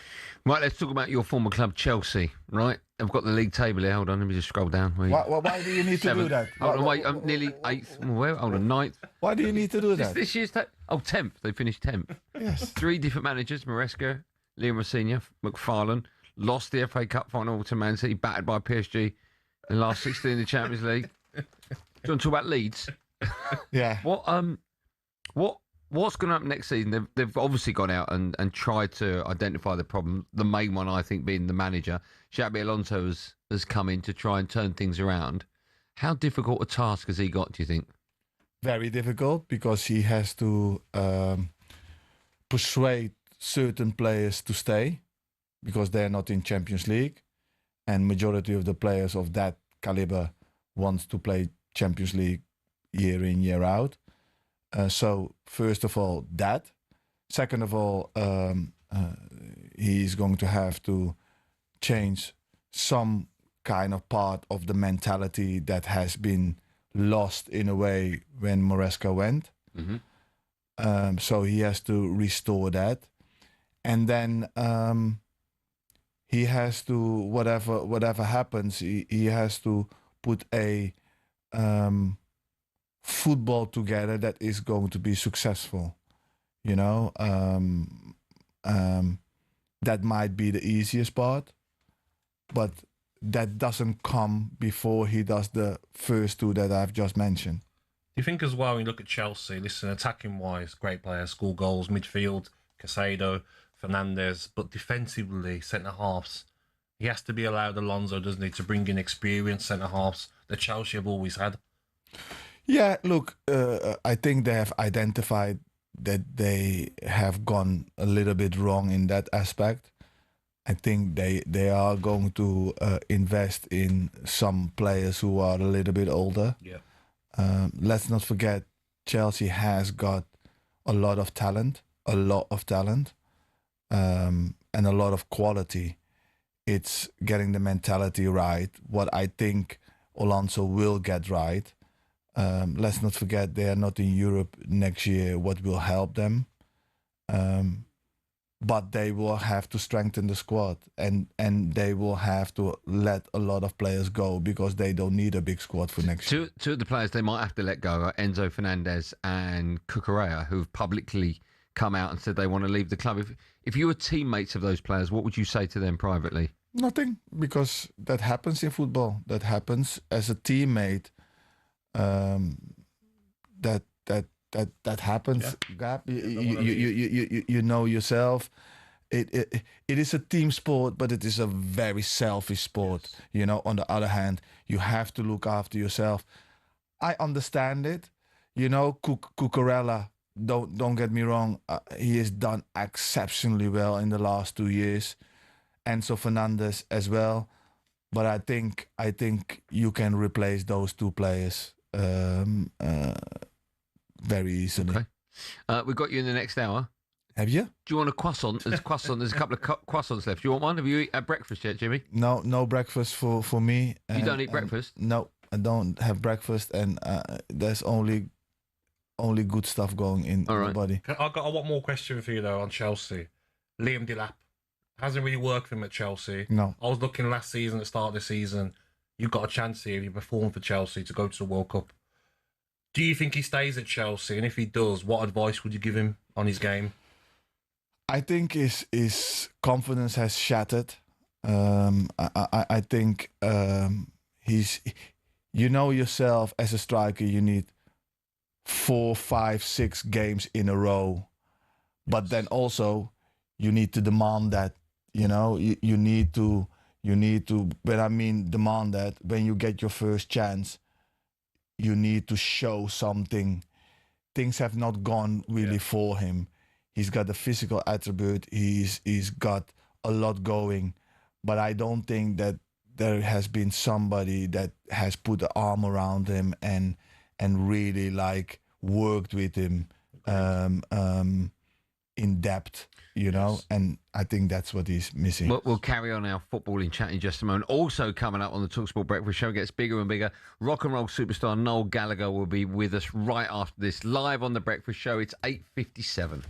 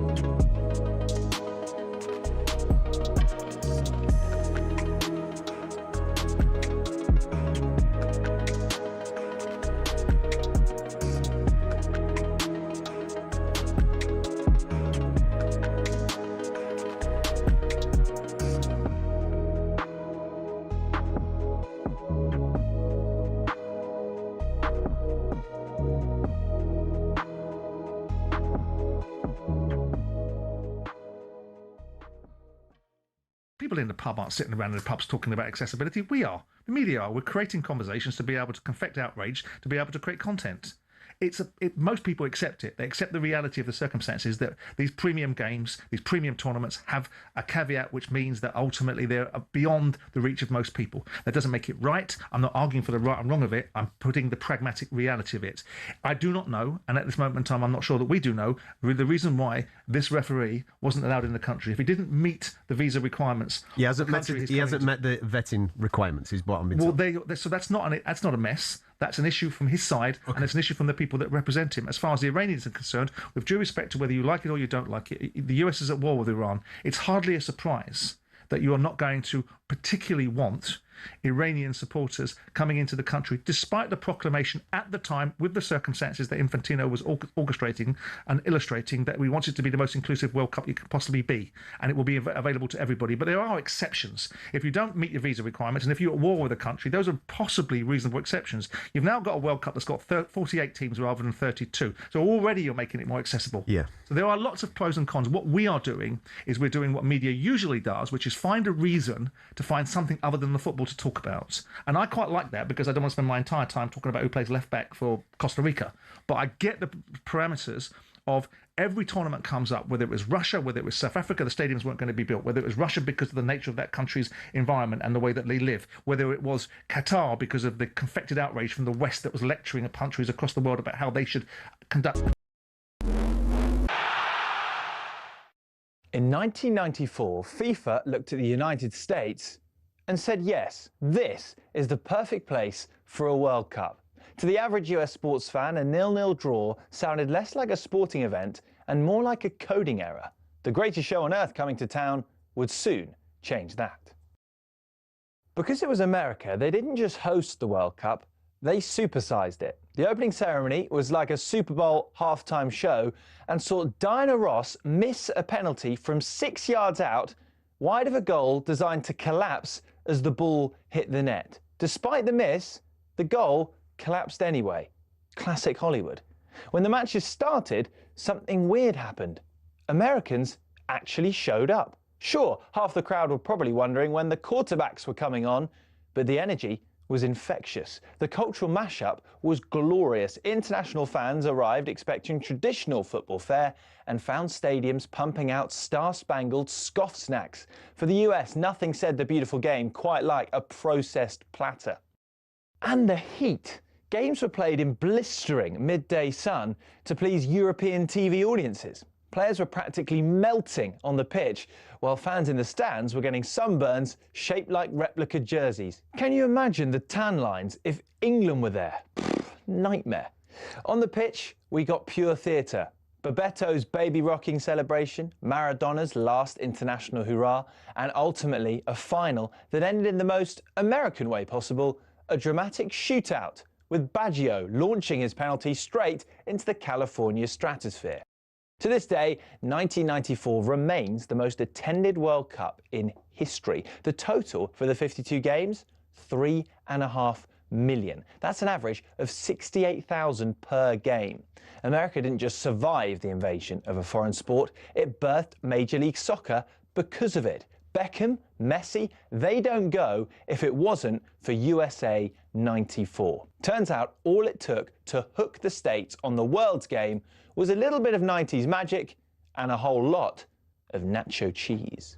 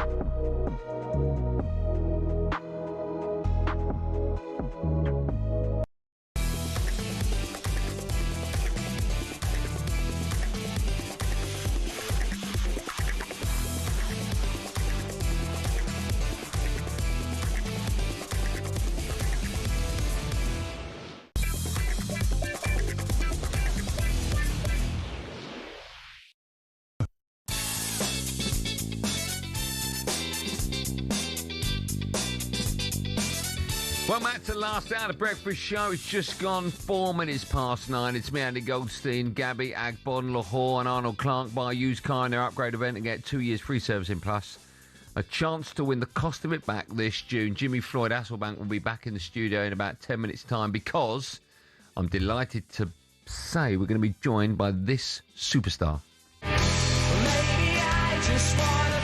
I mean, we sold 1 million records last year. We didn't even get off the couch.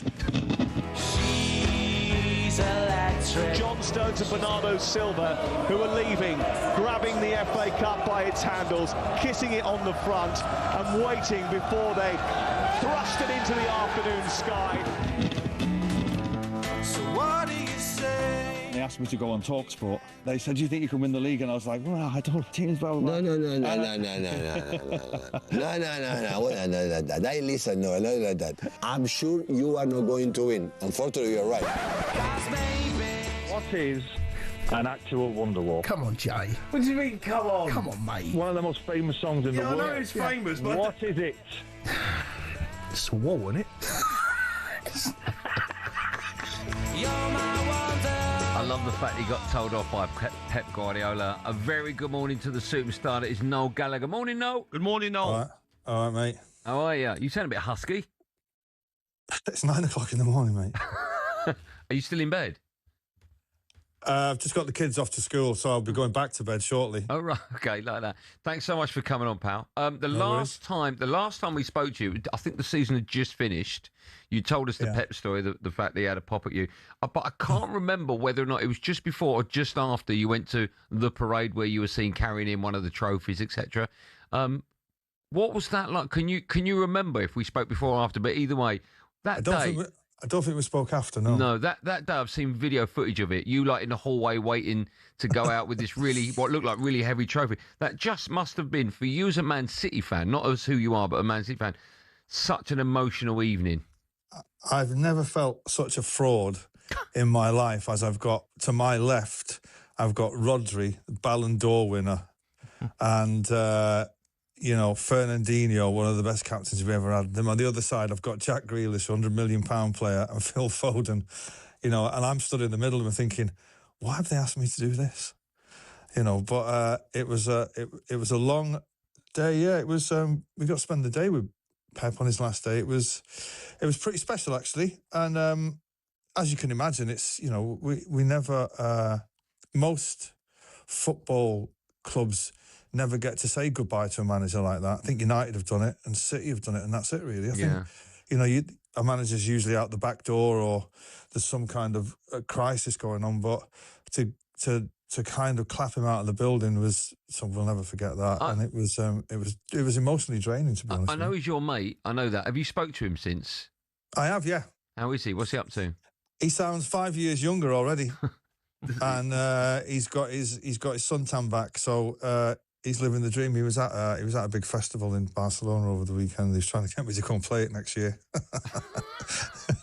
the pulling power he's got, right? Of course, I'm going to do it. Are you really? You're going to do it because he asked you to? No. He was there having the time of his life. Yeah. No, are you worried about next season under Maresca? No. You should be worried, mate, because I believe you want to bet on United finish higher than There's a chance, a small There's chance. not a chance. No, you didn't say that the other day on the radio. Why is there not a chance? Because there isn't, because we've got better players and a better coach. Look at what you lost, though. Bernardo Silva, Stones, you've lost Pep Guardiola. Yeah, but there'll be a few coming in. Don't you worry about that. Is that it, Gab? They You said to me, so I'm going to give him what for, and that's it. Your friend's on, is he? Oh, friend. Well, just wait. Well, They only finished 7 points behind you as well, remember? Listen, don't you worry about that, mate. If you're that confident, I'll bet you 500 quid that City finish above United, right? And I'm not a Man United guy either. And if you lose, you've got to be my butler for a week. I'll bet you 500. That's it. No. Not a butler. Take the bet. Take the bet. You be my butler for a week. No, I'll bet you 500 though. 500 quid's 500 more than quid's wages, isn't it? Hey? That's a show fee for us, mate. I'll bet you 500 quid. When City finish above United, I'll come into talkSPORT and I'll take it off you. All right, then. Fair. Yeah, is that a bet? It's a bet, yeah. Okay. Absolutely. I'll go and get the money off the Man United fans in the studio. Yeah, to go back to the thing, we've lost legends, Bernardo and John Stones and Guardiola. But I think we're in a better place to be equipped to deal with it. And if there's one thing that makes me feel better about it, it's the chairman is now the most important man at the club, and they barely make a wrong move at City. That you can count on the fingers of one hand. And I think they've had this. I don't think that Pep decided 3 weeks ago he was going to leave. I think he decided quite a while ago, and they kept it quite quiet. So I think there's always been a plan put in place. But I'm looking forward to next season now, because the league is going to level up inevitably. All the other the top 6, Arsenal, United, Liverpool, so we'll all have a spring in the step because of the Guardiola effect.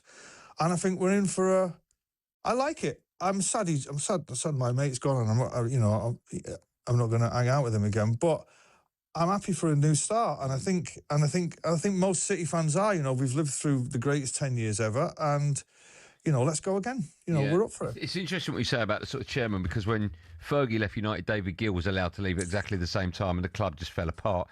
When I was there on the last day, Caldoun was in the where we were watching the match, and pulled him to one side and I said, "You're not leaving, though, right?" And he said, "I'm going nowhere." And he gave me a little 5-minute pep talk, and I felt good about it again. You know what I mean? So I think you're right. When United left, like, all the hierarchy left, it's and mad. they'd never worked with David Moyes, and it's still a baffling decision why David Moyes got that job. But I think everybody at City, this guy's coached the players.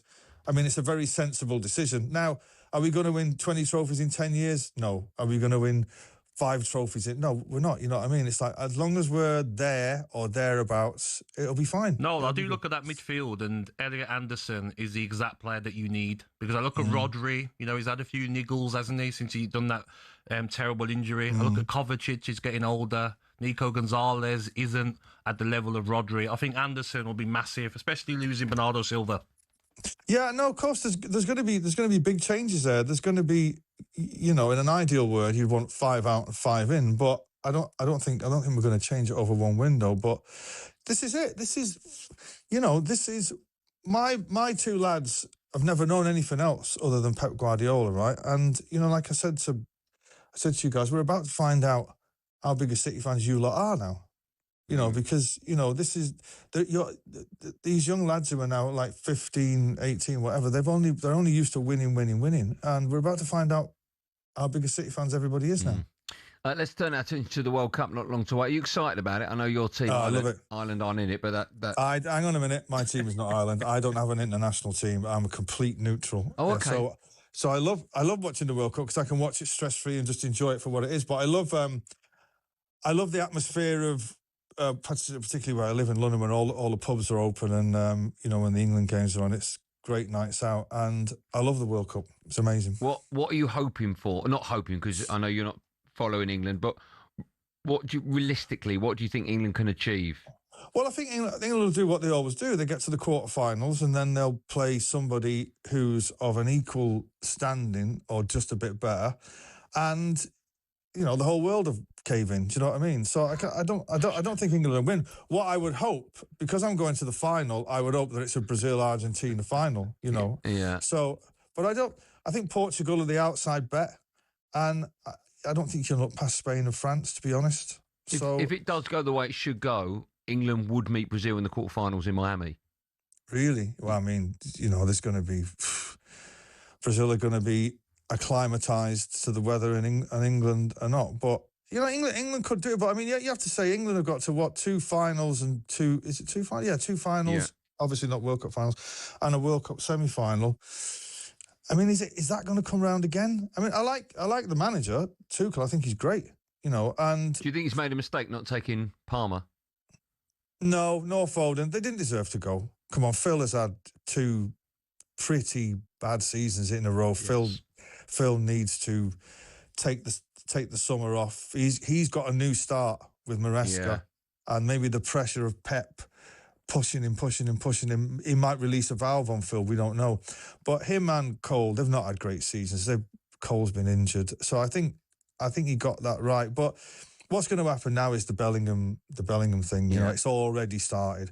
If England draw against Croatia, which is probably the right result, right? I know Croatia are not great, but if he plays Bellingham and England don't win, it's like, why didn't he play Morgan Rogers? If he plays Rogers and England, this is all going to start now, and this is what always hamstrings England. They always focus on one player. Rooney's metatarsal, Beckham, Kane's not fit, Michael Owen's not fit. This is what happens. This is England going into a World Cup. So strap in. When you said you like to see in the final because you're going Argentina against Brazil, would you not like to see Argentina-Portugal? So you got Messi and Ronaldo lining up.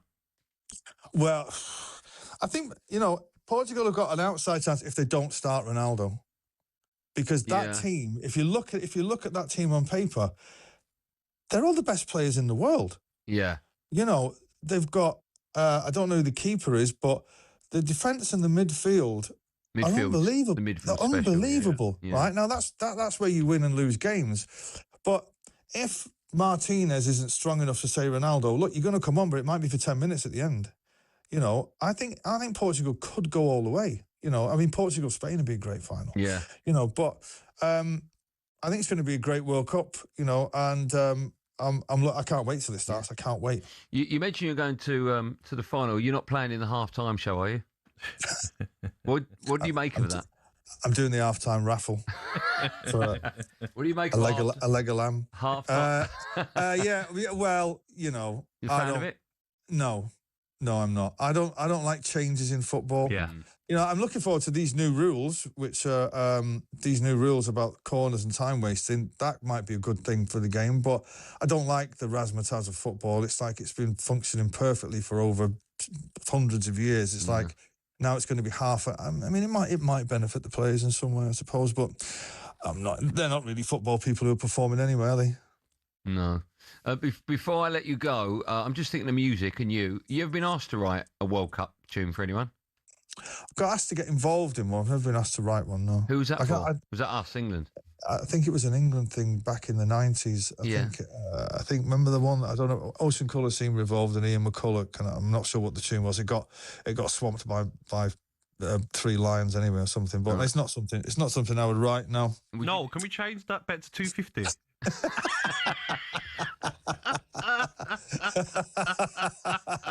No, let's keep it.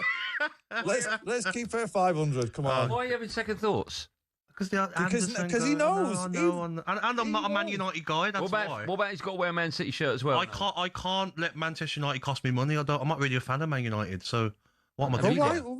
Well, then think before you speak. I know, I'm listening. mate. I'm listening every day. I'm listening. You sound like talkSPORT management. Think before you speak, all right? No, thank you so much for helping us out this morning. Much appreciated. All right, mate. Have a good one. See you in a bit. Bye. See you soon. There you go. The superstar is Noel Gallagher. Going back to bed now. Will you cover that 500? Will you take that bet? Mate, put your money where your mouth is. You're a Man United fan? I had nothing to do with me. Yeah, but you're a Man United fan. Nothing to do with me. I'll have a separate bet with you if you want. No, can you take that bet on? No, £500. You've had a bet. I can't let Man United cost me money because I'm not a fan of them at all. He's not listening, is he? I think you've got a good chance of winning. I'm never saying that to his face. Got a good chance of winning. Coming up, we'll have Chelsea and Leeds legend Jimmy Floyd Hasselbank back with us in the studio, and he'll tell us what he thinks of Harry Kane. That's coming up next.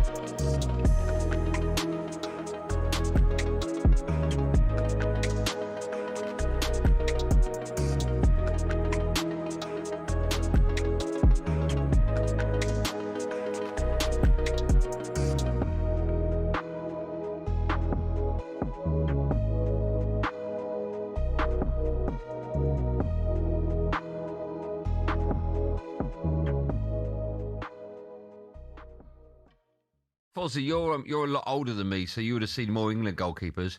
But does Pickford? For me, he does. Does Pickford rank as your best ever England goalkeeper? Yeah, he does, without doubt. I still just think he's got so many more years left in the tank in him as well. He's found a level now, especially over the last, I'd probably say 4 or 5 years, even in the Premier League, where he just knows what he's doing and he's in full control of everything he's doing, apart from his emotions, because he still goes absolutely crazy on the pitch and watching, running around. But I know what I'm going to get from him. I'm going to get a 7.5 out of 10 every single England performance. Yes. And to have that from a goalkeeper is, honestly, it's worth its weight in gold. What do you think about the squad of players that the manager's picked? I thought Harry Maguire should have been picked. I thought Lewis Hall at left back should have been picked. What was your thoughts on the squad, mate? Yeah, I can understand. I can understand a few here or there, but I think Harry Maguire was my big surprise. I went to the Japan game at Wembley a couple of months ago, and it was awful. Honestly, it was a brutal game. And our best chance of scoring came in the last sort of 15 minutes when Harry Maguire came on. I think he had 2 chances from corners. And that's what it brings you. If you're an opposition team and you see big slabhead coming on, honestly, mate, it strikes fear in you. As a goalkeeper, I'm thinking, oh no, here we go. This is carnage. This is. So not only for the season that he's had defensively for Manchester United, but for what he offers in the box as well. I would have thought it would have just been a no-brainer. We got just over a week to England's first game. What's that wait like as a player, Ben? I don't think they'll be thinking about it yet, to be honest. I think they've still got another 1 or 2 friendlies as one more, to go between that. They'll be just focusing in on getting through that game. You see, there's been so many teams who have had star players get injured in these little friendlies that you can't really read anything into them. You really can't. You're not going to get sort of everything out of them players in them games because they're really thinking, just don't get injured, just don't get injured. And then I think with a few days to go, that's when it will really start to hit home and everybody will really start. Hello, I'm Matt Forden from talkSPORT. This is How to Win the World Cup. This is the best squad I think England have ever had.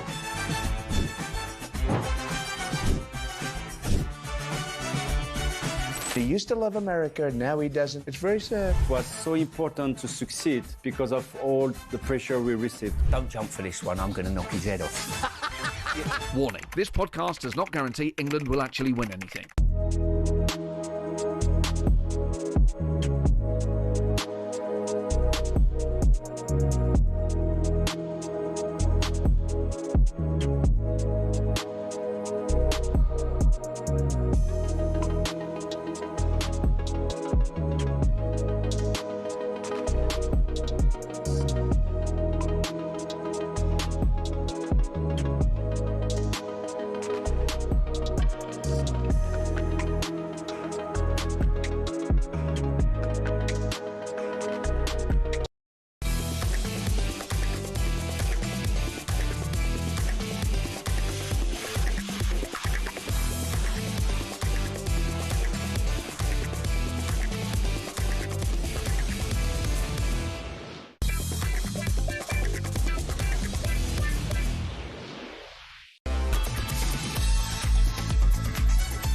This is the Breakfast Show. It's me, Andy Goldstein Gabby Agbonlahor, and of course, a member of the Premier League 100 Club and keen paddle player, Jimmy Floyd Hasselbank. I just asked you there if you played Bentley. You said you'd beaten him. Yeah, I did. Not yet. Okay, hold on. Have you played him yet? We haven't. We played in a. Did we play in a tournament? No, we haven't. Starting to sound a little bit fishy. No. Jimmy, I wouldn't lie. But he's good. He's brilliant. Player, he's good. Yeah. Brilliant is a little bit different, but bit of a stretch. Yeah. He's good. He's good. But satisfactory. Who's better, you or him? I'm better. Are you better? Good. Yeah. Okay, I'm glad you've said Benty will say he's of course better, you will. But you've all got little rankings, right? Yeah, but I don't put my rankings. Benty gets very emotional during a game. You know better than anyone, don't you? I partnered him last week. Something went in my leg. I don't know. I couldn't walk. He was going nuts, screaming at me. He was. Yeah, he was having a go at Andy. Yeah. I was like, it's just. You don't muck about with paddle. Just a little paddle game, mate. Just calm it down. No. Who do you usually partner with? Sometimes with Robbie or Di Matteo. Yeah, Robbie Di Matteo. Yeah. Or some other guys. Okay. You don't want to name them? No. Why don't you want to name them? No. Go on, I can name them because you told me. They don't. Well, you don't want to name them? No. It's just... Who's the best then? Who's the best out of all your games? John Terry is good. Yeah. Benty is good. Yeah. Dwight Gale is very good. Okay. He's the best. He's the one. Dwight Gale is the best. Have you seen Gabby play? Hey, apparently he's not that good. Apparently, I'm improving, Jimmy. There is a lot of improvement to be done. There is. You don't have to smash every shot. Benty was playing always with Gale. Oh, okay, that's why. He was. Yeah. He comes second again in the tournament the weekend. Yeah, he beat the comes second a lot, doesn't he? Yeah. He's the second man. I wound him up a bit, and he had a little bite back at me, Bentley. Not like him. No, he takes his paddle seriously. Yeah, he really does. Very seriously. He's got to a lot of finals and lost. We've only got you for about 5 more minutes. Talking of getting to finals and losing, I want to talk to you about Harry Kane. Is he the best player in the world right now? Is he a serious Ballon d'Or contender? How highly do you rate him? He's the best out-and-out striker at the moment in the world, yes. Understands his qualities, understand how he wants to play the game with dropping in at time. even though I would want to see him more up there. But yeah, he's super calm in the box, always in control, knowing where the net is, knowing where the space is, knowing where the goalkeeper. As a striker, you watch a lot of the game to the corners of your eyes all the time, and it's just one of those things, you know. He's always in control, and that is Obviously, such an important thing. We've to watched have. him his whole career, fantastic finisher. But you've seen him close in training. How good is he at finishing? Yeah, very good. He gets annoyed when he misses a chance, but he's very, very, very good. Yeah, very good. Both feet, everything. Both feet, heading. Still does a lot of his penalties. A lot in an empty goal. Okay. Yeah, a lot in. I can score in front of empty goals. Sometimes. That's why he's doing it. Sometimes, That's yeah. why he's doing it. A quick word about again, the feeling, you know. Yes. A quick word about Harry Maguire. Reportedly livid. Understandably, that it wasn't picked. What do you make of that? Right or wrong decision? Firstly, knowing what I know, knowing him, knowing Maguire, I would have taken him. I know what he can bring. I know he will be there, whatever you need him to be. Yeah, we missed him in 24 because he was injured. I do understand why he's livid, because he lives England through and through. He likes that responsibility. But he hasn't done well for Tuchel. So that is where he is making his decision. okay, we're going to give you a little break. Are you aware of this? You're going to come back in 15 minutes' time. You and Gabby are going to bring us your top 5 managers at the World Cup. Did you know that? Yeah. Gab, did you know that? I did indeed. And have you done yours? I did my prep last night. Jimmy, yeah. You done yours, Jim? I've not done mine yet. Well, you got about 10 minutes. It's not difficult. You got good. Yes. Okay, you got 10 minutes off, because in the gap between the two, we will be talking boxing next, live on the Breakfast Show. It's 9:27.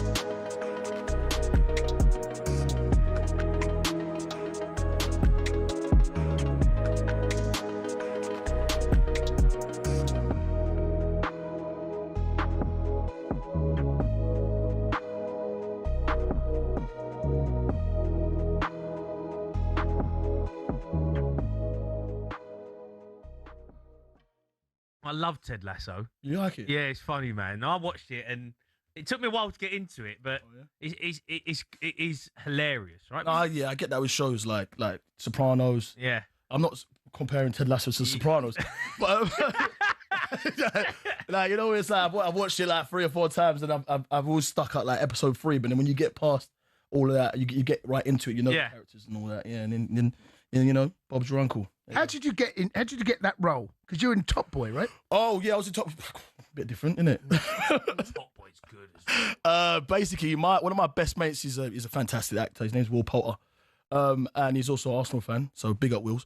Yeah, but he did Where the Millers with Jason. Okay, yeah. The one where they tried yeah. to smuggle across the border. Yeah. It's a great film. Great film, isn't it? Yeah. He did the TLC bit. You know, it's great. Basically, Jason asked him, "Do you know any actors that can do comedy, and can actually play football?" And he was like, "Yeah." He said no. He didn't ask you. He phoned his mate. Coda, do you know anyone? I walked into that one.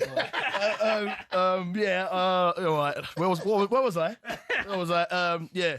So then Are you good at football? I mean, like, I know the Ted Lasso stuff. Like, obviously, you can play, but you can obviously play, right? Yeah, of course. Yeah, I mean, we did the whole thing where, when you're younger, like you try to make it. When you think about some of the stadiums that have hosted games in the World Cup, sometimes it's hard not to be completely overawed. But what's the biggest?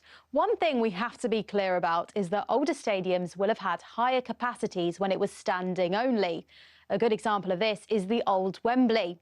For the final in '66, the capacity was 125,000. But that was later reduced to 100 when it was converted into an all-seater in 1990.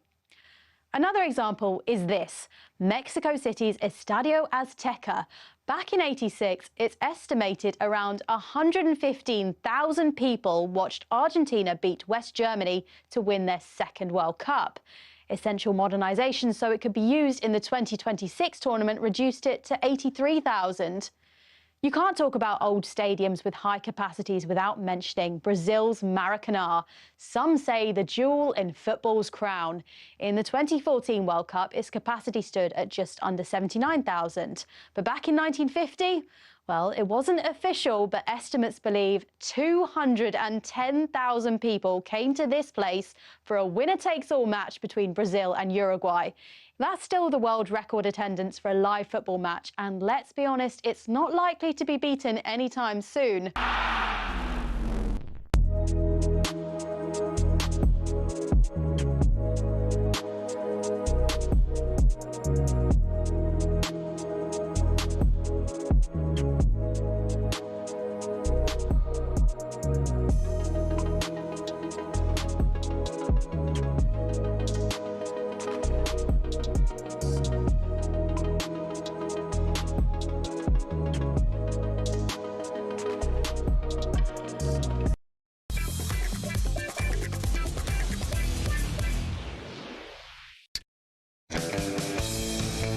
Welcome back to the Breakfast Show. It's 9:32. Me, Andy Goldstein Gabby Agbonlahor and Arnold Clark. They're celebrating a massive month of football, and you could be a big winner in their June upgrade event. All this month, not only will you get 2 free years servicing when you buy a used car with Arnold Clark, but each week in June, they'll also be selecting one lucky person to win the cost of their car back. Here at talkSPORT, we've teamed up with Arnold Clark to also give away some top prizes in our online competition.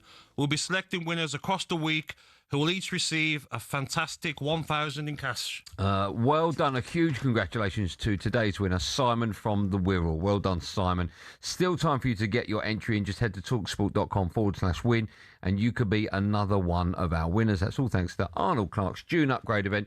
Get 2 years free servicing when you buy a used car with Arnold Clark, and you could win the cost of your car back each week in June.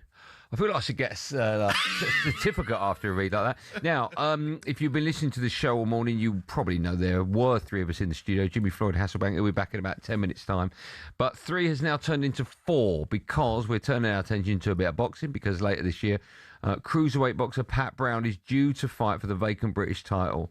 I'm delighted to say that Pat joins us in the studio alongside his manager, Sam Jones. Boys, welcome to the studio. Morning, How lads. are you? Hello, guys. How are you? I'm good, very well. How are you? Thanks for coming in. Is this early for you, getting in for 9 o'clock, 8:30 now? Is it early? It's for him, not for when me. you not when Two you stay kids. in it. Oh, surely boxers get up at like 4 a.m. and go for a 10-mile run, don't they? No, that's just Definitely not him. No, I don't do that. I've never understood why boxers do that. There must be a reason. Yeah, no, it's just probably more like a mental, like ticking the box. You know, when you're in the change room, you think, oh, I've been getting up at that time, but everyone trains twice a day. It don't matter what time you do. Yes. Yeah. So, right, let's talk about you. How confident are you that you'll be British champion sooner rather than later? oh, very confident. I've not been excited since the Olympic qualifiers in Italy up until this fight, really, because when I turned over pro, I was in the deep end straight away headlining and that, and I've been fighting some okay names who have been coming to take my head off, really. It's not just been journeymen who are just, taking a knee and stuff like that. So I'm going into the realm now where after this fight, it's just big fight after big fight, and that's what I want. And I sell a good amount of tickets, and all I want to do is just keep entertaining everyone. So this will definitely be the biggest fight in my career so far. So it's for the British title, the Commonwealth title, and then there's two more belts, two international belts as well. So yeah, it's a big one, and it's up north as well in Manchester. So I'm buzzing with that, and I can't wait. Pat, everyone's buzzing with you. So you're excited in the boxing world. Everyone's talking about you. There's a question there. I don't want to read it out or what he says, but there was a fight on Saturday that I watched. Chris Smith, fantastic guy, the gentleman, fantastic fight to watch. Is that a fight that you'd look at in the future? Oh, 100%, yeah. I seen him the other day, actually.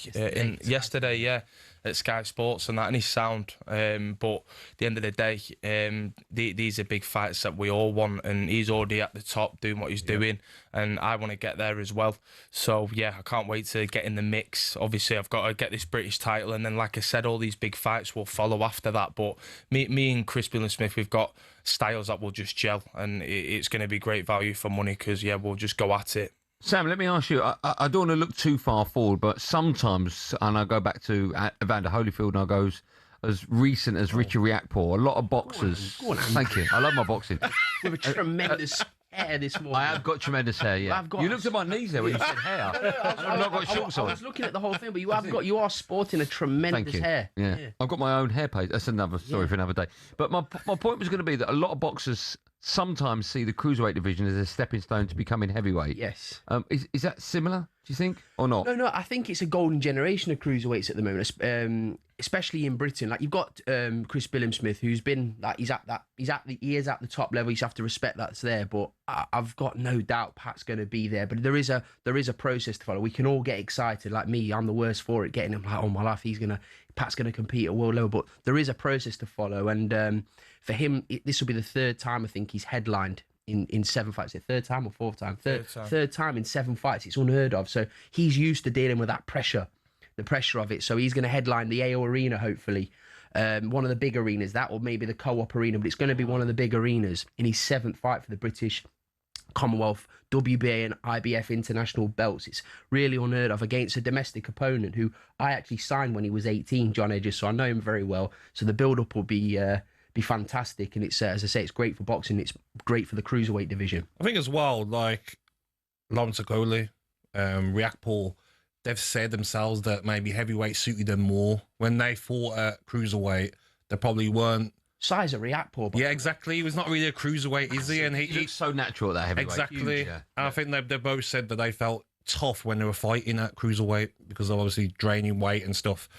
I sparred him actually in my last camp, and yeah, I've like just the size of him compared to myself is just next level because he has proper blossomed into an heavyweight, and his right hand's dynamite. If you walk onto one of them, you're feeling or you're going down, definitely. But he's a dangerous man. You look at that cruiserweight division, don't you? And obviously Chris Smith has been fantastic. You look at his fight against Ramirez, very tough fight where he lost and he went out on his shield. You look at Opataya, that maybe he'll fight in his next fight. It's an exciting division. You don't have to force yourself to go heavyweight when it's a great division itself, cruiserweight, isn't it? Listen, everyone's always got the eye on the heavyweight division because forever it will be the glamour division. But the cruiserweight division right now, like I say, Pat's gonna put thousands in one of the big arenas, and again, it's unheard of. So to have that at 7 fights, and then you look at the fights. Yeah, listen, Chris Smith, he's at the top level, but that's what Pat's aiming for. Exactly. That's what. If you're not in it for them type of fights, then you're in the wrong game, aren't you? He's 6-0 at the moment, right? Yeah. And to be going for the British Championship at such a, I think, an early first cruiserweight to do it. First Brit. I was going to ask, what's the record currently? Because I've never heard of anyone to get it so quickly. What, the British title? Yeah. I think Andrew Selby won it, and a couple of others, but definitely the cruiserweight British title. I think it's the first person. I'm gonna get pelters if not, but I do think he is going to be the first person to do it as a cruiserweight. How much of his career currently is mapped out? How does it work? You sit down with Eddie, I'm guessing. Well, the way it is that Pat turned over from the Olympics, and everybody was after him. He obviously he blind picked me. You don't hear Pat say basically. The last time we was on talkSPORT in front of Simon Jordan, he goes, "I picked him because he was the best out of a bad bunch." No, but it's right on though. national radio. 100% right though. No, because times have changed now because we've got to know him properly. But when you first turn over and you got these managers coming at you and all that, you hear all the stories about the boxing business. It's awful, and I've said it before and I'll say it again. if you look at Sam Jones's profile from the outside, everyone thinks he's a whopper. Whereas when you get to know him, he warms up to you and you think, you know what, he's actually sound him. He's not. I think Wardley's manager's still looking for him as well. Hey, listen, he's looking for a job. Never mind that. We've not been seen since. Gabby Agbonlahor. Obviously, you're the manager. Are you with Matchroom? Yeah. You know what I'd love to see, and I hope it happens. The 5v5 with maybe Zoffa boxing. It's going to be the 7v7 against Queensbury. Yeah, but even with like Zoffa, because you've got Conor Ben on there, and in the future you could fight Ben Smith who's with Zoffa. I love a 5v5 with Matchroom and Zoffa. That'd be fantastic. Imagine that. Yeah, no, it's good. That's what we were saying yesterday. Everyone always says, "Oh, what do you think about this Zoffa and all that?" And if it's giving fighters more opportunities to obviously get paid and get out there in the limelight, and then like you said, do these 5v5s, and then amazing. You said it, didn't you? The competition like and all that. When you're going in with a fight, I don't know, for example, him at the start, like if you're just negotiating to all in house, you're never going to get the best deal for somebody. No. Competition is great. It's very good for everybody, whether it's any walk of life, radio stations, different managers, and fight. Like competition, it spurs you on, doesn't it? And if it doesn't, you're not ever going to get to the top, are you? Pat, how difficult is it for you? You're relatively young. You're 26, right? Is that young for a boxer? I suppose it is, right? It's like midway now. Okay, you've had 6 fights, right? And already, you're in talkSPORT Towers. You've been here before. Everyone's talking about you as the future, whatever. There's so much money involved in boxing. How difficult is it for you to be patient and plan the journey correctly rather than go for that big money fight? He's laughing here. Why are you laughing, Sam? He's laughing because he's Tell me why, Sam. Go on. Say what you got to say. Think carefully as well, because I'm right next to you. He said... I love this relationship. He said, listen, I make a bit of a joke of it with Pat. You know my old man, Big Mikey Brown, would never let me walk. Pat's just like, he's very much like, he loves where he's from. He does love where he's from. He's simpler. But I says, listen, he had a debut against Grandoni. First thing he did is move to the countryside, got a dog and a defender. No, what I did, that's completely wrong. I didn't. I've never seen anyone wear 2 Rolexes before.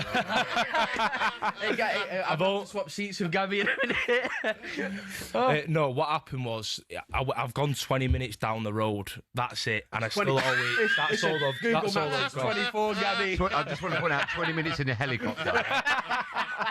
But no, I love where I'm from. I love the people, but first fight I'm gone. First thing I do is get a pedigree dog. It wasn't even the first fight. He's just chatting through there. I bet you in a year that accent disappears completely, right? God, well, anyway, I would rather be anywhere far away from Derby where you're from. God. But yeah, answer to your question. I can be patient all I want because I'm happy. I'm not one of them guys where I'm chasing a pound note and all that. I'm living the dream.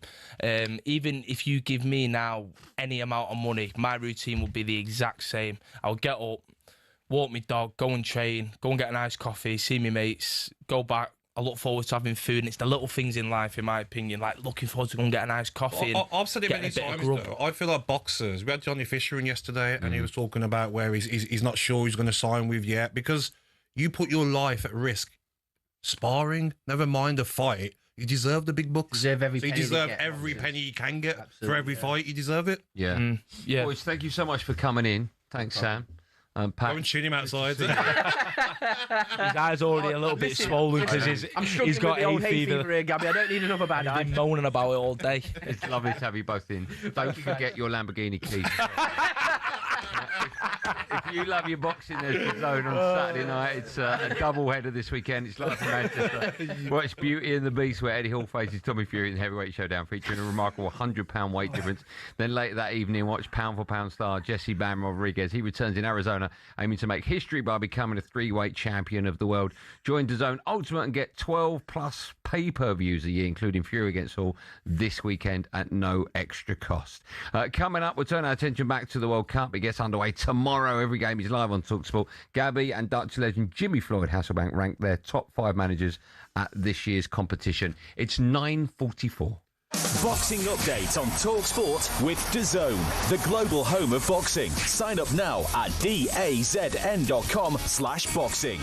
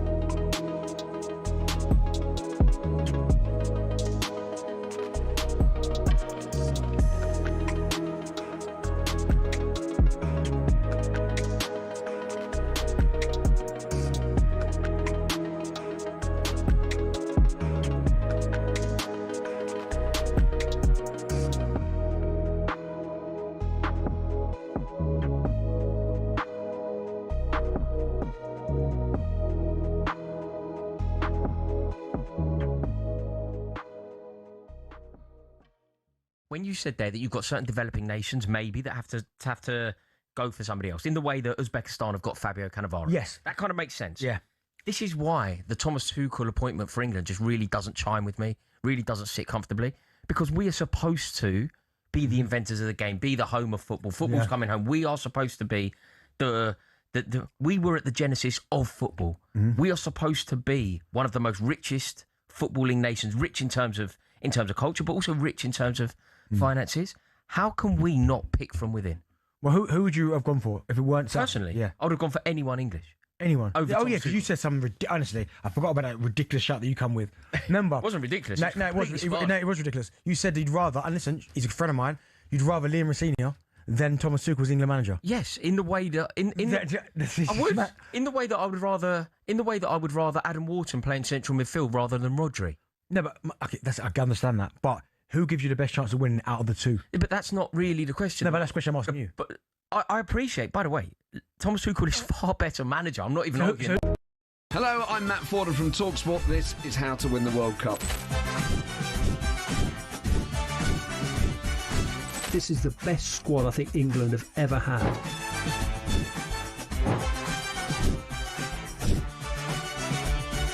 He used to love America, now he doesn't. It's very sad. It was so important to succeed because of all the pressure we received. Don't jump for this one, I'm going to knock his head off. Warning, this podcast does not guarantee England will actually win anything.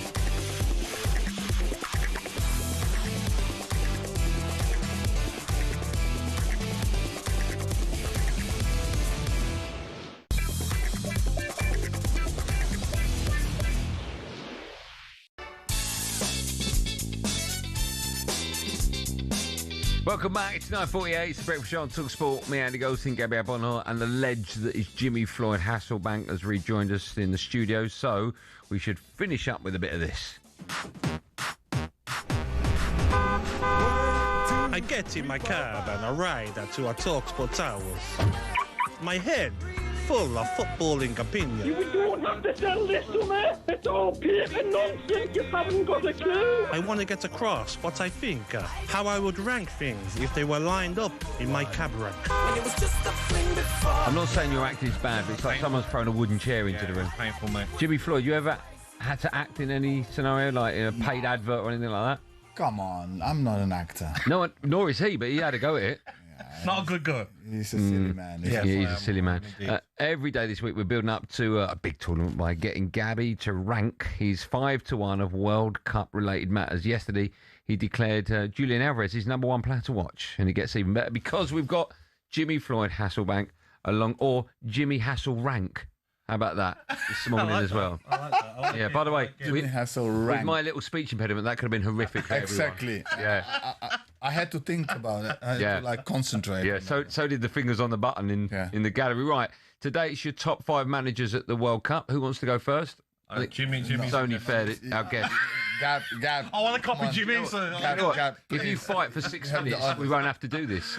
You know, I'll go first. Go on then. I'll just rattle through them. Do you want, no, we've got have we got number 5? We've got that. No, I'm going to rattle through them. DJ I've got time. Number 5. I'm gonna go Good work, DJ Ed. Go on. Scaloni at number 5. Right. I think he has to be in there because of what he's done with that Argentinian team, winning the World Cup, won 2 Copa Americas as well. Number 4. Hold on, mate. We've got Number buttons. 4. We've got buttons. What are you running through it for? We've got Because we've run time. out of time, and I want. We got time. We'll have more than enough time for Jimmy. Go Okay, on. when you're ready, mate. Number 4. Okay. Fuente from Spain, winning the Euros with that team, and they done it in style as well. He has to be in there. Ready? Number 3. Number 3. Well, I don't press it, but it's Ed. Have I got him? Ed, come on.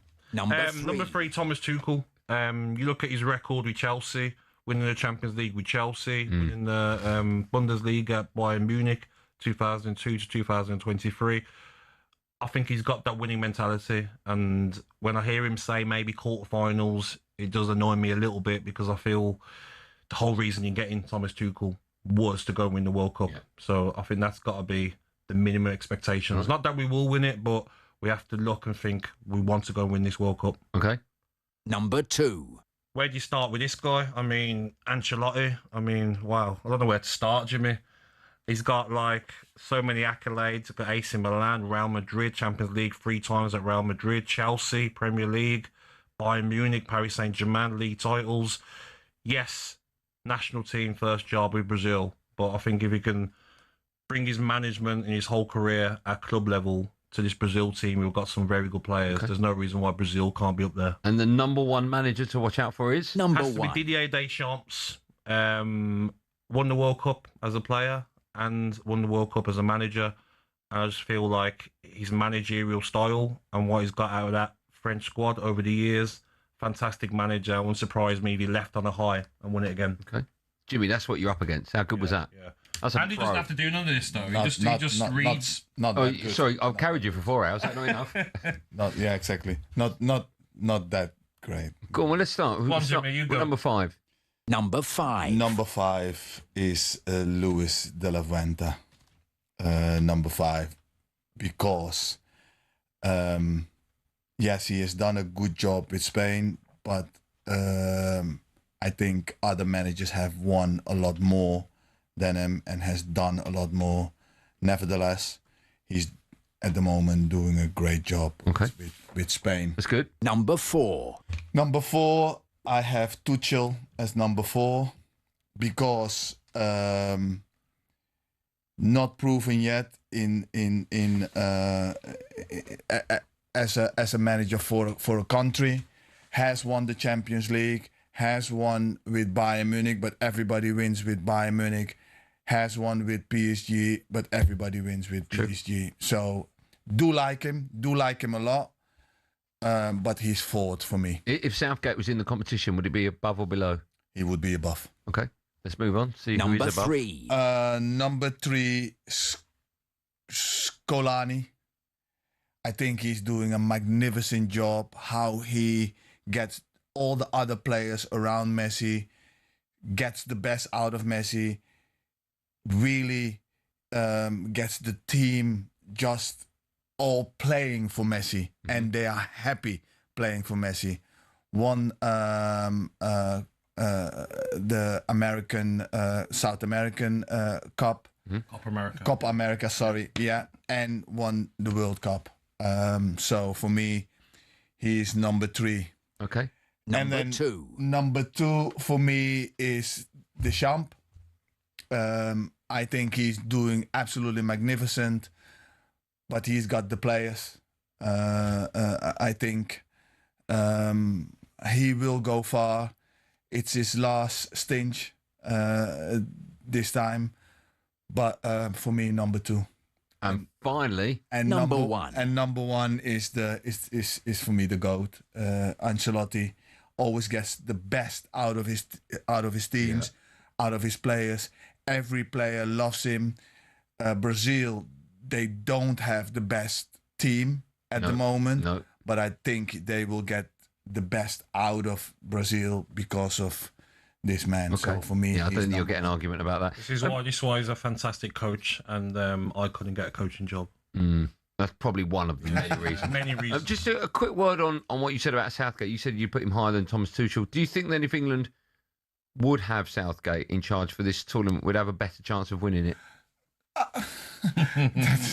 No, look, I've worked with Gareth, and I haven't worked with Tuchel.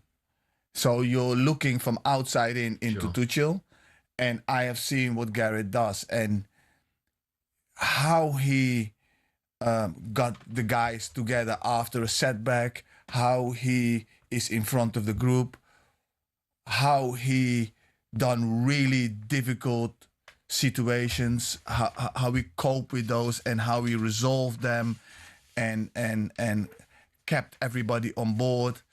you know, it's not easy, but he done it, and he done it in a way that I was at times scratching my head. I would not have been able to do it like that. Okay. So, and big decisions.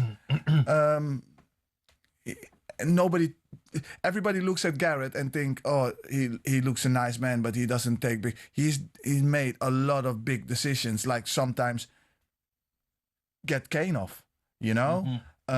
Switzerland, when we beat Switzerland in penalties, Kane was not on a, you know? Big decision. Big decision. But yeah, so for me, he's done a top job. Can I ask you a quick one about the weather? Because I was watching on Netflix the documentary about 1994 Brazil documentary. Yeah. And the Brazilian players were saying when they beat in the quarterfinals, I think it was Holland, they were angry that the temperature dropped because it made the game more even. Yeah. Do you think that's going to be one of the big things in this tournament where maybe England struggle with the heat? I think the weather will play a big factor. I think on the day itself, especially in the beginning, the England players will cope. And they will have that mentality that they will get past the problems of the heat and stuff. But it's for me, when they have done that bit, is the recovery. Because in 4 days you have to go again. It will take a lot out of your body, but then in 4 days you have to be ready again for the next one. And that is where Tuchel has to be smart, where he can swap and change a little bit and look after people. Jimmy, you've been wonderful. I've really enjoyed the last 2 hours. Thanks so much for coming in. You enjoyed it? Thank you for having me. Our pleasure. Yeah, surprisingly, I enjoyed your company. A lot of people say that. Surprisingly, it's a nice surprise, though, isn't it, Jim? No, I'm joking. I know you are. I know we have worked together. Of course, many a time, and many more to come. Hopefully, we'll see you on the paddle court in Miami or New York. You will. Nice. Yes, that'd be nice. He's already texted me. Make sure you take your stuff with you. Yeah, so that's we'll play. Done. It's a day. Don't mention the World Cup too much because Gab's not going. He's still a bit annoyed about that. Yeah. Never mind. Was he not invited? No, my visa. You know, they're not letting everyone in, are they? So they, you know, you should have. Trump wouldn't let me in, mate. You should have let me know. I know Trump a little bit. He would have. I sent my request and he come straight back. Yeah. Same day. Annoyingly, he sent it to Judd Trump, the snooker player.